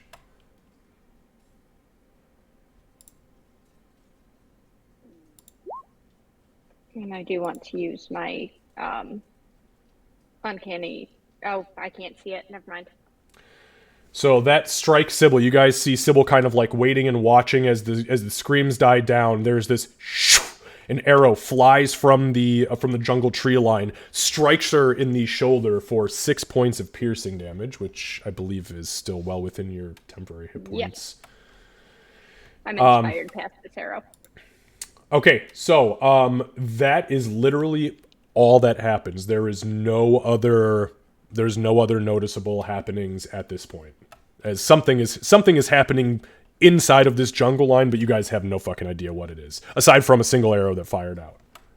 To note, not two, one arrow. And was it like here or like here? So that the line where this map stops is where dense jungle begins. So that's where you would perceive it from, because you cannot, unless you take an actual action to perceive into that tree line, you don't know where the fuck anything is at. It just gets too dark too fast to quickly pick it up. Unless Ulrich was here with his fucking alert feet, he might notice it on a whim. Okay, anyways. Whoops, sorry, it is Bloodmane's turn. Okay.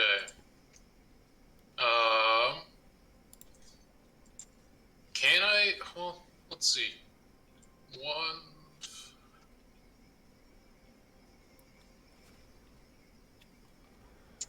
Okay, so I move here for 30.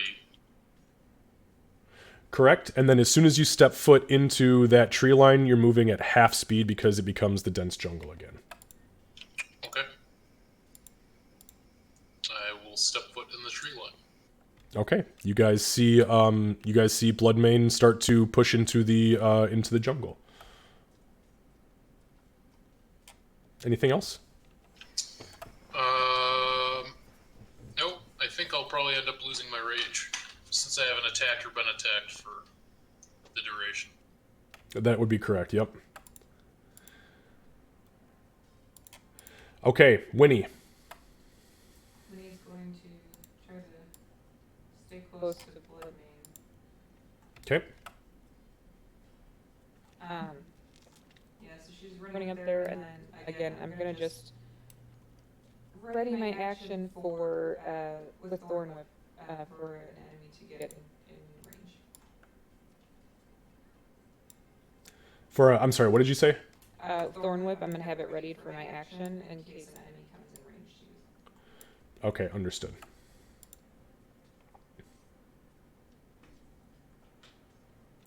Just so we have a sake of clarification as far as those of you who are into the jungle, your visibility in the dense part of the jungle is about 10 feet, and neither of you see anything at this point, just so we're clear. Alright. Sybil. I'm staying where I'm at, and I'm continuing to do the same, just holding, waiting. Okay, understood. I would like to try and gauge where the next arrow comes from, when it happens. I'm gonna try and look and note. Okay, so are you going to use your action to hold for the panache, or are you going to use your action to perceive? Next turn, I'm likely to use my action to perceive. Right now, I'm holding. Understood. Okay, that brings us to the top. And give me 1 second, because there are still scaredy cats. Understandably so. Yeah, give me a sec. I got to roll a couple things here.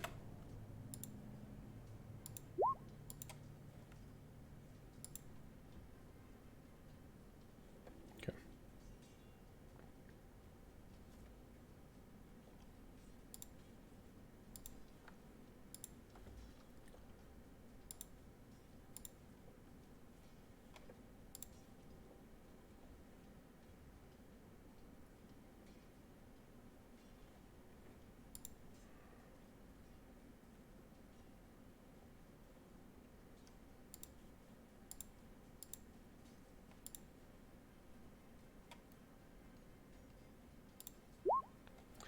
All right, Sybil. Yep.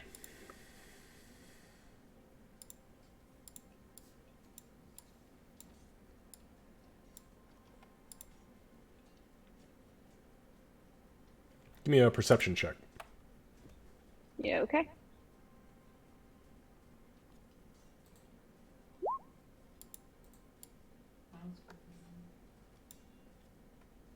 Beautiful. So, you see, as you are sitting there and waiting and watching, this is because of your passive perception and a really shitty stealth roll on this guy's behalf. You see one of the hobgoblins that had fled into the tree line appear at the tree line, and as he does so, he takes his final step out. And you realize that he doesn't have his longbow anymore. He is holding a, I'd say like a medium-sized clay jug. And he rears back and throws the jug up and at you. Go ahead and use your action for the panache. Uh-huh.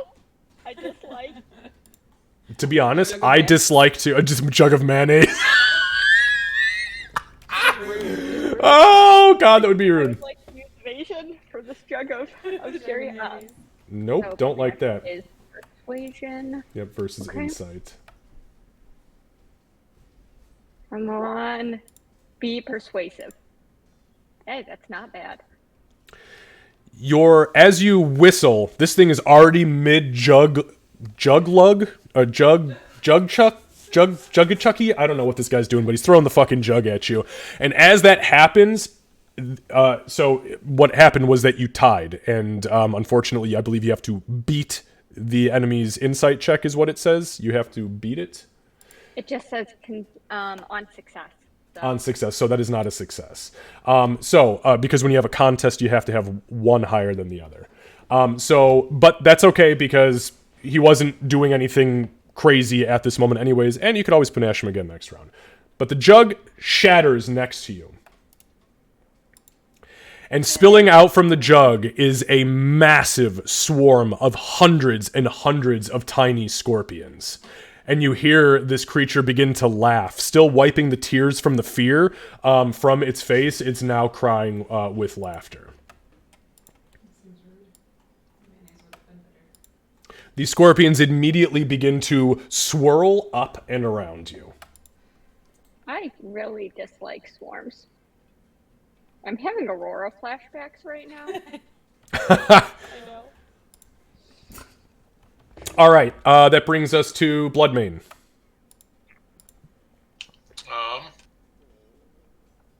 Yeah, and Winnie, you hear clear as day as you're getting ready to step into the tree line. There's a loud, like, shatter, like a jar shattering. So you instinctively turn around, and Sybil is being covered from the bottom up with hundreds, if not thousands, of tiny scorpions. Yeah, I think she's gonna freak out later. This is going in the fear box. Is there a way from where I'm at? I think I'm going to use my action to probably just double move and be done with it and get up in that guy's face. But if I were to go back through the clearing, is that possible? So you mean the guy who just came out and threw the pot? Yeah. Oh, yeah, all you gotta do, because Winnie is a friendly space, so all you gotta do is take one step down, which is a 5-foot step, and then you just run over. So it's 5, 10, 15, 20, 25, 30, 35, 40, 45, 50 would put you right here. So then, yeah, if you use your dash to get in this guy's face, then, I mean, you're fucking on him. Yeah, there's nobody within 10 feet, like, forward of me or anything, right? No, you have no vision of anything. Now you see that there is some brush that's been like broken down and some, like, it looks like maybe the scorpion stinger had snagged a couple of branches. So you can see that there is a path in the direction you're looking, but because of the dense foliage, you don't see shit. Alright, yeah. Fuck this dude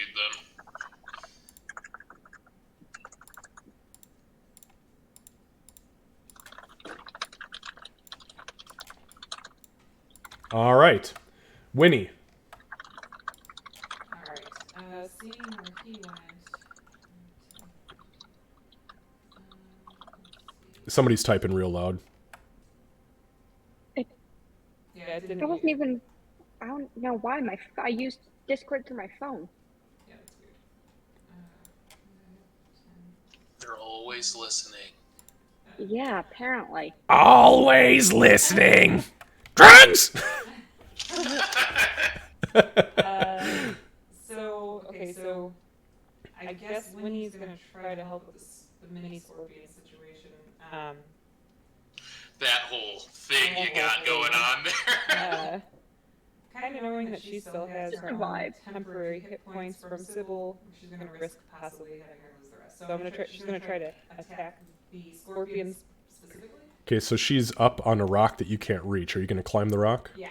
Okay, so that would be... Yeah. Sorry, go ahead. Because your movement's 30, correct? 10, 15, 20, 25, 30. So, yeah, so to get on top of that rock from where you were, because if I'm not mistaken, you were right here, correct? Right there. Okay, so that's 5, 10, 15... Oh, hang on a second. 5, 10, 15, 20, and then 25 to get up, so then you've still got 5 feet of movement. So then she's going to try. She's specifically trying to attack the scorpions. Okay, just give me an athletics check for the climb. Okay, I guess that's where I'm going to use my nat 20 today. Pretty athletic. All right, yeah. I mean, without any issue, you jump up, fingertip. You're doing fingertip push-ups. You grab on with your claws and you just kind of throw yourself up. Very Marvel Cinematic Universe style, for better or worse. And she'll go straight from doing the fingertip pull-up or push-up to no, you know what? She's going to use her spear because I'm too worried about the acid splashing all over. Okay, so you take the spear out and you're going to slash at the swarm, yes? Yes. All right, wonderful. Go ahead and give me an attack roll, please. Oh, I was almost in that 20 again. It's only an 8. All right. Sybil squeaks. when you do that. Oh, it is a nat 20. Oh, no, it's not a nat It's 20. an 8. It was almost. Oh, okay. I was looking at it. I'm like, wait a minute. This is fucking awesome. I wish it was. Yeah, so she just thrusts the spear into the swarm, and as it does so, Sybil, you feel it catch your pants and completely shred through. Like if she was just a hair over, it would have caught your calf muscle and ripped it to pieces. She was that close. Anything else, Winnie? No, she's just. Oh, sorry. Okay, that's not it. Oh, Gulp. All right, so it is the swarm's turn.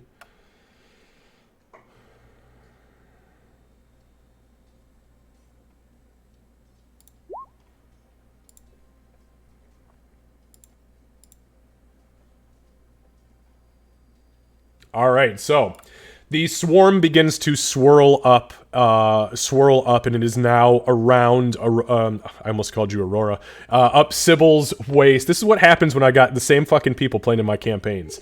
And as the swarm spirals up her waist, you start to feel the pinches and the bites and the stings. But as you look down, you're confident none of them have successfully pierced your flesh yet. As the insect swarm misses. All right, Sybil. Okay. Step one is I'm going to. So I would like to make actually a check to see if she's just going to freak out by the scorpions versus being smart and rational because of where she's been at for this entire campaign. Okay. That would be the first thing I would like to do. Sure. Make a wisdom saving throw. Yep, because I have one of two plans. One is good and the other is civil. It's not bad. It's better than average. That actually wasn't what I was expecting to happen. Okay. She's going to go and step one, she's going to ignore the swarm. And she's going to take a step to the side. Okay. And I'm going to attempt to shoot that one. Okay.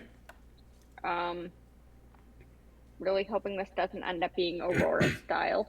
I don't think that I would get sneak attack on that. Blood main's right there. Ranged ones are the ones I always get confused about. Do I get my sneak attack roll on that? Let's just start with whether or not you hit. Yeah. And then we'll determine who gets sneak attacked. Yeah, that's fair. Okay. Let's make sure I don't sneak attack Blood main. I will be sad. Okay. So Blood Main, your AC is 16. Okay, so you fire the short bow, trying to be as cautious as you possibly can. And Blood Main, as you are running up on this guy, an arrow whizzes past your face, and this guy ducks, and it into the jungle behind him. Okay. Well, that's not as bad as it could have been. I'm glad I didn't pull an Aurora. The swarm moved with me, right? Like it did. Yep. Okay. In that case, she's going to run and jump into the water. It's the next plan. Okay, you are moving at half speed. So that is fine. Yep. But you can And still this is get not to the a water. dive because I don't know how deep this water is. So this is just trying to submerge in water. Okay. So you leap off of the rock, and the swarm is clinging to you. Some of them are falling off, but they are moving surprisingly fast for what they are. You get into the water, and as you sploosh into the water, it's about ankle high. So Glad I didn't dive. yeah, that would have been real bad. But I know that your athletic or your acrobatics is ridiculous, so there's no point to even make you roll as far as just splashing into the water. So No, I've got a plus 12. yeah.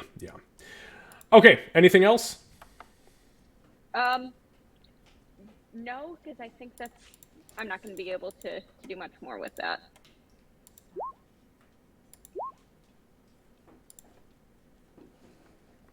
All right. Sorry, Candace, for running away from you. I was hoping it was deeper.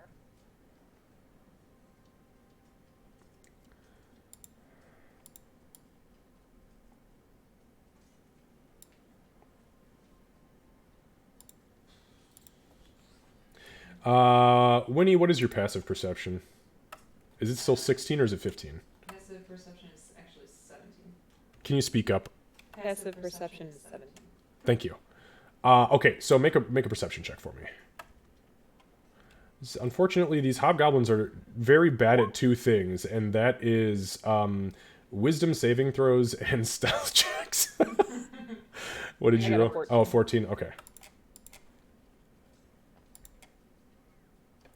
All right, so Winnie, as you are watching Sybil leap from the rock, you catch out of the corner of your eye movement as a hobgoblin steps into the clearing. And as it does so, you see that it is carrying a clay pot with it. It throws the clay pot, which shatters next to you. And Is it mayonnaise? this one is mayonnaise, yes. Very astute. And as it hits, scorpions begin to pour out of it, immediately crawling up the rock and clinging to your legs. Bloodmane.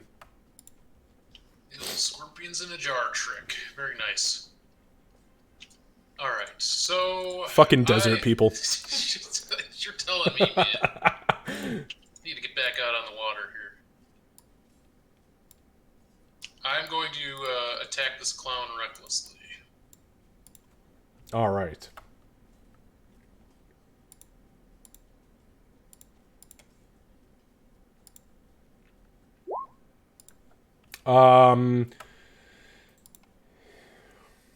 Just make sure they don't have anything. No. You definitely hit him. Oh yeah, you hit him. Good lord. So, as you bring the hammer down, he's just a hobgoblin. Nothing special about him. Yeah. You bring the fucking hammer down on him, and as you do so, you hit this guy so hard in the neck that he internally decapitates, and his head swings around once like you have pinched off a balloon filled with jelly. It just spins around once, and then he collapses to the ground and just ceases moving. That was gross, but okay. If I give you nothing else, I will give you evocative deaths. Alright, that's a thing. Cool. So because of your two-handed weapon thing, I believe you can move now, too, if you'd like to. I can. And I didn't take my movement anyways. Is that on top of? Would that be added? So your movement is your own thing. Because you have procced this ability before even moving, you can now move up to half your speed, but then you get your movement again. So you can essentially move 1.5 times your speed right now. That's badass. Alright. Yep. Half my movement, 5, 10, 15, 20, puts me there. And then I will use my actual movement to get in this guy's face. All right. Okay. Fucking awesome. Hopefully the scorpions can, like, chill for a little bit while I'm busy over here. Alright, I'm good. Well, there's still 2 giant scorpions somewhere in the fucking jungle, but unfortunately for them, the the fear effect is really, really hard to resist. Now all I'm hearing is the scorpions. All right, Winnie. So I guess when he's going to, seeing that Emu has that other guy, when he's going to try to get these scorpions off of her, so I'm going to use Primal Savagery on him. Okay. Getting primal, girl. It's a 25 to hit him. 25 absolutely hits. Ooh. 15 acid damage. Yeah, so that's not great. Really, It burns and shit. Sorry, I got creatures underneath you, so bear with me 1 sec. It was 15. 15s. Magic acid.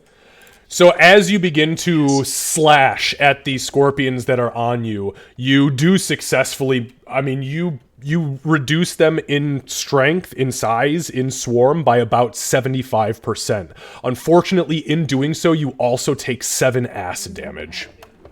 As you just, there is no way to go about a swarm that is currently on you, not getting a little bit of your own, you know.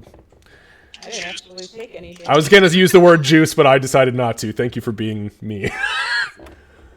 But it is juice. Sauce. Lay off the sauce. It's always better to get your own juice on yourself rather than someone else's juice on you, you know? You know what? That's fair. That is I fair. love the philosophy we're talking about. I just so you know, I still had all 12 of my attempts, so I'm down to 5 now. Okay. All right. Anything else? No. All right. So, Other than get these things off of me. Hey, you're freaking out more than she did. Winnie, as the creatures continue to bite and sting as best as they possibly can, there are not many of them left, and you feel no sting or bite actually penetrate your flesh. Sybil, as these scorpions desperately flee higher up onto your body to get away from the water, which they are clearly not adept at being inside of, they do successfully manage to penetrate through the clothing. I need you to make a Constitution saving throw, please. That face. I don't want to, but I don't want to auto-fail. Okay. Okay. So you feel the poison that begins to course through your body. There is a secondary effect in which your body instinctually manages to resist 100% of. However, from the bites and the poison, you do take an additional 14 points of damage.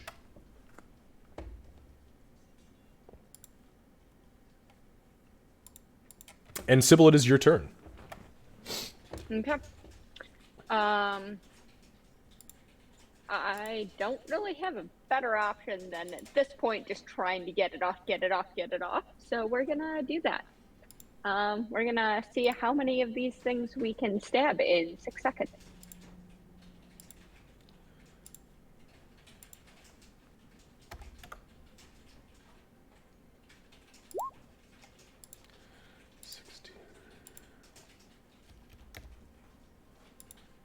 So All right. that's the first one, and then I get the second attack as well.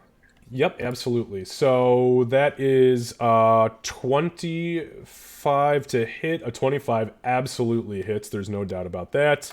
You do not get your sneak attack because these creatures are immune to sneak attack. And so you deal 5 points of damage. Yep, figure out if I stab myself. You do stab yourself. You take 2 points of piercing damage. Honestly worth it. Okay, now let's stab myself plus them again. Give me 1 sec. I'm marking some things off here. But yep, go ahead, roll.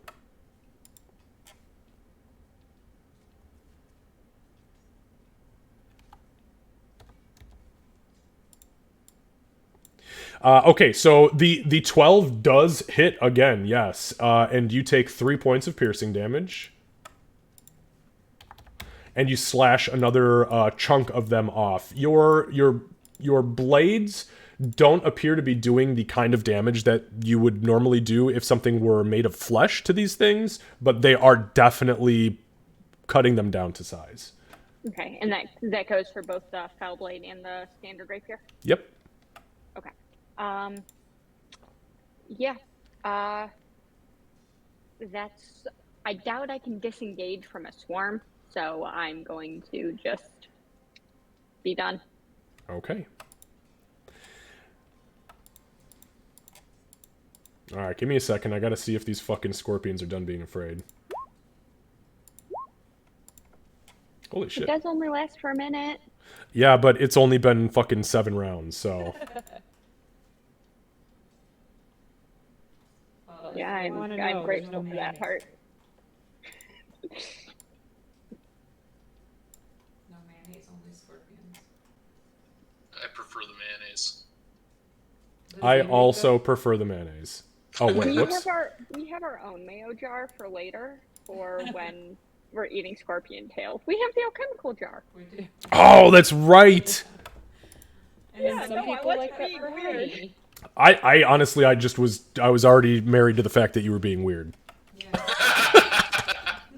I mean, yes, but this time reality is in fact weirder. Touche. Too fucking shay.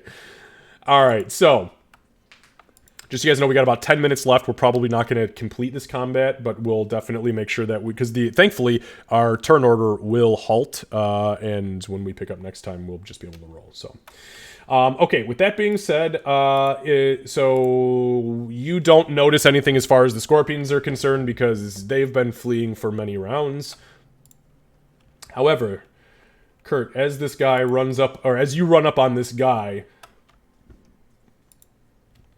he already has a great sword out that he removes from his back, and he sees you running, and as he does so, he kind of squats down to like a midsection height and just swings with all of his force. And because it was reckless, he gets this with advantage.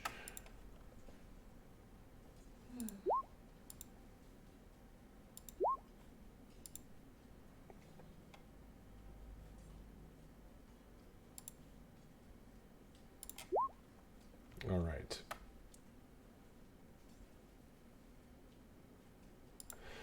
So, he, let's see. So the first one is a 22 to hit.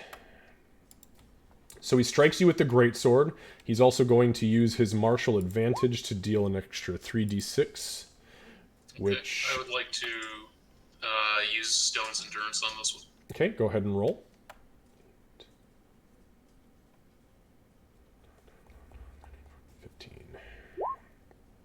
Beautiful. So he deals you 15 points of damage, which is reduced by the Stone's Endurance. Just make sure that you mark that off on your character sheet.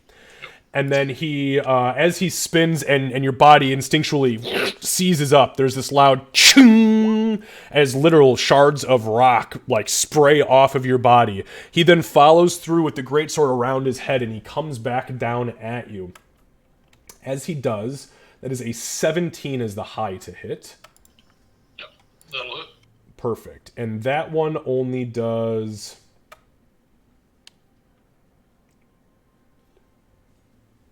That one does 8 points of piercing damage. Excuse me, slashing damage.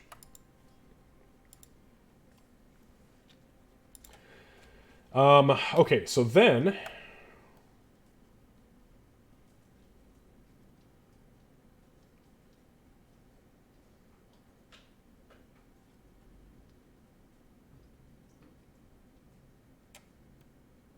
Then his turn ends. Bloodmane.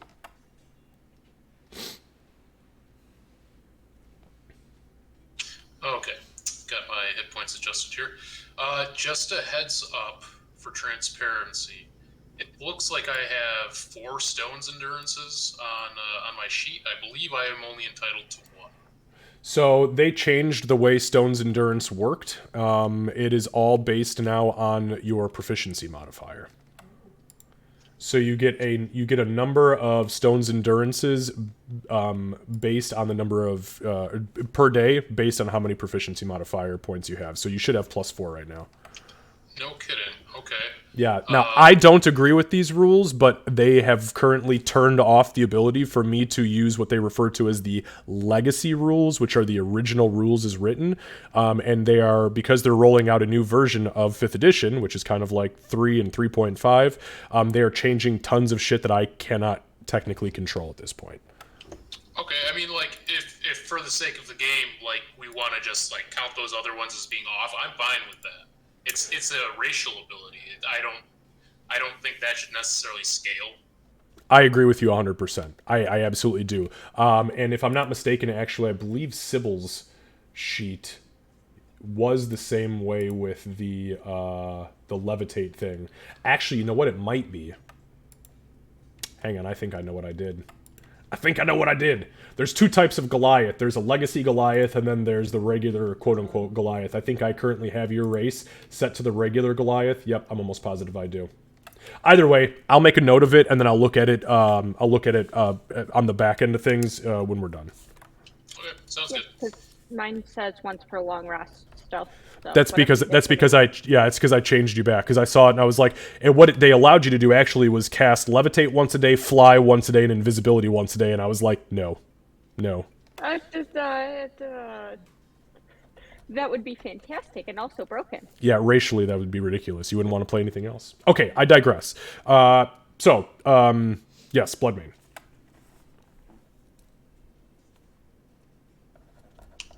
Attacking recklessly.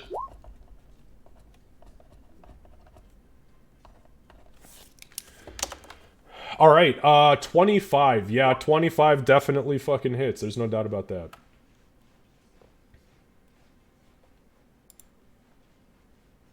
All right.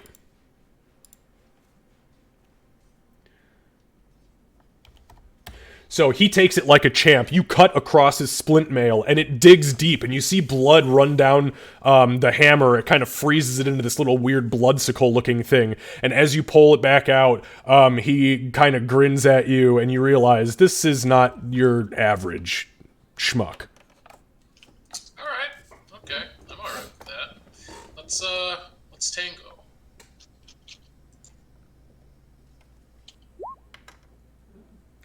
23 again does absolutely hit, yes. Okay, so he is going to use his reaction to parry, but...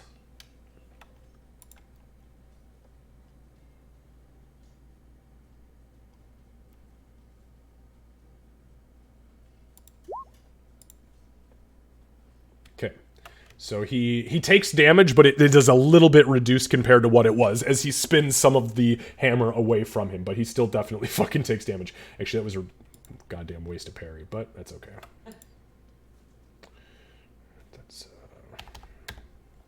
Alright, he's still standing, but he is definitely, he is bloodied at this point. He's gasping. He thought, he took more than the average hobgoblin, but he ain't got a whole lot left in him.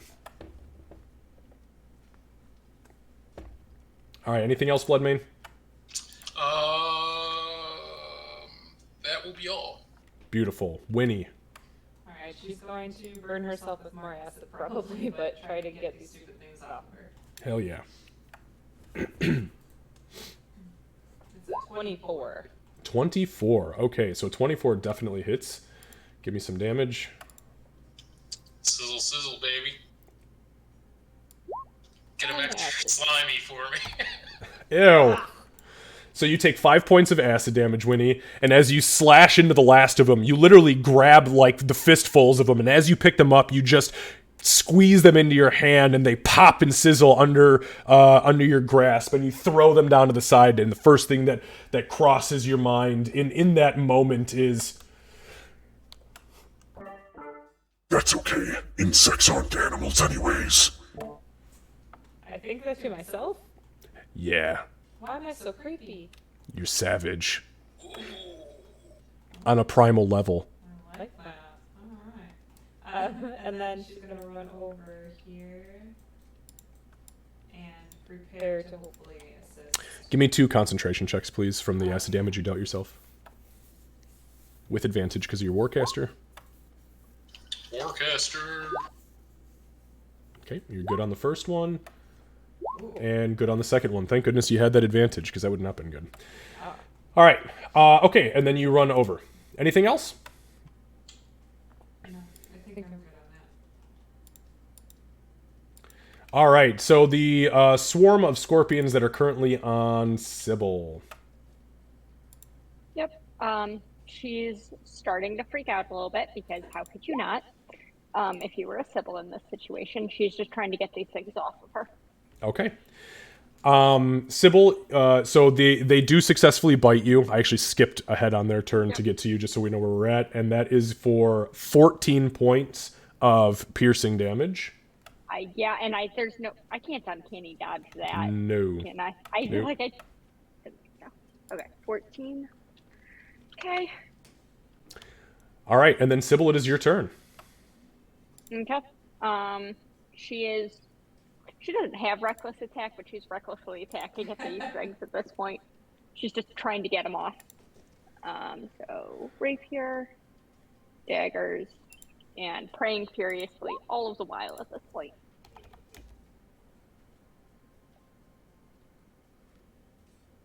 I have a feeling that did not go well.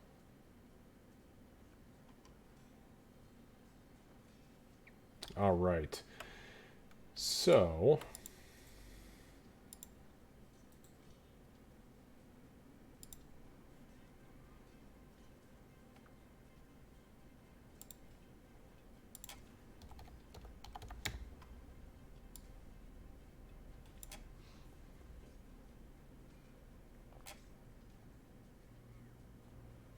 Now you should be at 44, correct? Yeah. Because that was 14 points of damage, and you were at 58 before, but it shows that you're at 49. I may have done the math wrong. I can reduce that. No, it's okay. Just when you're dealing damage to yourself, all you have to do below heal and above damage, just type the number of damage you take and push the damage button. Yep. Yeah, I probably missed one of the little ones or something with because I've been trying to do it in both, and I probably missed one. So. I gotcha. Yeah, I was gonna say I've actually updated your model the last 3 hits, so.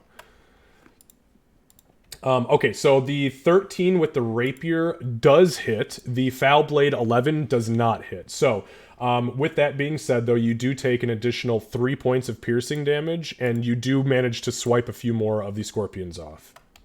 Okay. All right. Anything else? Freaking out. Freaking out's free action, I think, right? That's it. Right up there alongside crying. All We're right. not quite there yet, but we're getting close. Yeah. Okay, guys. So we are at the top of the round, and we are also at 3 o'clock, pretty much on the dot. So we'll go ahead and stop here for today, and we will pick back up next time. There is when Casey is here next time we play. There is a very easy justification for me to have him rejoin us without him having to sit potentially for another hour or two and wait for the final bit of the scorpion things to resolve. So we don't have to worry about that. But yeah, we'll go ahead and let me just kill the music here, because I know when I load up Sunday's game, when it starts playing battle music, I'm gonna fucking panic and go, God, what were they doing? I thought there was a goblin orgy when we stopped last time. Exactly. Yeah. Actually, I'm positive that's what happened. Yeah, I'm pretty sure it was a goblin orgy. You kids got drugs? All right. So, okay, any thoughts? How do you guys feel about as far as this platform is concerned? It's funny because I'm playing Winnie for so long on the sheet. The reason I was confused is because it's showing 16 spell slots. That's why I figured out what the heck was confusing me. So, I didn't think I was going to have any trouble at all since I've been playing Doc. Yeah, it's gonna take me a little bit to remember to figure out where stuff is. But I mean, we've been doing this for a year plus at this point on the platform, so that part's Right. not bad. It's just kind of mentally being like, oh yeah, I'm used to flipping here and seeing the thing, and now it's where is it? Yeah. Kurt, how about you? Any thoughts? It was pretty alright, honestly. Yeah, Cool. there are going to be small hurdles, but it wasn't too bad. Yeah. Pretty accessible. Yeah. Cool. Okay, well, that's what I like to hear. Obviously, if there is any, between now and the next time we play, if there's any concerns or questions or anything that you have, obviously, bring it up. I don't want it to fall on deaf ears and then, wind up having another situation unfold like this weird thing with Josh, where it just kind of falls to pieces, even though we've never heard a complaint in 8 years of gameplay. So, if there's anything we can do as far as adjusting something or tweaking something or teaching something new or learning something new, if there's something I'm even unaware of, then let's fucking do it. Let's make it better for everybody. Also, the only reason we couldn't do at 6 your time during the week was Josh. So if that works for people, I'm open to it. So that way we don't have just Saturdays. I know that some Saturdays can be a struggle for people too. So just hopefully it'll open up our availability.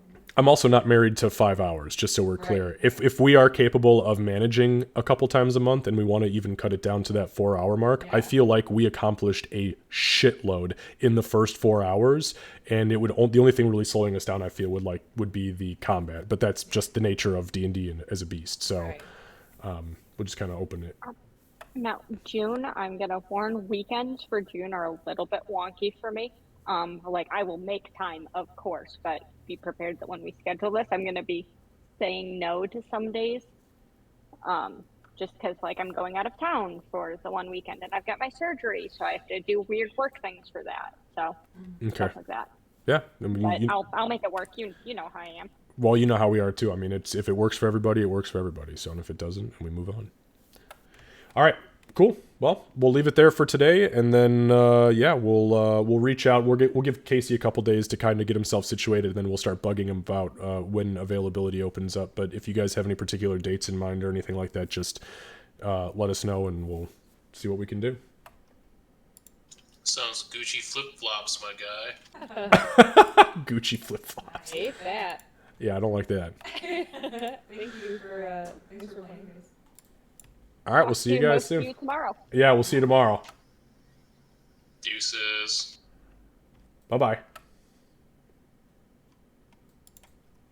All right, friends in stream, we are going to send a raid on over to Whimsy. Hey, what's up, Lucy? How you doing, buddy? Let me turn this shit back on because we've got game tonight. One sec here. Okay. Did I have fun? Oh, I had plenty of fun. Hell yeah. I always have fun with D&D. It doesn't matter what we did. I sent you something D&D related on Discord. Okay, I'll check that out in a few. I want to make sure we get to the kids here because they've been hanging out and playing and being actually pretty damn good. So, so we're going to raid Whimsy. All right, guys, we'll be back tonight from 7 to 10 p.m. Eastern because, well, we have regular stream tonight. So, yeah, we'll see you in just a couple hours. We're going to go get some food, hang out with the kids, and I'm glad you enjoyed yourself. See you laters. Bye-bye.